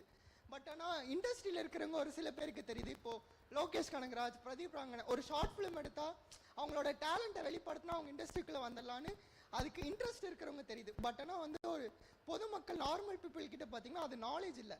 ஸோ வந்து இன்ட்ரெஸ்டட் இருக்கிற பீப்புளும் வந்து அது ஒரு பெரிய பேரிகேடாக இருக்குது. ஒரு சொசைட்டியில் நம்ம ப்ரூவ் பண்ணி இல்லை டேலண்ட் இருந்தால் முன்னாடி வந்துடலான்றது ஒரு ப்ரூவ் பண்ணுறதே வந்து ஒரு பெரிய கொஸ்டின் மார்க்காக இருக்குது. அந்த பார்வை நீங்கள் எப்படி பார்க்குறீங்க சார்? யா, லோகேஷ் கனகராஜுக்கும் கண்டிப்பாக அது ஒரு டைமில் இருந்திருக்கும். அவரும் இதே மாதிரி ஒரு ஃபீலிங்கோட தான் உட்காந்துருப்பார் ஒரு வாட்டி தனியாக. என்ன எப்படி ப்ரூவ் பண்ணுறதுனே தெரியலையே, நம்மளை சுற்றி எல்லாம் வளர்ந்துக்கிட்டு இருக்காங்க, படம்லாம் எடுத்துக்கிட்டு இருக்காங்க, என்னாலே ஏன் இன்னும் பண்ண முடியல. அது வந்து என்ன சொல்கிறது, அது ஒரு ஸ்ட்ரகிள் தானே, அது ஒரு பர்சனல் ஸ்ட்ரகிளாக தான் நான் ஒரு பார்க்குறேன். அன்டில் அது நம்ம முடிஞ்ச வரைக்கும் நம்மளே வளர்த்துக்கிட்டே இருக்க வேண்டியிருக்கு நமக்கு பிடிச்ச ஒரு இடத்துல. ஐ திங்க் ஒரு வாட்டி எஸ் சூர்யா அவர்களை இன்டர்வியூ பண்ணும்போது அவர் சொன்ன ஒரு விஷயம் தான் எனக்கு ஞாபகத்துக்கு வருது. அவர் இன்னைக்கு ரொம்ப ப்ராப்ளம் ஆயிட்டார் அஃப்கோர்ஸ், பட் ஒரு காலத்தில் நாட் ஸோ பாப்புலரில் ஆக்டரா ஸ்பெஷலி. இன்ஃபேக்ட் நம்மளாம் ரொம்ப கேலி கூட பண்ணிட்டு இருந்தோம் ஒரு டைமில் ஒரு ஆக்டராக அவரை பார்க்கும்பொழுது. பட் அது எப்படி பிரேக் ஆச்சு, எப்படி உங்களுக்கு பேர் வளர்த்துக்க முடிஞ்சிச்சுன்னு அவர் சொன்ன ஒரு விஷயம் என்னன்னா, அடிக்கடி நம்ம சொல்லுவோம்ல, வாய்ப்பு எனக்கு ஒரு கரெக்டான நேரத்தில் வந்துச்சு, ஒரு அதிர்ஷ்டம் தட்டிச்சு, அந்த இடத்துல இருந்து அவர் பெரிய ஆள் ஆயிட்டா இருப்பேன். அந்த வாய்ப்பு மட்டும் எனக்கு வந்துருந்தா நான் இருப்பேன், பட் அவனுக்கு கிடைச்சிருச்சு அநியாயம் அப்படின்ற மாதிரி ஒரு ஃபீலிங் இருக்கும்ல அச்சீவ் பண்ணாதவங்களுக்கு. அவர் சொல்ற ஒரு விஷயம். ஆனா அந்த வாய்ப்பு உங்களுக்கு வரும்போது நீங்க அதை தக்க வச்சுக்க முடியுமா, அதை யூஸ் பண்ணிக்க முடியுமா, அது எப்படி நீங்க பண்ண முடியும் அப்படின்னா, நீங்க உங்களை அந்த வாய்ப்பு வர்ற வரைக்கும் உங்களை தயார்படுத்திக்கிட்டே இருக்க வேண்டியிருக்கு. அது என்னைக்கு வரும்ன்றது நமக்கு தெரியாது, அது வரும்போது வரும். பட் அது வரைக்கும் எனக்கு பிடிச்சது, நான் படம் எடுக்கிறது எனக்கு பிடிக்குமா, சரி முடிஞ்ச வரைக்கும் நான் என்னென்னலாம் கற்றுக்கிட்டோம், என்னென்னலாம் படிக்கட்டும், என்னென்னலாம் தெரிஞ்சுக்கிட்டோம் இந்த படம் எடுக்கிறத பொறுத்து. எனக்கு கிரைம் பீட்டை பொறுத்து ரிப்போர்ட்டிங் பண்ண வேண்டிய ஒரு இன்ட்ரெஸ்ட் இருக்கா, தென் அந்த ஒரு ஸ்கில்ஸ் எல்லாம் நான் என்னென்னலாம் வளர்த்துக்க வேண்டியிருக்கு. முடிஞ்ச வரைக்கும் let me try and develop those skills under I don't know whoever excels in those spaces. அதுக்கப்புறம் ஐ எம் ஷூர் தென் உங்களுக்கு அந்த அவகாசம் வரும்பொழுது, அதை எனக்கு தெரிஞ்சு இந்த உலகம் பூராக அவகாசம் வந்து அதை பயன்படுத்தாதவங்க தான் இன்னும் கொஞ்சம் ஜாஸ்தின்னு தான் எனக்கு தோணுது, அவகாசம் கிடைக்காம டேலண்டோட உட்காந்து இருக்கிறவங்களை விட. So I think personally if you focus on improving your self in what ever field that you are interested in, someday the door will open. I think அது மனசு தளர விட வேண்டாம் தான் நினைக்கிறேன் நான். சார் இன்னொரு கொஸ்டின் என்னன்னா, ஏன் வந்து சொசைட்டியில் வந்து அது ஒரு எட்ட முடியாத ஒரு உயரமாகவே ஏன் ஒரு சொசைட்டியில் வந்து ஏன் பார்க்கப்படுது அந்த மாதிரி? அதுக்கான காரணம் என்னவா நினைக்கிறீங்க? அப்படியா பார்க்கப்படுது? ஒரு காமன் இப்போ நானே நிறைய பேர் சொல்லி கேட்டிருக்கேன், எனக்கு விஸ்காம் சேர்ந்து ஆசை, வீட்டில் ஒத்துக்கல, அதனால வந்து நான் வந்து இல்லை வந்து ஃபேமிலி சைட்லேருந்து ஒத்துக்கல, அது வந்து சக்ஸஸ் ஆக முடியாதுன்னு சொல்லி நான் வேறு டிபார்ட்மெண்ட்டில் சேர்த்துட்டாங்க சொல்லி நான் நிறைய பேர் கேள்விப்பட்டிருக்கேன். ஸோ அந்த பாயிண்ட் ஆஃப் வியூ உங்களுக்கு ஒன்று சொல்கிறேன். நான் actually I think many years back நான் லாயல் அலைவர்கிட்ட சொல்லிட்டு இருந்தேன் விஸ்காம் படிக்கிறதுக்கு. ஐ திங்க் விஸ்காம் அப்போ தான் லான்ச் ஆச்சுன்னு நினைக்கிறேன் ஒரு சில வருஷங்களில். நான் இங்கே தான் ஜாயின் பண்ணுறதுக்கு தான் ட்ரை பண்ணேன். பட் அந்த டைமில் எனக்கு ஒர்க் அவுட் ஆகலை, mainly because I couldn't afford it அந்த ஸ்பேஸில். பட் மை திங் இஸ் இப்போ அது so the interest was always இந்த மீடியா ஸ்பேஸ்க்குள்ளே எப்படியாவது நம்ம போகணுன்ற ஒரு ஆர்வம் தானே அது படிக்க வைக்க நம்மளை தூண்டிருக்கு. ஆனால் படித்ததுனோ ஃபிசிக்ஸு. நீங்கள் எதை விரும்புகிறீங்களோ அது இந்த ஆல்கெமிஸ்ட்ல சொல்லுவாங்கல்ல, நீங்கள் விரும்புகிற ஒரு விஷயம் உங்களை தானே அது வந்து அடையும், நீங்கள் அதை தேடிக்கிட்டே இருந்தீங்கன்னா போதும். இந்த வழியாகத்தான் போகணும்னு அவசியம் இல்லை. ஸோ ஒருவேளை உங்களுக்கு ஒரு கோர்ஸ் நீங்கள் படிக்கணும்னு ஆசைப்பட்டீங்க, உங்கள் வீட்டில் ஒத்துக்கல, உங்களுக்கு பொருளாதார ரீதியாக பண்ண முடியல, என்ன வேணால் காரணங்கள் இருக்கலாம்ல. பட் அது பண்ணாததுனால நீங்கள் அந்த ஒரு டெஸ்டினேஷனுக்கு போக முடியாதுன்னு அவசியம் இல்லை அப்படின்றத தான் நான் பார்க்குறேன். இது வந்து ஐ திங்க் இன்னைக்கு அச்சீவ் பண்ணவங்க எல்லாருமே வானத்திலேருந்து வரலையே. எல்லாருமே நம்மள மாதிரி சாதா மக்கள் தான், சாதா ஆட்கள் தான். நம்மள மாதிரி ஒரு டைம்ல இருந்துட்டு தான் அவங்க அங்கே போய் சேர்ந்து உட்காந்துருக்காங்க இல்லையா? அவங்களும் நம்மள மாதிரி சாப்பிட்றதா, நம்மள மாதிரி துணி போடுறவங்க தான், நம்மள மாதிரி இன்செக்யூரிட்டிஸ் இருக்கிறவங்க தான். அவங்களுக்கு ஒன்றும் பயங்கரமாக அப்பா இவங்களுக்கு மட்டும் பிறந்த உடனே அவ்வளோ கான்ஃபிடன்ஸ் எங்கேருந்து வந்துருச்சுன்ற மாதிரி எனக்கு தெரிஞ்சு ஒருத்தர் கூட கிடையாது. அது ஒரு இடத்துல அவங்களுக்கு ஓகே இந்த தொழிலை கற்றுக்கிட்ட உடனே என்னால் இதை செய்ய முடியுன்ற கான்ஃபிடன்ஸ் வந்த பிறகு அது ஒரு விஷயமாக அந்த ஸ்கில்ஸில் என்னால் இது பண்ண முடியும் தெரிஞ்சதுலேருந்து கான்ஃபிடென்ஸாக மாறுது. ஸோ இதை அச்சீவ் பண்ண முடியாது, இந்த கோர்ஸ் வழியாக அங்கே போய் சேர முடியலையே அப்படிலாம் ஒன்றுமே கிடையாது. இங்கே மல்டிபிள், அதான் இவர் சொன்ன மாதிரி பல பாதைகள் இருக்குது. இன்று ஒரு டைமில் இது ஒரு பாதை தான் அப்படின்ற மாதிரி இருந்தது. இன்றைக்கி பல பாதைகள் இருக்குது வெற்றியை நோக்கி நகர்வதற்கு. வெற்றி அப்படின்றத விட உங்களுக்கு பிடிச்சதை பண்ணுறதை நோக்கி நகர்வதற்கு. அதில் எந்த பாதை வேணால் நீங்கள் தேர்ந்தெடுக்கலாம், எந்த பாதை வேணால் அமையலாம் அப்படின்னு நான் சொல்கிறேன். நான்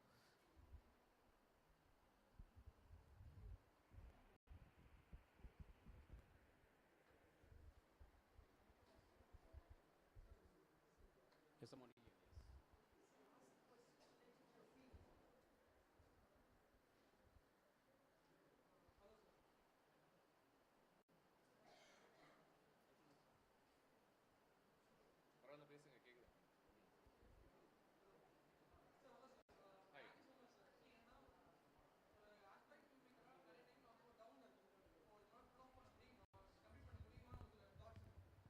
கேக்குது.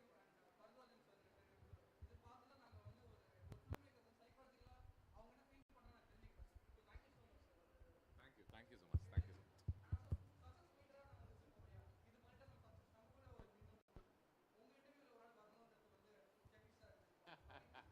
I am sure. Why not? Why not? நான் இங்கே தான் இருப்பேன், நான் எங்கேயும் போக மாட்டேன், கவலைப்படாதீங்க. Yeah, sure. சினிமா புதுசாக வேற எங்கேயோ பார்ப்போம். Then all the best. Hello sir, I am Leela from first PG journalism. என்னோட கொஷின்ஸ் என்னென்னா, இப்போ வந்து முன்னாடி விட இப்போ படங்கள் எல்லாமே கொஞ்சம் மாறுபட்டு வர ஆரம்பிச்சிருச்சு. என்னென்னா இப்போ ரொம்ப பழைய படங்களில் வந்து உமனை வந்து ஒரு மாதிரி டிஸ்கிரிமினேட் பண்ணியே காமிச்சாலும் இப்போ இருக்கிற படங்களில் வந்து உமன் எம்பவர்மெண்ட் அந்த மாதிரி விஷயங்கள்லாம் பேசுகிறாங்க. ஆனாலுமே இன்னுமே உமனை வந்து அப்ஜெக்டிஃபை பண்ணி எல்லா படத்துலையுமே ஏதாவது ஒரு இடத்துல வைக்கிறாங்களே, அது பற்றின உங்களோட பார்வை என்ன? ஐ திங்க் ஐ மீன் நம்ம அந்த காலம்னு சொல்லும்போது அந்த காலத்துலேயும் நிறைய ஃபெமினிஸ்ட் சினிமா வந்திருக்கு. 70s தானே அவளை அப்படிலாம் வந்துச்சு, அதையும் நம்ம மறக்கக்கூடாது. பட் இன்னைக்கு ஐ திங்க் நீங்கள் சொல்கிறது போல் கண்டிப்பாக ஒரு இம்ப்ரூவ்மெண்ட் இருக்குது. இன்னைக்கு ஐயோ தயவு செய்து நீங்கள் உட்காருங்க, ஒன்றும் பிரச்சனை இல்லை. இன்னைக்கு ஸ்பெசிஃபிக்காக சொல்லணும் அப்படின்னா பக்கத்தில் இருக்கிற நல்ல விருப்பத்தரன்னு நினைக்கிறேன், ஒன்றும் பிரச்சனை இல்லை. இன்னைக்கு ஆனால் ஒரு 15 years பேக் பெரிய பெரிய நட்சத்திரங்களே அவங்களுடைய மெயின் ஸ்ட்ரீம் சினிமாவில் ஸ்டாக்கிங் பண்ணுறதாக இருக்கட்டும், அதை காதலாக விற்பதாக இருக்கட்டும், இந்த மாதிரி விஷயங்கள்லாம் இன்னும் பிரபலமாக நடந்துகிட்டு இருந்துச்சுல்ல. அந்த டைமில் நம்ம யாருமே கேள்வி கூட கேட்டதா மாதிரி எனக்கு ஞாபகம் இல்லை. நான் இன்ஃபேக்ட் அடிக்கடி எங்கள் வீட்டில் இருக்கிற பெரியவங்கெல்லாம் பார்த்து நான் கேட்பேன், இன்னைக்கு நாங்கள்லாம் இந்த கேள்வியெல்லாம் கேட்குறோமே, நீங்கள் போன ஜென்ரேஷன்லேயே இந்த கேள்வியெல்லாம் கேட்டிருந்தீங்கன்னா இன்னைக்கு நாங்கள் வேறு விதமான கேள்வியை கேட்டிருக்கலாம்ல, நீங்கள் எதுக்கு உட்காந்து கை தட்டிங்க, இதெல்லாம் பார்த்தா உங்களுக்கு ஒரு மாதிரி இல்லையா அப்படின்னு கேட்பேன். அவங்க என்ன சொல்லுவாங்க, எங்களுக்கு தெரியல, இது வந்துச்சு, இதுதான் சினிமா நினச்சி நாங்கள் ரசிச்சுக்கிட்டு இருந்தோம்னுவாங்க. பட் இன்னைக்கு ஒரு அவேர்னஸ் இருக்குல்ல, ஸோ அதுதான் முக்கியம். as long as we keep raising these questions, இல்லை இப்போ உங்களுக்கு ஒரு ஆதங்கம் இருக்குல்ல இந்த கேள்வி கேட்கும்போது, அந்த ஆதங்கம் பல பேர் நம்ம வெளிப்படுத்திக்கிட்டே இருக்கிறது தான் ரொம்ப அவசியம் நினைக்கிறேன். நீங்க உங்க தனிப்பட்ட முறையில் உங்க சோஷியல் மீடியாவில் அதை வெளிப்படுத்துவீங்க, நான் என்னுடைய முறையில் எனக்கு கிடைக்கக்கூடிய ஒரு ஸ்பேசஸ்ல வெளிப்படுத்துவேன். அண்ட் நம்மள பல பேர் இது ஒன்று சேர்ந்து செய்ய ஆரம்பிக்கும் பொழுது தென் ஒருத்தர் எழுத உட்கார்றாங்கல்ல ஒரு படத்தை எழுத உட்காரும் பொழுதே அவங்க ஒரு பொண்ணை எழுதும் பொழுதோ அந்த ஆம்பளை அந்த பொண்ணுகிட்ட எந்த மாதிரி வரிகள் பேசுறான்னு எழுதும் போதோ அவன் யோசிப்பான்ல, ஐயோ இப்போல்லாம் யோசிச்சு இது மாதிரி எழுதுனா செல்லுபடி ஆக மாட்டேங்குது, திட்டுறாங்கப்பா அப்படின்ற ஒரு சென்ஸ் ஒன்று இருக்குல்ல. நான் அதை திட்டாக பார்க்கல, அது ஒரு கன்ஸ்ட்ரக்டிவ் கிரிட்டிசிசமாகத்தான் நான் பார்க்குறேன். ஸோ யா ஐ திங்க் நம்ம இட்ஸ் அ பேட்டில், அதை நம்ம ஃபைட் பண்ணிக்கிட்டே தான் இருக்கோம்.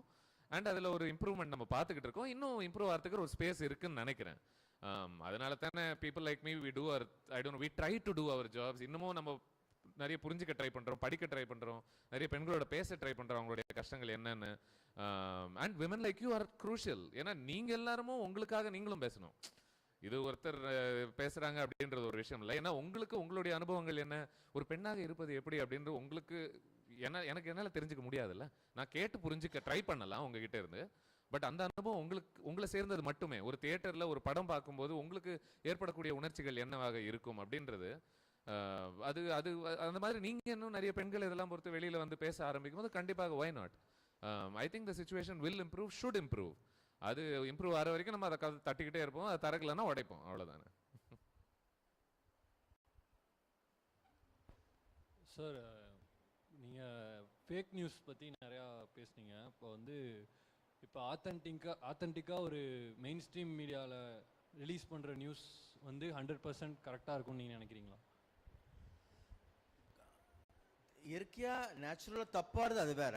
பட் என்ன சிஸ்டம்னு சொல்கிறேன். இப்போ நான் ஒரு நியூஸ் ஃப்ளாஷ் பண்ணுறேன் அப்படின்னா எங்கள் சேனலில் நான் ஃப்ளாஷ் பண்ணுறதுக்கு முன்னால் அட்லீஸ்ட் 2 சோர்ஸில் அதை வெரிஃபை பண்ணணும்.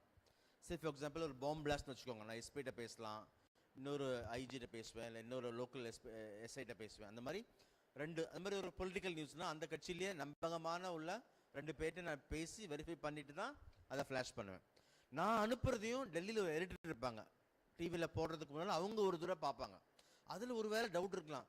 சே ஃபார் எக்ஸாம்பிள் ஒரு 50 பேர் இறந்துட்டாங்கன்னு சொல்கிற இடத்துல நான் தப்பா 500 பேர்னு படிச்சுக்கோங்க, அவங்க மெக்கானிக்கில் போட்டுடலாம், சாம் கண்டிப்பாக வெரிஃபை பண்ணிப்பாரு. பட் அவருக்கு தோணும் இது 500 இருக்க சான்ஸ் இல்லையே, திருப்பி கூப்பிட்டு கேட்பாங்க.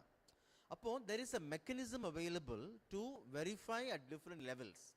அதே சமயத்தில் வாட்ஸ்அப்பில் வர்றதோ, இல்லை ஒருத்தங்க ஃபேஸ்புக்கில் போடுறதோ, இல்லை இண்டிவிஜுவலாக ஒருத்தங்க ட்விட்டரில் போடுறதோ, அந்த மாதிரி வெரிஃபை பண்ணுறதுக்கான வழி இல்லை. நீங்களே ரைட்டர், நீங்களே எடிட்டர், நீங்களே பப்ளிஷர் ஆயிடுறீங்க. இங்கே ஒரு மெயின் ஸ்ட்ரீம் மீடியாங்கும் போது ஒரு செக்ஸ் அண்ட் பேலன்சஸ் இருக்குது பல இடங்களில். வேணுமென்றே ஒரு சேனல் ஒரு அரசியல் காரணத்துக்காகவோ பொய் சொல்கிறாங்க இல்லை மாற்றி சொல்கிறாங்கன்னா அது வேற மேட்ரு. மற்றபடி நம்பகமான சேனல்ஸோ இல்லை நியூஸ் பேப்பர்ஸோ அங்கே ஒரு சிஸ்டம் இருக்குது, அதையும் தாண்டி தான் தப்பு நடக்கும். அதுக்கு முன்னாலே நம்ம தடுத்துறதுக்கான பல வழிகள் இருக்குது. சார், இப்போ பாம் பிளாஸ்ட் அந்த மாதிரி விஷயத்தில் நீங்கள் சொல்கிறது ஓகே சார். இப்போ கவர்மெண்ட்டுக்கு எதிராகவே ஏதாவது ப்ரொட்டஸ்ட் நடக்குது அப்படிங்கும்போது போலீஸோ அவங்களும் ஆப்வியஸாக கவர்மெண்ட் சைடு தான் பேசுவாங்க. ஸோ அப்போ நீங்கள் அதை எப்படி ஹேண்டில் பண்ணுவீங்க? சரி, அதான் இப்போ நான் நியூட்ரலாக இருக்கிற சேனல்ஸ்க்கு அந்த நியூஸை மறைக்கணுங்கிறதுக்கோ அதை மாற்றி சொல்லணுங்கிறதுக்கோ இல்லை சொல்லாமல் இருக்கணுங்கிறதுக்கான எந்த ஒரு காரணமே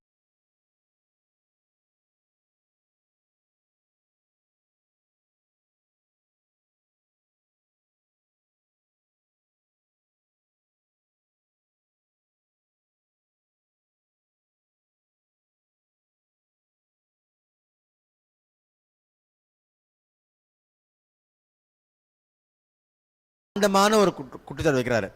அந்த மாதிரி சமயங்கள்ல அவங்க சார்பா என்ன சொல்றாங்க, மறுக்கிறாங்களா,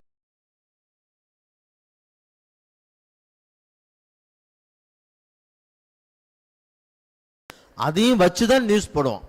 அந்த மாதிரி சில காரணங்களுக்கு we will not carry a one-sided news. மற்றபடி கிடையாது. பட் பொலிட்டிக்கலாக ஒரு சேனல் இருக்கு, அப்போ அவங்க இதை மறைக்கலாம், இல்லை பெரிதுபடுத்தலாம், இல்லை அதை ஒன்றும் இல்லாத மாதிரி காமிச்சு சொல்லலாம். அது மக்களுக்கு தெரியும். ஒரு 5 வருஷம் பார்த்துருப்பாங்க, அப்போ இந்த சேனலில் வந்தால் நம்பலாம், இந்த சேனலில் வந்தால் நம்பக்கூடாதுன்னு they will lose their credibility.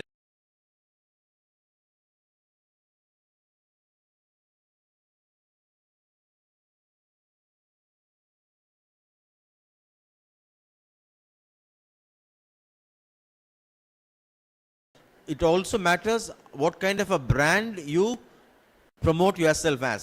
இந்த ஜேர்னலிஸ்ட் போட்டாருன்னா கண்டிப்பாக உண்மையாக இருக்குங்கிற மாதிரி நீங்கள் நடந்துக்கிறீங்களா, இல்லை பிரேக் நியூஸ் கொடுன்னு சொல்லிட்டு வெரிஃபை பண்ணாமல் போட்டு தப்பாயிட்டு, இல்லைப்பா இவன் அப்படி தான் முதல்ல இப்படி போடுவான் அதுக்கப்புறம் சாரி சொல்லுவான், அந்த மாதிரி ஒரு credibility வந்துச்சுன்னா உங்களை nobody will take you seriously. அது it's very important.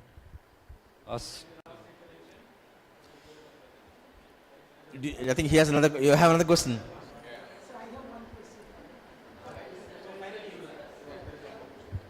Sir okay உங்கள் வியூ என்னென்னு இது, அதாவது இப்போ தமிழ் நியூஸ் சேனல்ஸ்லாம் பார்த்தீங்கன்னா மோஸ்ட்லி என்னோட வியூ என்னென்னா, அதோட சேனல் வச்சுருக்கவங்களோ அந்த சேனலோட சப்போர்ட் வந்து ஏதோ ஒரு பொலிட்டிக்கல் பார்ட்டி இல்லை ஏதோ ஒரு ஐடியாலஜிக்கு பயஸ்டாக இருக்க மாதிரி இருக்குது. அதை பற்றி நீங்கள் என்ன நினைக்கிறீங்க? அது வந்து உண்மை, அதான் ரியாலிட்டி. பிகாஸ் அந்த பொலிட்டிக்கல் சேனல்ஸ் நடத்துகிறதே வந்து ஒரு கட்சி நடத்தலாம், இல்லை கட்சி சார்ந்தவங்க நடத்தலாம். இப்போ நான் ஆளுங்கட்சினா ஒரு தவறு நடக்கும்போது அதை நடக்காத மாதிரி காமிப்பேன், இல்லை அதோட தன்மையை வந்து ரொம்ப மென்மையாக காண்பிப்பேன். அதே நியூஸை எதிர்கட்சி சேனல் என்ன பண்ணுவாங்க, சின்னதாக இருந்தால் கூட அதை பெரிதுபடுத்துவாங்க. அது வந்து தவறு, அது நடக்கக்கூடாது. Because when you call yourself a journalist அது பண்ணக்கூடாது. பட் இந்த மாதிரி இது வந்து they don't follow journalism, but they only do politics through so-called journalism. அது வந்து they lose their credibility. அதான் சொல்ல வரேன், மக்களுக்கு தெரியும் உண்மையான நியூஸ் பார்க்கணும்னா எங்கே போகணும் அப்படின்னு சொல்லிட்டு. அது வந்து in the long run people know where to go for credible news. Thank you.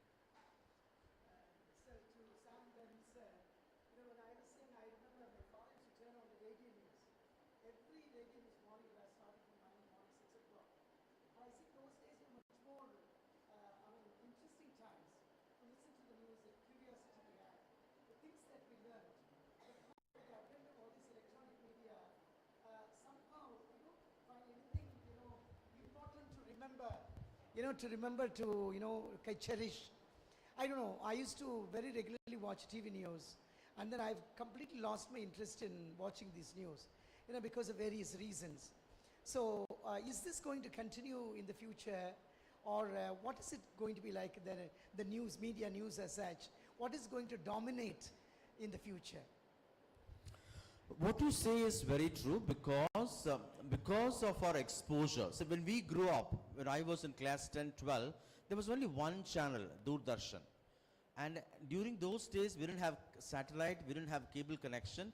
The only program that brought us news from around the world was World This Week on Doordarshan by Pranoy Roy. We used to wait for Friday evenings to watch that because that was the only window for us to the world. But now, thanks to so much of explosion in terms of news media, in terms of entertainment, we have lost the novelty part of it. Earlier, when you saw something on television, it was so new, it was so fresh, so it kindled our curiosity. But now, even though you may not have visited America, but you have seen so much of America on your screens that nothing excites you so much on television now. So what could actually revive this lack of interest that doesn't kindle people's imagination is that we are failing to tell people's stories. We stop with political headlines, we stop with accidents, we stop with bomb blasts, we stop with scams and things like that. But we are failing increasingly to connect it with the common man. If it's a policy, how will it affect somebody in Chennai? What would it mean for a person in a rural part of India? If we go to the ground, if we talk to people, tell their stories, then I think slowly we can build an audience which would love watching news, because as human beings, we would love to listen to people to get to know about their stories. But in this present era of television news, we all are very superficial. Karnanidhi may say something, Stalin may say something, it becomes headline. We hardly go back to the people's-centric stories kind of thing. And now on social media, many websites, many YouTube channels are reviving this. They are telling people stories. They turn news in such a way that it helps you to understand how it impacts, what does it mean to you and somebody else. And that actually could strike a chord with people. And various reasons for that. One, it all began with 15 years ago when we had the worldwide recession, economic downturn. The first thing that happened in media houses was cost cutting and sacking of people. So for example, in Chennai, we used to have 5 teams of reporters and camera persons. Now we have only 1 team, which means there could be 5 important things which could be interesting for national audience happening in Chennai, but I am able to cover only 1 story for the day, which could invariably be political developments. We are unable to cover an inspiring story. We are unable to cover a sports story. We are unable to interview a film star unless it's Rajinikanth or Kamal Hassan. There are umpteen number of talented actors and actresses, film directors. Nobody gets a space. As far as national media is concerned, Tamil Nadu means only Rajinikanth or Kamal Hassan. So there are multiple factors, largely economic, that contribute to as a kind of a cut in variety in terms of a news reportage. Sam, just wanted to congratulate you saying about the people's news. I think that's more important right now because we have been watching or consuming what is canonical, power-based. Even the data is produced by the government or the people who are on the helm of the affairs. I think that's what comes as news. Now, what is your suggestion to the budding journalist to take up that people's news and have that as their job or the vocation? One thing is, as news consumers, for example, when you don't like a movie, you immediately tweet about that. You tell this on social media. It was nice. It wasn't nice. Director has certified and the mari. So news news பிடிச்சிருக்குனா அது right to the editor. You can tweet them, you can mail them. பிடிக்கலனா இல்லை இந்த மாதிரி news வேணும் அப்படின்னா you mail them, you tell them. அது ஒரு important இது. when you become an editor, don't always go by மக்கள் என்ன விரும்புகிறாங்களோ அதை நான் நியூஸாக கொடுக்கணுங்கிற கல்ச்சருக்கு போகாதீங்க. You are an editor. You have the responsibility to decide and give what in your view people should know. If you start going or playing to the gallery, just for argument sake I'm saying, நிறைய பேர் சொல்லுவாங்க எங்களுக்கு வந்து porn போடணும் நியூஸில் அப்படின்னா போடுவீங்களா? People would want that. அப்படி போடுவீங்களா? இல்லை. Because you are an editor, you are responsible to create a culture of quality news consumption. அதுக்கு வந்து when you come to that kind of a responsible roles, make sure you don't play to the gallery, but you do your job diligently, even if it means long format writing, long format news reporting on TV. Bring in that. When you keep on providing that on a regular basis, unconsciously will start generating a breed of new audience who would appreciate that, who would love that. Another one, as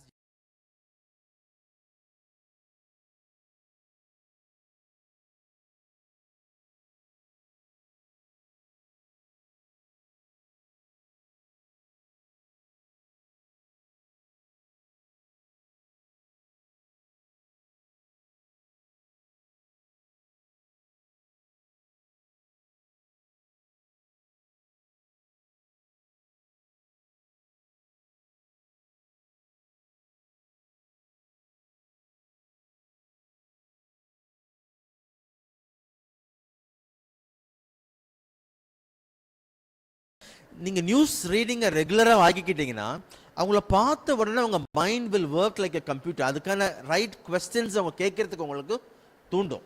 நீங்கள் படிக்காமல் journalist ஆகும்னு நினச்சிங்கன்னா அந்த டைமில் நீங்கள் Google தான் பார்க்கணும் என்ன கேள்வி கேட்கலான்னு சொல்லிட்டு. அப்போ வந்து you won't be able to do a good job. அதனால் spend ₹5 every day, spend 20 minutes, read at least 2 newspapers, everything, sports, politics, international affairs, environment. Then you'll become a kind of an authority on yourself. அதுக்கப்புறம் opportunity வரும்போது எந்த ஃபீல்டில் உங்களுக்கு interest இருக்கோ அதில் நீங்கள் specialise பண்ணிக்கலாம். பட் இந்த ஏஜில் watch at least 1 television news every day, read at least 2-3 papers, so that will help you to groom yourself as a person who's inquisitive, to ask the right questions, to be able to equip yourself with so much of information to provide a clear perspective for your audience. Good. Thank you, sir. Thank you. Thank you, dear panelists, for your exploration and your explanation to the students. And the final word from the panelists for you is this. நீங்கள் எல்லாரும் இன்ஸ்டாகிராமில், ஃபேஸ்புக்கில், வாட்ஸ்அப்பில் போடக்கூடிய செய்திகளை தேடிப்பிடி. நல்லதை மட்டும் நீ போஸ்ட் பண்ண முயற்சி பண்ணு, உன்னை சுற்றி நல்லது மட்டுமே நடக்கும். நிறைய நியூஸ் போட முடியும், கியூரியாசிட்டி நடக்குது, வித்தியாசமாக காமிக்கணும், கெட்ட நியூஸை போட முடியும், ஆக்சிடென்ட் போட முடியும், இதை தவிர்க்க முடியாத விஷயங்கள். ஆனால் தேடி பிடிச்சி நல்லது மட்டும் போஸ்ட் பண்ணு. Let that be the clarion call from this panelist for you. Wish you all the best for your journalism and your media field. ரொம்ப நன்றி லஞ்ச் பிறகு முடிச்சு இந்த கான்வர்சேஷன் இந்த செஷனுக்கு இவ்வளோ நேரம் இருந்ததுக்கு thank you so much for that mainly ஆமாம் அப்போ தானே அது கொஞ்சம் டிஸ்டன்ஸ் வருது இல்லை போக போக அதுதான் but more importantly I think இந்த டைமில் just open yourself up to a variety of experiences அப்படி தான் நான் நினைக்கிறேன். முடிஞ்ச வரைக்கும் சந்தோஷமாக இருக்கிறது ரொம்ப முக்கியம். ஜாலியாக இருங்க, முடிஞ்ச வரைக்கும் படிக்க முயற்சி பண்ணுங்க. அண்ட் உங்களுக்கு எதுலெல்லாம் நாட்டம் இருக்கோ அதெல்லாம் எக்ஸ்ப்ளோர் பண்ணுறதுல அஞ்ச வேண்டாம்னு நினைக்கிறேன். இந்த டைமில் உங்களுக்கு I mean these are times you'll never get back again. So do whatever is necessary that takes you towards a productive pursuit of whatever you like. அவ்வளோதான். If you can add, somebody asked me, this young lady, you asked me about this opportunity. இந்த மாதிரி idea இருக்கிறவங்க ஒரு குரூப்பை form பண்ணிக்கோங்க. You can use your social media, you can use your YouTube. நீங்கள் நினைக்கிற மாதிரி நியூஸ் இப்போமே நீங்கள் start doing it, start publishing it, start broadcasting it. அது வந்து உங்களுக்கு இன்டர்வியூ போகும்போது ஜாப் வரும்போதும் ரொம்ப ஹெல்ப்ஃபுல்லாக இருக்கும். that it shows your talent. இன்னொன்று உங்களுக்கு ஒரு பிஸ்னஸ் ஐடியா இருக்கும், அது நீங்கள் காலேஜில் படிக்கும்போது it doesn't cost you anything. அதை ட்ரை பண்ணிங்கன்னா who knows, it could be very successful. It could become a good platform that people would love watching to or reading about, you know. அதனால don't give up, start doing it. And maybe as a last line, புத்தகத்தை படிக்கிறதை விட உலகத்தை கொஞ்சம் நல்லா படிச்சீங்கன்னா I think வாழ்க்கை கண்டிப்பா பெட்டர் ஆகும்.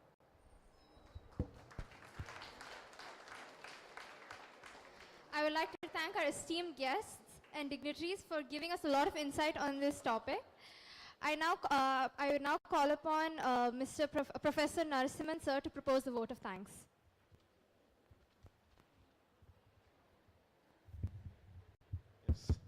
See, in the morning, the tone of the conference is set, and now that tone is vibrating throughout. So that shows the success of the conference, and we have a fantastic panel discussion. In fact, there is a takeaway from all our panelists. Sam said, what Sam said, I want to amplify. Please read newspapers. And what Subish said, I want to amplify. Take a stand, ask you a question. Is I'm standing on the right side? And ma'am, yes, as ma'am said, responsible use of technology, I want to amplify it. And in the age of AI, Father Paul Raj rightly prompted beautiful responses from the panelists, and thank Father Paul Raj for it. And it's a beautiful, wonderful discussion. We have fantastic takeaway from it, and thank you very much for it. And thank you, dear professors and our director, for this wonderful conference which is set and it is continuing well. Thank you very much.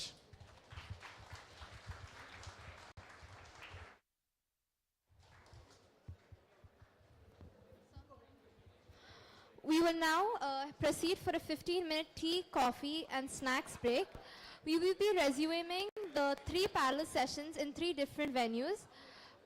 The following venues are Beschi Hall, which will be moderated by Dr. Mohammad Hanif, Associate Professor, Department of Electronic Media and Communication, Pondicherry from Pondicherry University. The Preview Theatre, which will be moderated by Dr. Beulah Rachel Rajamani, Associate Professor, Department of Journalism and Communication from Madras University. And the third venue is VT02, which is the Viscom block, 3rd floor, room number 2, which will be moderated by Reverend Dr. Paul Raj, Executive Director, Udayam Trichy. I kindly request Mr.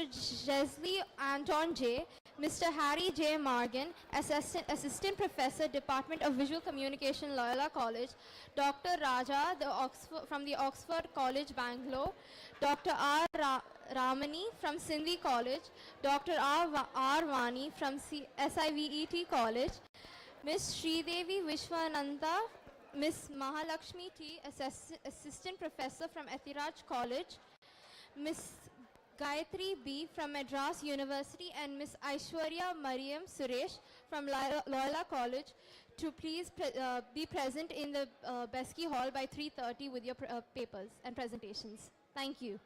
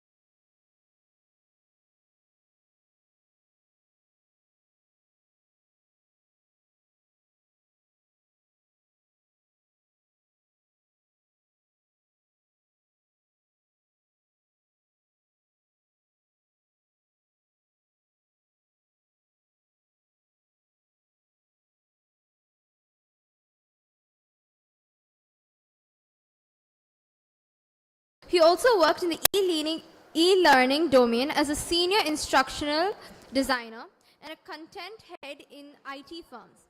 His areas of interest include digital media and cultural studies, hypertextuality and multimodality, digital materialism, effective studies, digital journalism, and political economy of digital media and labor.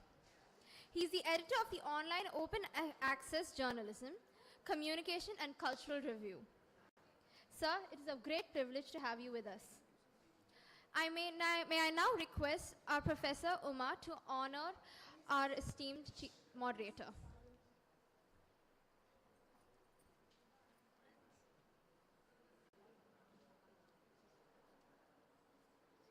Thank you, sir. Thank you, ma'am. Sir, you can. Yes. Oh. You want to do it? You want to get sit there or you can sit there? You also sit. I thought I'm the only one sitting here that doesn't know. That looks odd. Okay, So I sir. went. Yeah. So you also. Okay, so you will get started, right? The process will be started by you. Yes, sir. By the. Okay, sir. You will tell me. Oh, I have to check the council when please come, sir. We will call one by one the presenters, sir. We will come and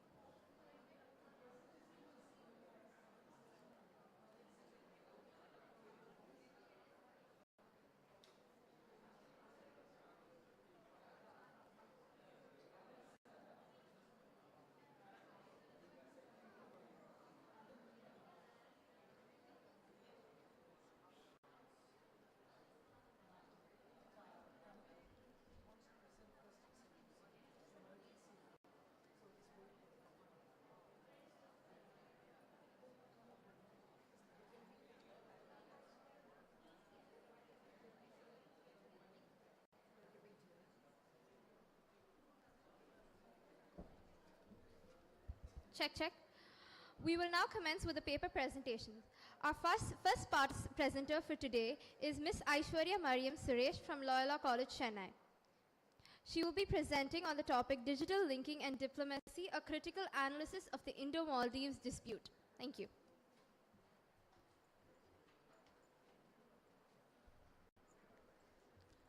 Check. Yeah. Hi, everyone. My name is Shvarya Mariam Suresh, and my topic is digital inking and diplomacy, a critical analysis of the Indo-Maldives dispute. Okay, fine. Sure. Okay, so the basic of my research was, my hypothesis was that, citizen journalism has led to thoughtless provocations. Can we go to the next slide? Yeah, so these were the contents of my research paper, which dealt with an introduction to the topic, what citizen journalism is, Twitter and digital diplomacy, the case study, analysis, and the way forward. These are the topics I've dealt with in my research paper. Moving on to the next slide. Okay, this picture very well translates to citizen journalism, which basically is a method where every one of you becomes a journalist. Like earlier, it was like journalists used to collect news and send it out and edit it and then forward it. But now with the coming of social media apps like Twitter, Facebook, Instagram, it's just seconds, you just take a picture and send it across, and there's always this confusion of first hand. Usually the first hand information used to come from some news channel or something, but now it comes from every other individual. All right, and the main reason why I've used cartoons in my entire presentation is that cartoons is another form of digital diplomacy, as we see nowadays. Can we go to the next slide? Okay, so here's another cartoon that shows about how people in Iran are protesting and saying that if you don't stop, I'll tweet. It simply shows how Twitter has developed into a very significant form of a news sharing platform. And there are two things in Twitter that has given rise to this, and it has like a 280 character limit and the hashtags. Once you put a hashtag and you tag someone, it becomes very most important, and it just goes directly to that person you want to send the news to. So it's kind of created a fear as well in people, that whatever you do could be in the news. I'm sure you've also seen people, nowadays saying that I'm scared, I wouldn't say such so-and-so word because I do not know if I become the news next day, That happened when Twitter came into being. Can we have the next slide? Okay, this. So here's where I start with Twitter and digital diplomacy. So digital diplomacy is where the MEAs, that is the Ministry of External Affairs, and these foreign policy makers use Twitter to send messages or information across so that they could also have a meeting with the public. Usually, if you've seen, foreign policy decisions are always made in rooms, and that's a very elite process. Us as a general individual wouldn't get a interface with the diplomats when they make some decision. But with the coming of Twitter and other social media apps, they're more focused. When they put it out there, it becomes the public could also talk about it. So this picture is about how this famous personality called Donald Trump and is tweeting, but I would like to take the case study of another thing. That was when Donald Trump had tweeted about how, North Korea has no business of its own. So I do not know how many of us know about this North Korea sending missiles across Japan. That has been a very recent in news. And Donald Trump has been like, North Korean Prime Minister has nothing to do. Why does he have nothing to do? Does he have no personal life? So these kind of tweets between some famous leaders almost brought the world at the brink of a nuclear war. So that shows how digital diplomacy can be good at points, but on the next part of it, if you look, if you're not careful, it could lead to a thoughtless provocation. So my case study is the Indo-Maldives dispute. Can we have the next slide? Yeah. So do you all know where Maldives is? Like, any of you know where Maldives is? Right? You guys know where Maldives is? And do you know why Maldives is important? Or have you heard about the Indo-Maldives dispute as of now? It's a very recent issue that's still going on. And why I focused this issue, I took up this issue is because it was just 2-3 tweets sent by 2-3 foreign ministers who were not even official representatives, yet that took an ugly turn in the present strategic scenario. So, this case, as it goes on, our Prime Minister had tweeted about how Lakshadweep is a very good place for tourism, and people could come here and enjoy this place. It could be a good place other than Maldives. So there were these other party members that our PM belongs to. These party members had retweeted the fact that how Maldives has become a Chinese puppet, and how Lakshadweep is a better place than Maldives. And that created a row, because Maldives people, the foreign minister, the foreign ambassadors of Maldives retweeted saying that the Prime Minister looks like a clown and he's a puppet of Israel. And that became a big diplomatic row between both the countries. Both the countries have, we all went for these. I think a lot of us seen that hashtags came up saying, boycott Maldives, we're canceling tickets to Maldives, there'll be no more tourists to Maldives, right? All that came through because of this particular event that happened just on Twitter. Can we have the next slide? This is a cartoon that actually represents what is happening and what is not happening. So here, I do not know how many of you have again heard about the India Out campaign. So India Out campaign, as it's shown here, it's not for the Indian tourists. India Out campaign is basically done by the Maldives government to remove the troops that are present in the Maldives region. The Indian troops, there are some 70 Indian soldiers that are placed at a strategic location in Maldives. According to India, they're saying that they want to build a port across Maldives so that they can strengthen these two countries' connections. However, the present president, Muizu, doesn't want Indian soldiers to remain in the archipelago anymore. So that's why he came up with the idea of India Out. But if you see the cartoon, it shows that, the president doesn't want Indian tourists in. Well, that's another way of how tweets and cartoons can literally be, can backfire backfire the actual story. Here, the actual story is not about, Maldives supporting China, or, it's not about how Maldives has been provocative. It's also about the fact that we never went on to check what the other part of the story might have been. We have only heard that Maldives ambassadors have been provocative, or they've used comments that are derogatory, but we never went back to check, was there a provocation from the Indian side in the first place? I hope none of us have checked that, because we fail to often realize that unless there's a provocation, there cannot be a retaliation. Moving on to the next slide, I come with the idea of resolutions. Do you think there's any resolution in the matter as of now? Because India has stopped, it has also removed a lot of ambassadors from Maldives. It has also asked a lot of ambassadors, Maldivian ambassadors, to leave India. So that's like something that's going on from the two countries. There's no official idea of a reconciliation. But do you know why there is a need of reconciliation? Like, anyone? Okay, so there's a need of reconciliation because both of these countries, both India and Maldives, are an integral part of SAARC. SAARC stands for South Asian Association for Regional Cooperation.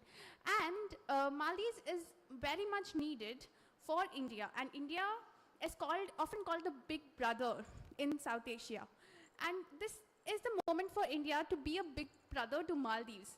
Rather than showing its provocation or showing how mean Maldives has been or anything else, India should have, according to my personal opinion, India should have taken this moment to be an actual big brother to Maldives and show its cooperation and assistance to Maldives.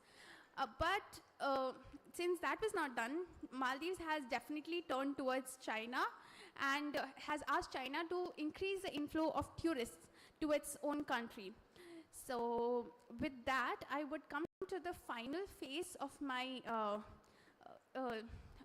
presentation, and that's all about how, you know, when it comes to diplomacy, it's always good to go back to the traditional forms of diplomacy, because as you see, as much as digital diplomacy is helping us, it is also doing more bad than the good. We are in a position, it puts us in a position to go nowhere, because as you see, digital inking is another form of, you know, print. Earlier it said the pen is mightier than the sword. Now the digital ink is becoming mightier than the earliest swords. So I believe that when it comes to diplomacy, or going ahead with diplomacy, the traditional ways of talking, calling onto countries and deciding about it would be much better. And if countries would not take these unofficial ambassadors, or, you know, whatever these ambassadors say, or anything seriously, I think that would be a better go with regards to the entire dispute. Thank you.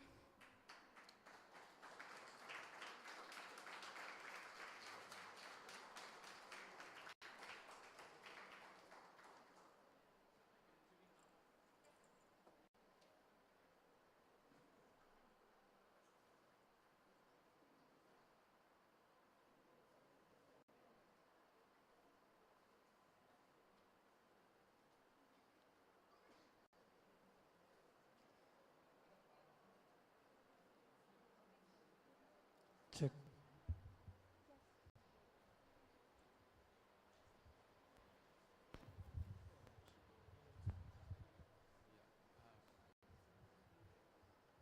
Thank you, Aishwarya. Joseph. Okay. Yeah, that's a good paper. I don't know to what extent I can relate myself to this, but anyways, you have brought together international relations and media. Of course, you know, these days we do a lot of these interdisciplinary stuff as well. Yeah, I believe that in the context of digital media, diplomacy lies at the intersection of citizens as well as diplomats, right? Unlike in the past, because, you know, now how to keep, for instance, citizens out to get diplomacy going smooth, unperturbed, I think it's going to be a lot difficult, right? I mean, I don't know how you're going to communicate to people not to indulge in or not get charged up and, you know, express this vitriol on social media and fire up and, you know, cause a lot of damage to diplomacy eventually. Or I don't know whether that was what was intended, right? Anyways, yeah. So, are we to then argue for the fact that, okay, diplomacy can go smooth provided people don't participate, right?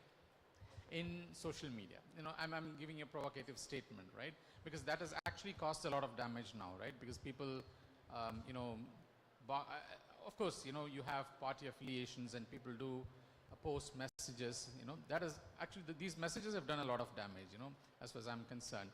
I mean, as you said, there are, you know, different ways by which, you know, the country could have handled this diplomacy, and it's still, it's keen and it knows how to handle, you know, this. But when you're saying that an app like Twitter is one of the best tools that is at our disposal, available at our disposal, you know, for such activities, the question of X being asked to take down content, all right, whatever that is not favorable to anybody who's in power, that could be the, you know, I mean, state or, you know, center or any state for that matter, or, you know, anybody for that matter.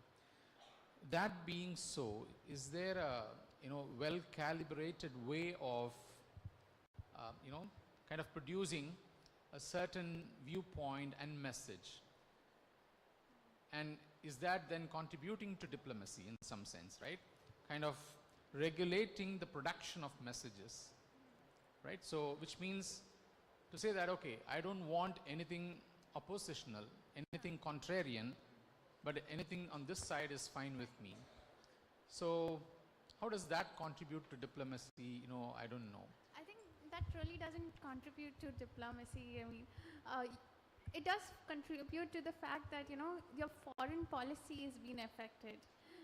When you ask the Twitter of of formerly known as Twitter and X, to bring down some content against your country. And there's been numerous times where some channel or some news story is not available in our country, and it's been there. I think it shows a country's foreign policy and how their domestic policies are domestic values.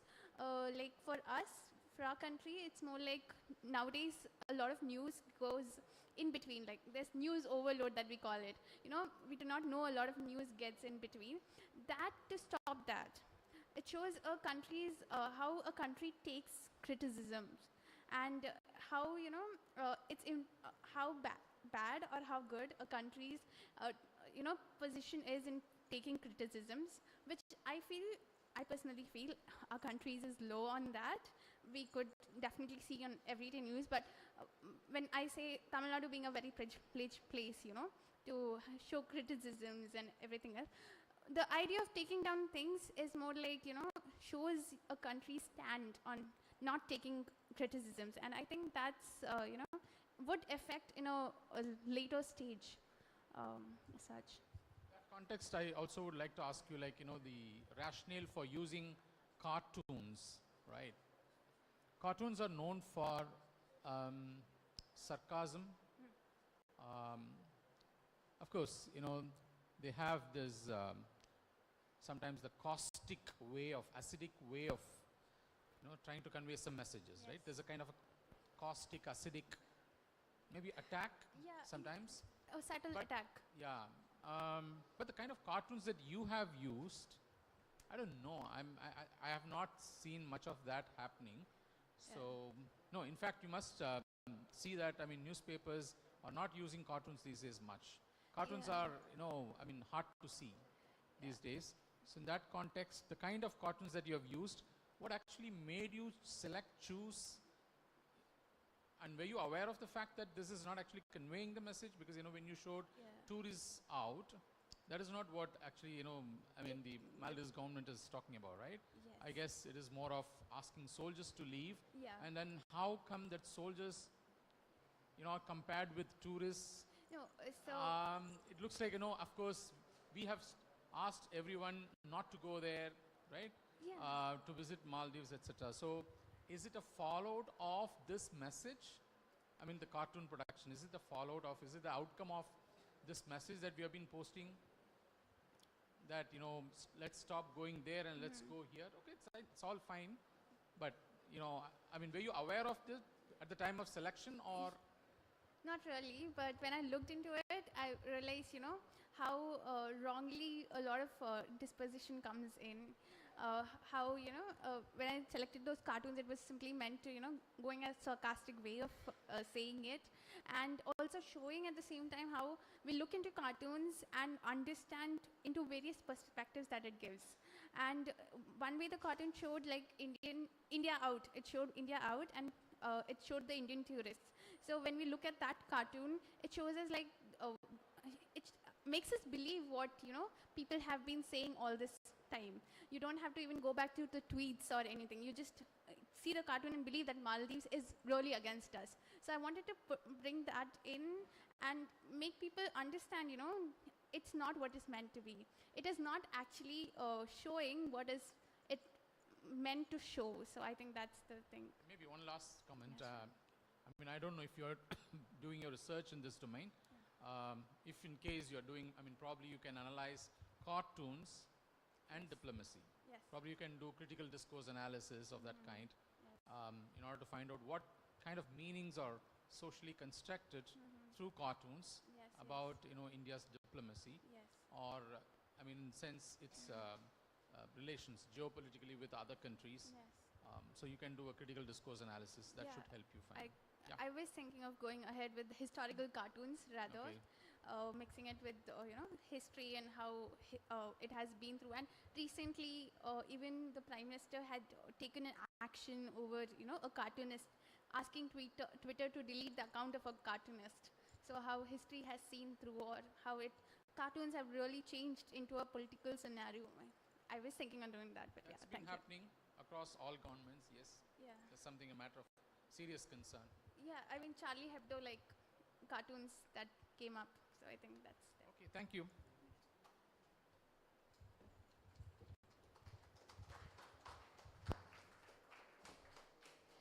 Thank you, Ms. Aishwarya, for your presentation. I would now like to request the next presenters, Mr. Jeslie Anton J.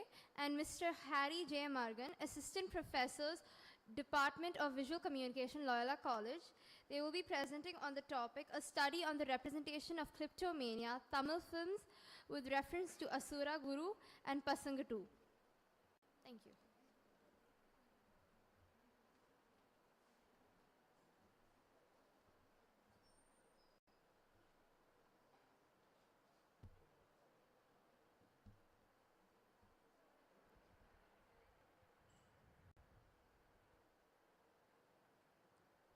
A very good afternoon to all of you.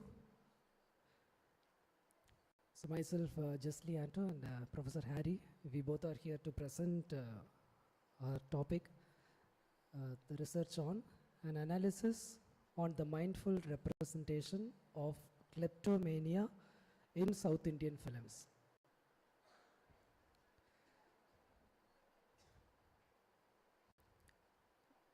First, in general, the mental illness is often learned from the films. So our society is a reflection of what we see in the films, as well as the films are a reflection of what we experience in the society. We can often see this portrayal happening vice versa. So in a cinematic storytelling, the portrayal of mental illness has a lot of impact on the audience. So the way we portray a character defines how we perceive human beings in our day-to-day life.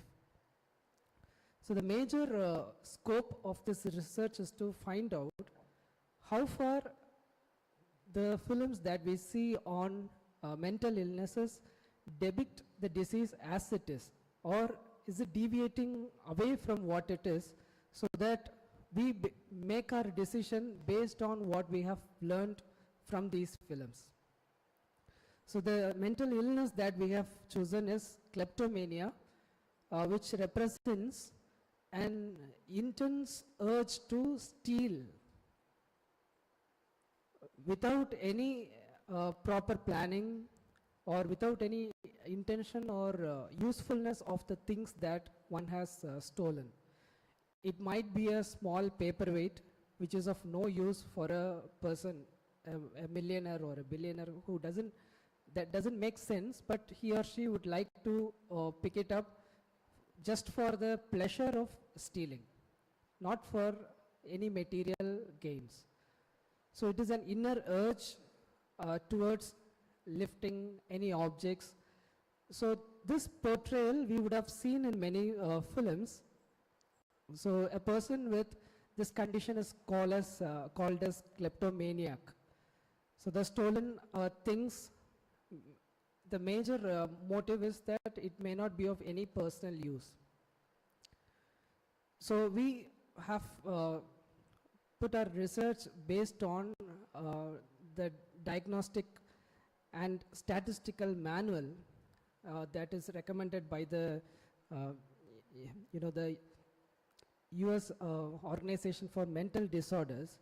So according to a clear understanding of the disease, this disease is in available, the resources available or the basic number of people that we see is very less.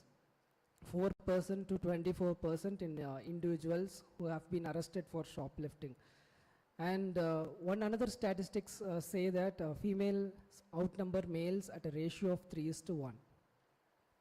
So this particular disease being very much outnumbered in our society, we may not give much importance to it. But there are films in Tamil, Malayalam, and in many films where this particular disease have been portrayed. And our question is, how far this disease is portrayed exactly what it is. So these are 5 major parameters we look into. These are the basic symptoms of the disease. First thing is the failure to resist the impulse. So one cannot use the rational or logics in thinking, why am I doing this? Second thing is an increasing sense of tension immediately before committing the theft. And third one is pleasure, gratification, or relief at the time of committing the theft. And the fourth one is stealing is not committed to express anger or vengeance, and it is not in response to a delusion or hallucination. So the person who is committing this crime is very clear about what they are doing, and it is not for a revenge or for making disturb someone's life. It is just for their own pleasure. The stealing is not better explained by conduct disorder or any antisocial personality disorder. Okay, they are very clear. But this particular disease is also very connected with the neuroscience, the way their neurons are connected, how one derives a lot of dopamine or pleasure in, a pleasure in experiencing this act. So it is very much like how a person is connected to drugs. The same activity will propel him to do it in the future also. So now let us look into the methodology, how we have studied this. We have used the content analysis, and we have chosen these 3 films in Tamil, Asuraguru and Pasanga 2, and in Malayalam, the film Kuman.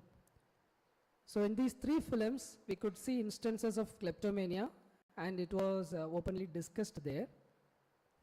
And data was collected through a content analysis by selecting a few codes and parameters, where we have seen how many times the medical condition was exactly shown as it is. We also had a discussion with subject matter experts and a small group discussion to identify how audience relate to this disease based on their understanding from the films. So the most important observation we have got is in 3 of these films, it is the gender represented in the films is male. And when it comes to age, in Pasanga 2, there is no relevant information about that. In Asuraguru, it's about the childhood trauma. And in Kuman, it just starts in its late adulthood. He's a police officer who goes at the night and steals from other people and comes back in the morning, regularly goes to his duty. So he's around 30 to 35 years of age.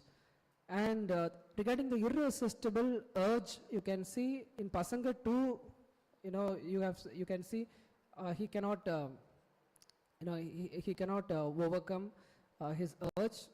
And in Asuraguru and Kuman, they would try to, and still they would find it difficult. And recurrent urge in all the 3 films, yes, they have done it again and again. And regarding motives, in 3 films, it's no motive at all to do this act. And anxiety before the act, in 2 films it's shown, and in 1 film it is not shown. And the immediate pleasure after stealing, yes, in all the films. Guilt and shakiness after the theft is no in 2 films, and in 1 film it is an yes. So here is where we see a lot of contradictions between the real condition of the disease and the condition that is being portrayed in the film. The predetermined theft means the planning before the theft is not shown in Pasanga 2, whereas in the other 2 films it's with clear-cut planning, which is not acceptable in the medical condition. And comorbidity with other addictions related to that, again, only the Malayalam film Kuman connects with that, and these 2 films is a no. So this character we would have seen in Pasanga 2, a father of a child and a proper husband who steals from his own child and also from his wife's handbag. And at some point of time, the wife comes to know that he has this disease, and he never shows any guilt or shame. But before the act, also he doesn't express any anxiety. And finally, it is shown as though the wife understands the situation and takes him to the psychologist. In the film Asura Guru, you can see this fellow is again a stereotypical representation of how mental disorder has been handled for a very long time. You can see as though he is a specially gifted person with some extra talents in physics or mathematics who make some crafty thefts. And he has no guilt or shame in collecting money or stealing money from outside. And most of the theft are pre-planned. And he has a companion to strategize in his theft, which is not which is never accepted in the medical terms. Usually kleptomaniacs never have any, they don't join hands with anyone, they don't accompany with anyone in their theft. As well as kleptomaniac patients are very clear about not getting caught to the police also. We don't act, means which they don't act in front of a police officer. And another stereotype is that in this film, a woman loves him and she tries to cure his illness. And it has been widely seen that someone's love cannot exactly cleanse or clean, recover or help someone to come out of this disease. In the film Kuman, you could see is not exactly depicted as a kleptomaniac person, but he is a person with someone with an obsessive impulsive disorder. Means if his ego is touched, someone says you cannot do this, he would do with all his strength, he would try to achieve that. That's a kind of character he has. But over time, this character leads to kleptomania in this film. The name character here is the Giri Shankar, who has this disease, who learns from other robbers, who strategizes, and then steals at night and lives as a police officer in the morning. At the beginning, he starts to steal for the sake of vengeance, to revenge one of his higher official, and later on, this becomes his habit, and kleptomania continues to be his life. So these are the three films we have studied, and we have understood that it is very relevant to depict the mental disorders as it is, because as we look at the physical defects or physical problems as someone goes to a doctor, mental illness is also something that has to be addressed at a very early stage without shame or guilt. Any family member or friend could immediately assist them for counseling, for a treatment. But when we had the group discussion, one of the members said, we will not take any measure. When asked if your friend or a very close associate, your lover or someone is affected by this disease and you get to know about it, will you take them for a treatment or will you move away from them? Most of them said we would quietly move away. We are afraid this fellow might do anything. And there is one study that says these people are not associated with killing or any other such rude acts. And in film Kuman also it is well showed. In one of the theft, directly one fellow sees his face. In the night, he is a well-known person in his locality. Even then this fellow doesn't harm him, he just run away. So that's how it's been portrayed. So they are harmful, but once one student told me, sir, Asura Guru is a film where it's been clearly Pasanga tool, it's clearly shown these people should not be taken for treatment also, because he even steals the stethoscope there. These people will not change forever, so no treatment would help them. This is his observation. The important thing is, from where did he learn this is from the films. So if a film can misrepresent a medical condition, it might get into our minds and it might disrupt the way the society functions, how we consider our fellow beings. That's one of the most important relative factor we could see between the films and the real life, and how the representation of kleptomaniac might affect one in real life. Thank you.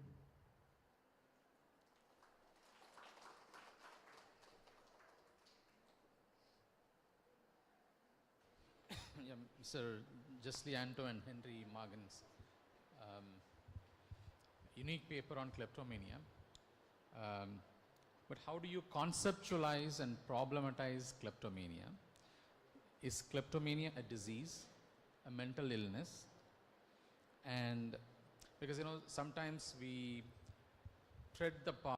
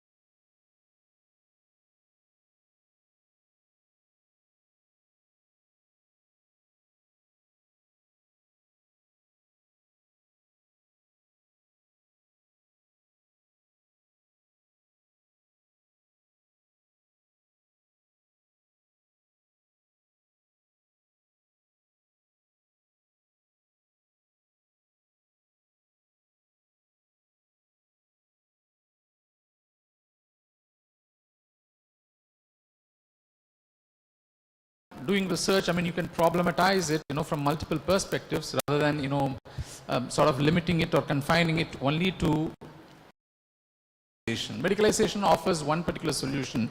But if you also look at, other, practices, for example, disability, people are trying to look at it as a, social model of disability, right? Not necessarily looking at it as an impairment and things like that. So, and what I know, it's not a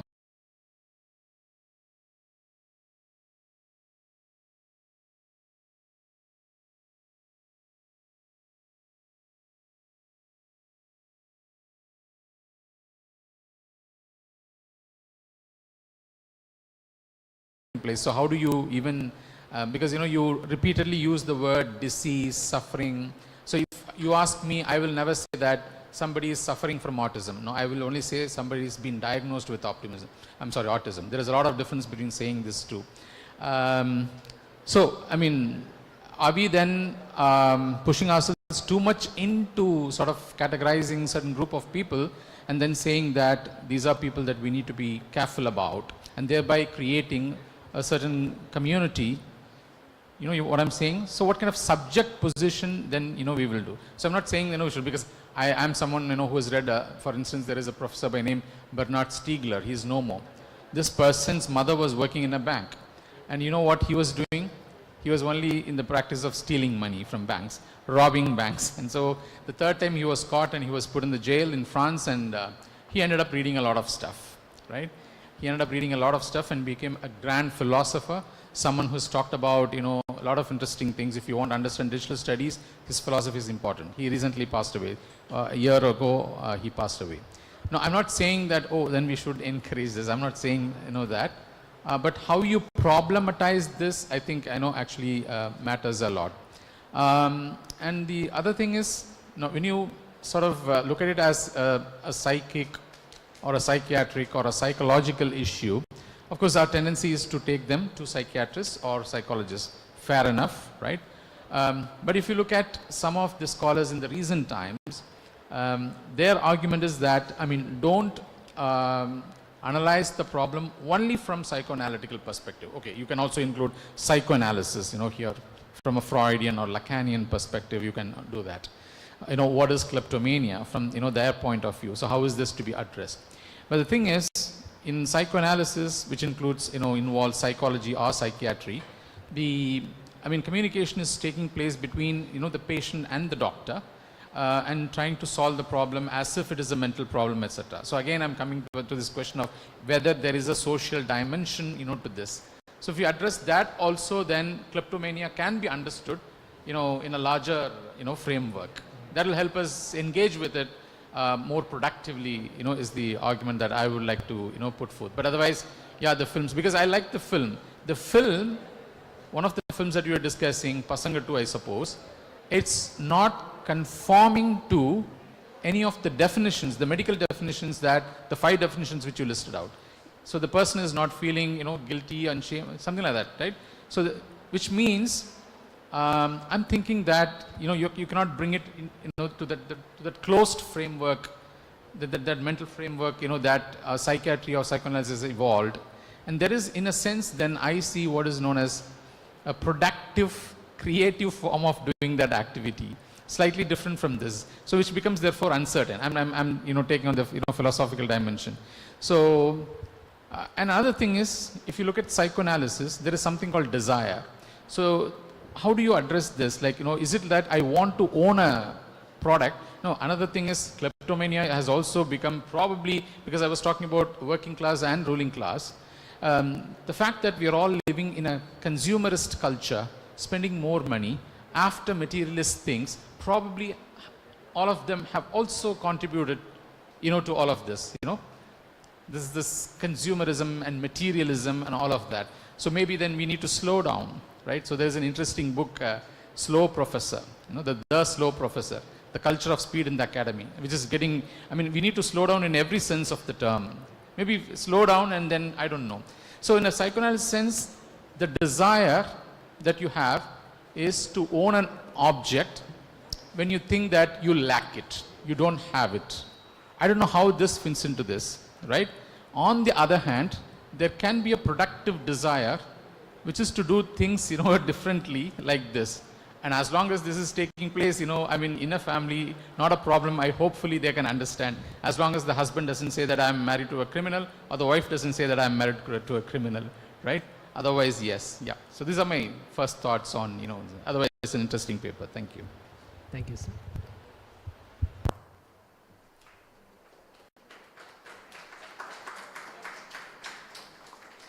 But I would ask, why females more? Did you ever try to understand that? You said, like, females are, I don't know if you want to say that they are shoplifting more, or they are the incidence of kleptomania is more among females than men, you said. And did you ever try to find out why? Okay.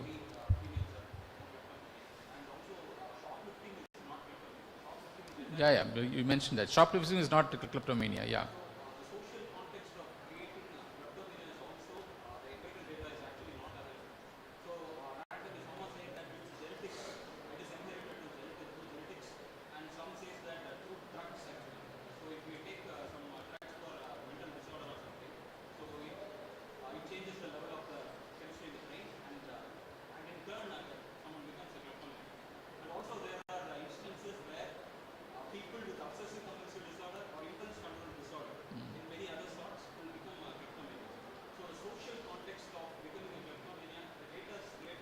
There are enough data, but I think if husbands are very tight-fisted in sharing money with wives, I think I will support wives in doing this. It's fair enough to have a provocative statement. Yeah, thank you.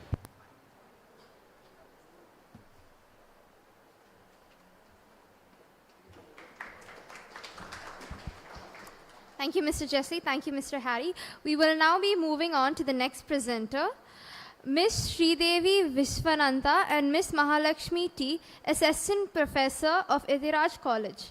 They will be presenting on the topic, a study on influence of augmented reality and virtual reality of Generation Z in futuristic perspective. Thank you.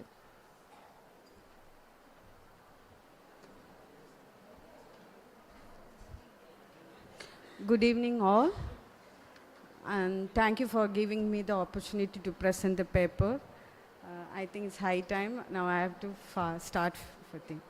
My topic is on augmented reality and virtual reality, with how it influences the youngsters or Generation Z.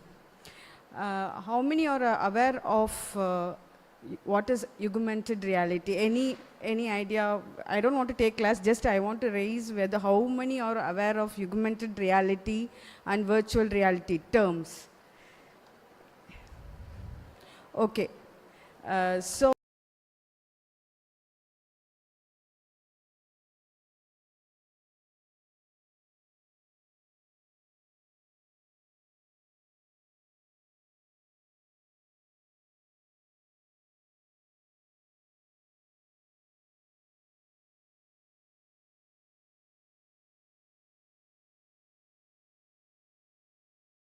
participate more than the real world. So in that sense, in that platform, augmented reality and virtual reality plays important role. And by now, I think no doubt 100% of this young generation are using, knowingly or unknowingly, they are using augmented reality. So if I want to give a lot of example, I can give, but my topic is how it is going to be a futuristic way, a pathway, or I don't know whether it's going to be pros and cons. Lot of pros and cons are there for every technology.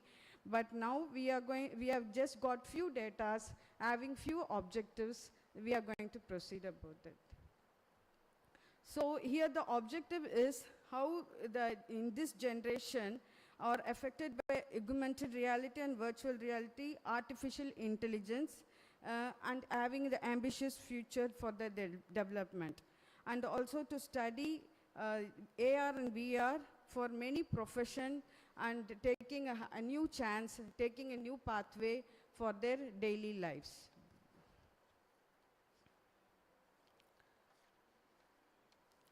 So VR addiction among Generation Z. There are a lot of, you might have used, is anyone who is not using Facebook, Alexa, Siri, Instagram, or Swiggy, Zomato? So if you are any of them who are not using, then you are not much passionate about this technology related gadgets, or we can say software, or we can say apps, we can say any of this. But if you are all, some other way we are using all these things. So we are addicted to these apps. So this is what the finding we are trying to know. And what is augmented reality? What is the definition? Means if it is a, it's a perpetual data, computer generated perpetual data. And what is virtual reality is computer generated environment. So these are the two fields with light difference or more difference according to our, usage of the apps and your needs. So influence of augmented reality is not only in gaming or entertainment. Gone are the days. Now we are using for many purpose, for architectural and medicine, and for many other purpose. You can say for business, on all the entrepreneurship. We can take a new stage of getting this field. Virtually, we can have more than realistic. We can have all these things in your hand. Influence of augmented reality in gaming, and also integration of virtual game elements with physical environment of the player. Here there is a drastic leap, we can say. Those Sir were saying, any disabled or differently challenged people can take this technology for another positive side for their holistic development. Maybe they can go for higher education using head-mounted display, and for many other virtual 360-degree visuals where you can learn more enthusiastically. So this is the common features where we can develop our where we can develop our professions and according to their own expertise. So here we took some surveys. Out of most of them, fortunately, they were girl student generation, and they were also using all type of augmented reality apps, softwares, and other thing. The conclusion is we gave a few segments of people. Who is Generation Z? Means they're from the base of 12 age to 12 to 15, and 16 to 20, 21 to 25, 26 to 30. So mostly 16 to 20 people have responded, 20 people at this age group have responded around 80%. And yeah, so responded, and they were not, they know how to use apps, but they were not aware of that they are using augmented reality. So for example, as I said, you are using Alexa, where you have perpetual data, we get the data, we get what we want, we just throw the question and they do give a perpetual reaction. And the same way, many things, if you go for Swiggy, it shows the apps, I mean the mobile or the person who is coming to your destination. So it gives a response to your interaction response to the user. So with this, again, we have a lot of opportunity by using UX and UI also for making perpetual data. So last but least, we just found that out of 40 respondents, they were not, as I said, they were not aware of what they are using actually, like WhatsApp, Instagram, Facebook, gadgets, smartphone, PlayStation, and that's it. So if people want to know about the virtual reality games, and they should explore more about artificial intelligence, sensors, and many things have a lot of scope and also cons according to their application and how they use in their daily lives. Thank you.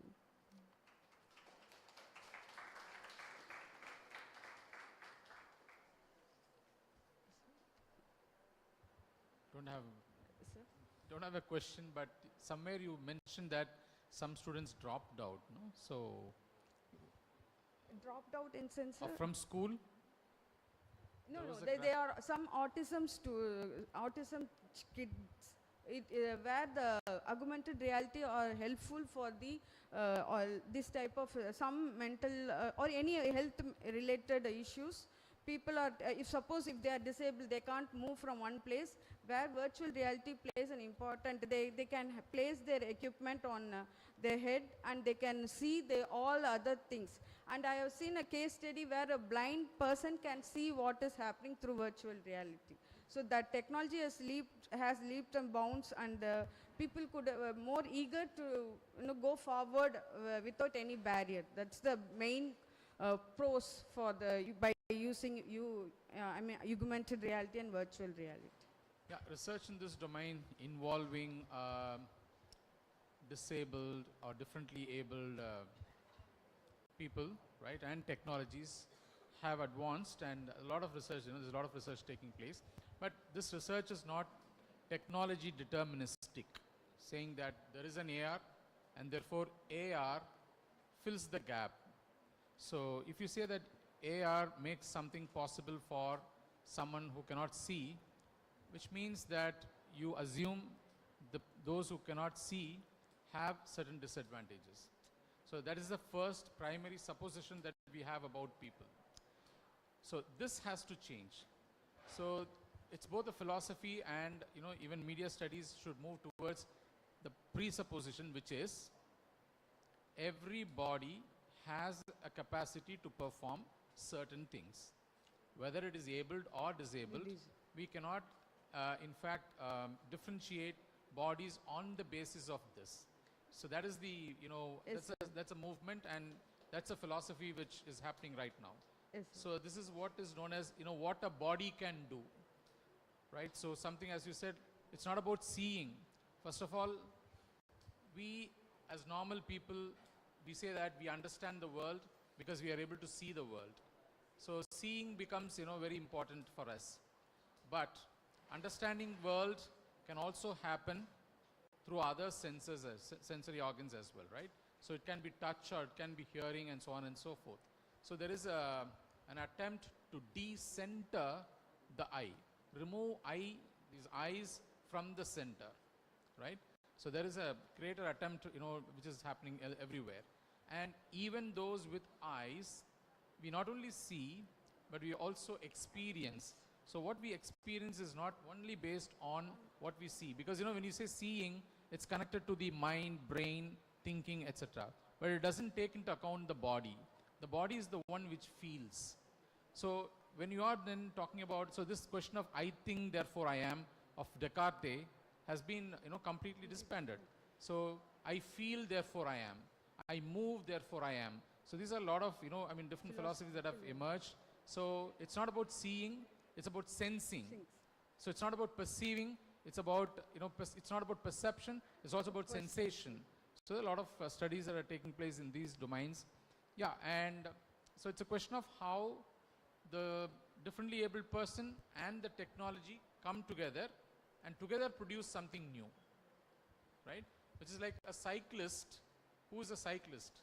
For a cyclist to emerge, there should be a cycle and there should be a human being. Only when these two come together, a cyclist emerges. So similarly, it's not that a seeing blind person emerges. No. A new person or a new subject emerges from the combination of these AR technologies and this body. Then a new ways of experiencing, seeing films, etc. that has happened. So from our department, there is a PhD thesis on how visually challenged and partially challenged people experience films. We don't use the word seeing, we don't use the word watch. These are two words which are more central to eye, seeing, and that stuff. Yeah, in a sense, then that's making an interesting intervention. Yes, sir. Thank you, sir.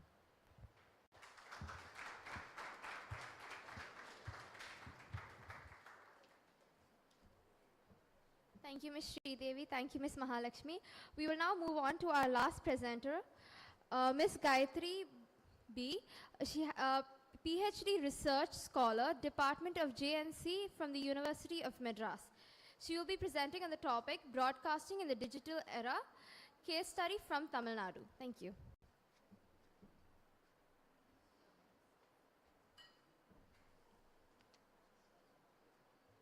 So good evening to one and all present here. I'm Gayatri, PhD research scholar from University of Madras. My topic is about podcasting in the digital era, case studies from Tamil Nadu. So introduction. Podcasting is a digital medium consisting of pre-recorded audio or video episodes that relate to a specific theme. So it will be like an episodic series. So in 2004, Adam Curry, a former MTV VJ, and Dave Weiner, a software developer, invented the podcast. For Indians, listening to podcasts is not new. It's deeply ingrained in our culture, whether it's listening to cricket commentary or radio shows. So people started to easily adapt to this podcasting medium. Then, who are podcaster? A person who makes an audio or video and puts it on the internet. So the host of a podcast are referred to as podcasters. So a podcast is very simple to create and there is no restrictions for the theme of the content you are producing. There are many genres available in the podcast: news, politics, comedy, true crime, health, fitness, history, science and technology, sex education, fiction, non-fiction, books, like others. So podcasters don't have a